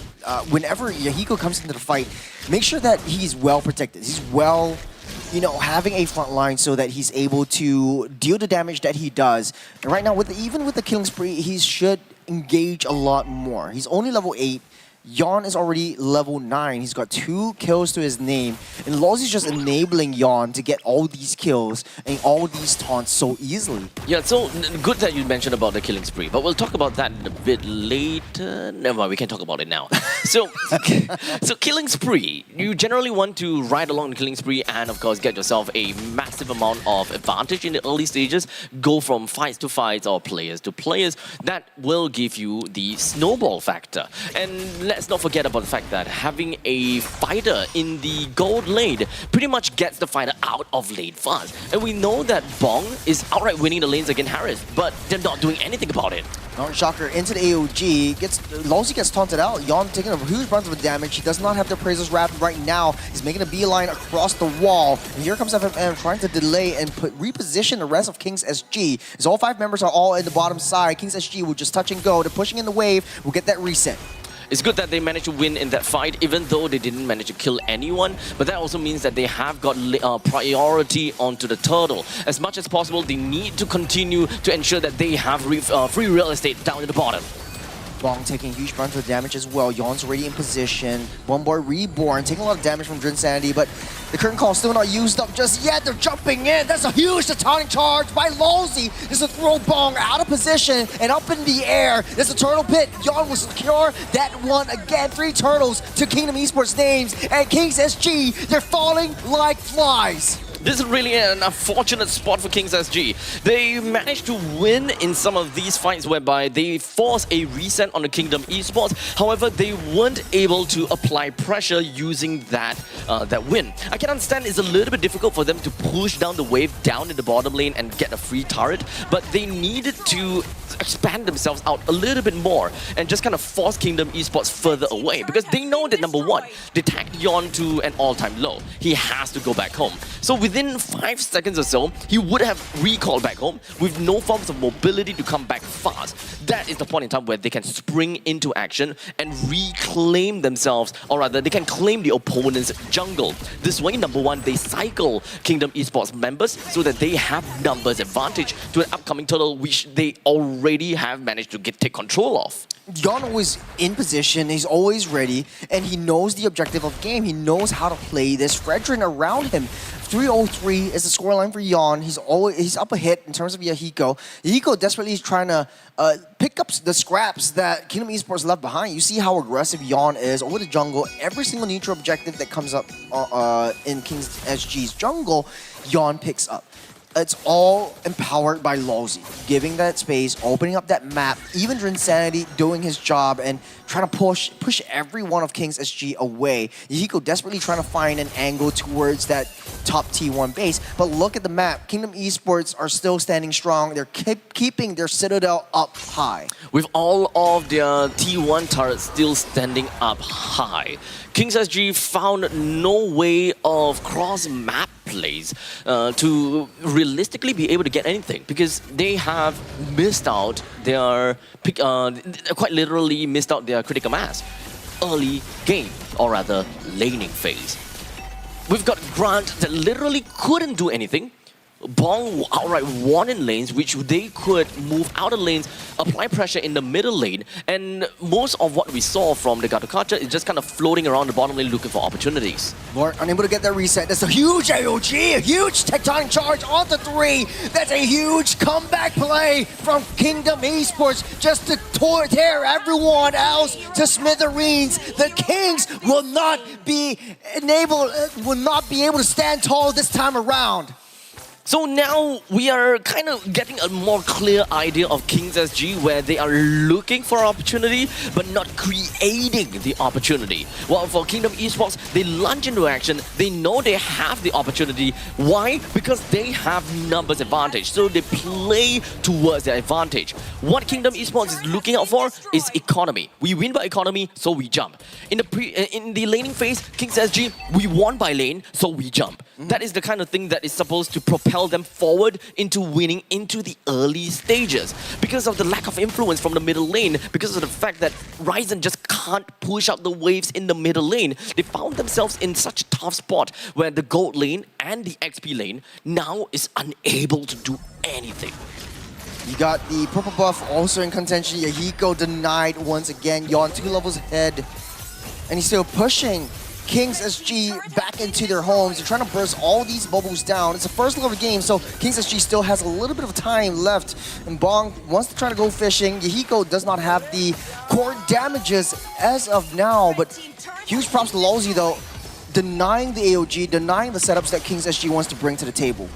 The spiraling trident strikes down to the bottom lane, takes out the holy defense, and the middle lane, the holy defense is gone as well. Creating opportunities, that's what Kingdom Esports is doing. Huge wall into the charge, and King's SG, they're falling, all of them.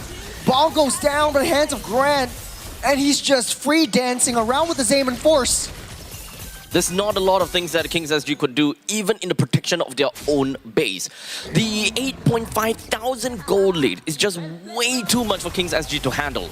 Yon already deep in, trying to go for one more. Grant takes down Ryzen, there's 3 down, make it 4. The turret goes down, they have Bobby just pushing it through, but it won't be enough. They have to wait for the next round. We have more Bobbies coming out. Big Bobbies. In the middle and the bottom lane. T3 destroyed. Only left the top lane T3 that is left remaining, and we're looking at about 10,000 gold lead now. King's SG is severely behind. And let's just take a look at itemizations, right? Ryzen, okay, here's one of the other problems is itemizations. But we'll talk about that later on. AOG to get out safe, and King's SG just toying with death. I think that this is more of a personal flavor kind of thing, is where you gotta have to look at how your game is progressing. A glowing one first item is great. Sky Piercer item 2 for the Kimi is an okay pick, provided that you are winning your mid lane and is able to influence the other side of the lanes. But in this case, Ryzen did not manage to influence lanes because unfortunately he has gotten no help from the mid lane, from the roamer, or perhaps even from the gold laner, or perhaps XP laner. Literally got no help. He's stuck in the middle lane. So that Sky Piercer literally have got 0 value at that point in time when he picked it up. Bottom line is, King's SG honestly has a great draft. Ryzen does not have the answers and support to have follow-ups whenever his traction pulse lands onto any one of the members of Kingdom Esports, King SG playing it very, very safe. They're going to give up this Lord. It's the second Lord of the game, and they do have a little bit more high ground defense in Iron Ryan as well as Bong, trying to pull everyone back. But I do have to mention that Ryzen picks up the Sky Piercer because it's a relatively cheap item. You have a little bit more attack and adaptive attack to that matter to have Kimmy in a position where she's able to deal viable amounts of damage. Yahiko, almost barely making it out through that wall, but it's so hard for Yahiko. This is tough when you're a Yi Sun-shin and you want to claw your way back up. Yeah, it's tough.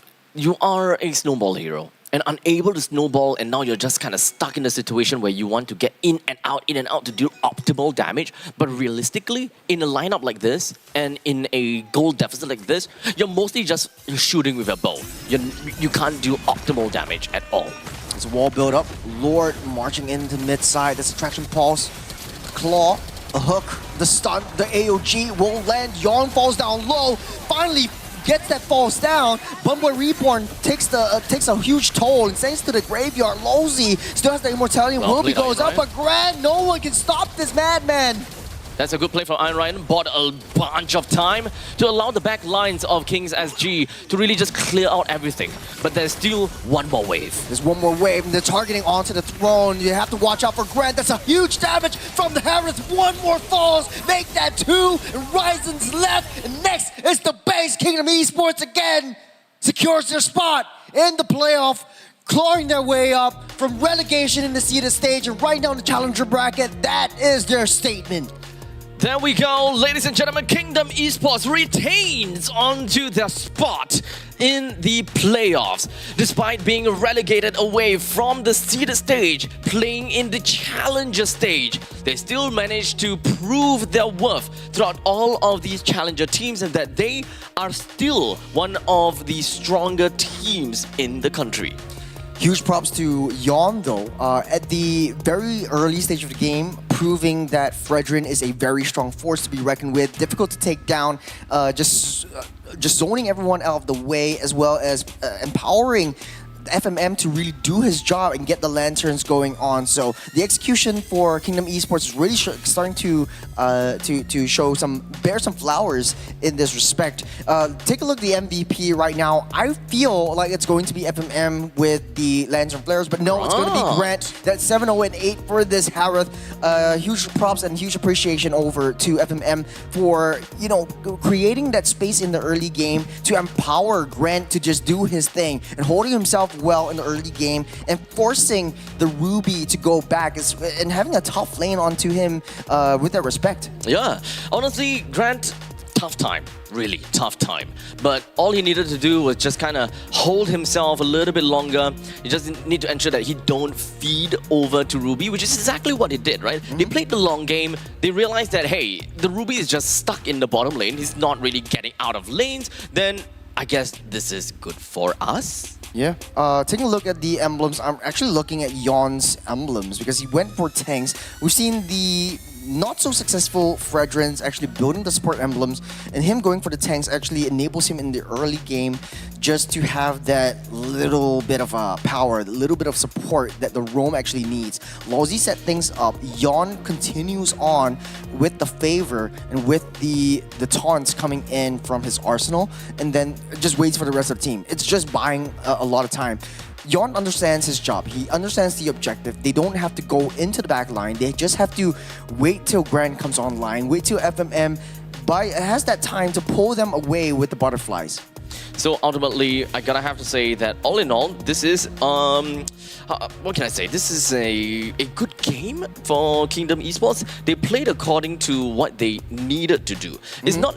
I feel that this is not necessarily a game whereby Kingdom Esports they went out of their way and they found massive opportunities and all that kind of stuff like oh wow kind of plays. It's more of the fact that they are playing based on instincts and they may be autopiloting a bit because there was some clunkiness in some of their team fights and some of their movements. But all in all, they know what they want to do, and they took advantage of the lack of rotations coming from Kings SG right off the start of the game. There's already a lack of control throughout the river line, and I think that Kingdom Esports did a good job taking control of that entirety and not giving Kings SG, especially for Iron Ryan, to even go to the middle lane. Yep. Giving credit to Kings SG, they had a beautiful draft. Every one of the 5 heroes was honestly things that I'm looking out when I'm playing my own draft. You have the Yisun Shin, you have that damage, but for the side of Kingdom Esports, the constant aggression down to the jungle just forces Yahiko away, and he got his level 15 just way too late into the game, wasn't able to snowball when you're playing a snowball kind of hero, and Kings SG just falters in that respect. Props to Kingdom Esports for heading into the playoffs, but a very long and arduous run and journey for Kings SG for making it this far, but almost is never enough, and sadly, we have to say goodbye to them. They're being sent home. But hey, looking forward, let's take a look at the replay to see what went down. Honestly though, game number 2, very dominant performance by Kingdom Esports. I gotta have to say, Kings SG, I hope to be able to see them right back into the next season when it comes down to the Challenger Qualifiers. Definitely do have quite a lot of passion for the game, and I will say a lot of potential coming in too, to really give some of these Challenger teams and perhaps even some of our senior teams quite a bit of trouble, right? They realize, we realize that Kings SG, especially for a team like this, right?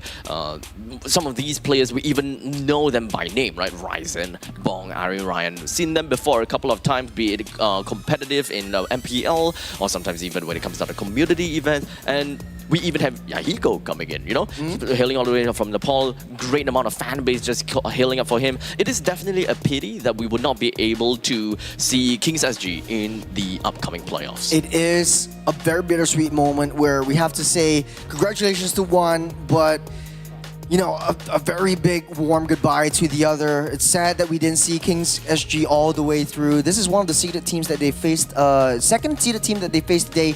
Very, very tiring and tough on the coach. Shout out to Coach Simple as well for preparing the team for facing up against 2 juggernauts in the Challenger brackets. But speaking of brackets, let's take a look at the final brackets of today's Challenger stage. With that all said and done, let's jump all the way to the right side of the screen and give a huge congratulations over to Team Stallions SG for being able to win in their upper bracket finals, and for Kingdom Esports as they clawed their way through a long, tedious journey down to the lower bracket finals, 2 of which you'll be able to see in the playoff from the 31st of October all the way to the 2nd of November. The playoff dates for MPL SG Season 10. Yeah. Looking at Team Stallions SG though, having a community team filled with MPL players is sort of like a warm reunion and welcome. And I spoke to Diablo earlier. He wants to meet up with Flash later on. But there's a lot of drama that's going on. Huge shout out to Kingdom Esports as well for having this huge fight and huge battle. Huge shout out to all our sponsors for making MPL SG Season 10 possible. Shout out to Moonton Games, Pulse Nova Entertainment. Our MPL SG Season 10 is powered by all of them. And presenting partner IT as well as DX Racer. And of course, presenter in esports. Partner in esports, my tongue is just that right Try now. it. Partner in esports. Yeah, perfect. Yeah, only Jays can do that. Partner in esports, we got Future as well as Singapore Esports Association. Huge shout out to IT once again. Scan that QR code and get yourself an IT right now. I think it's a little bit late, but you can always put it in the fridge and save it for tomorrow morning. Or you can just buy it tomorrow, because whenever you buy any one of these 2 collab drinks, remember, you will get yourself a scratch card. That scratch card can give you an opportunity to fly over to Jakarta to witness the MPL SG champions play in the international stage. It's a very long day for both of us, but we also want to give you a huge shout out for happy holidays to all of you watching at home. It's going to be a long weekend. It's time for us to take a break and actually go back home after a very, very long day. 7 days. 7 games with total of how many? 1, 2, 3, 4, 5, 6, 7, 8, 9, 10, 11, 12, 13, 14, 15, 16, 17. 17. 17 games that we played today, one of the longest that we've ever casted. So thank you all for joining us all through the entirety of today. And also, there's going to be a 2 weeks break for MPL SG as we move on towards the grand finals. That's going to be happening on 31st all the way to 2nd November. Is it 2 weeks? But, you know, 1 week break. it's 1 week. 1 week break. In 2 weeks. In the next 2 weeks. In the second week after. In the second week after that. Yeah. But again, you know, here's from me. I'm Churros. This is Abstract. And we are buggered out. Finally, we can say this. Thank you all so much for watching. This has been fun. We'll see you in the playoffs.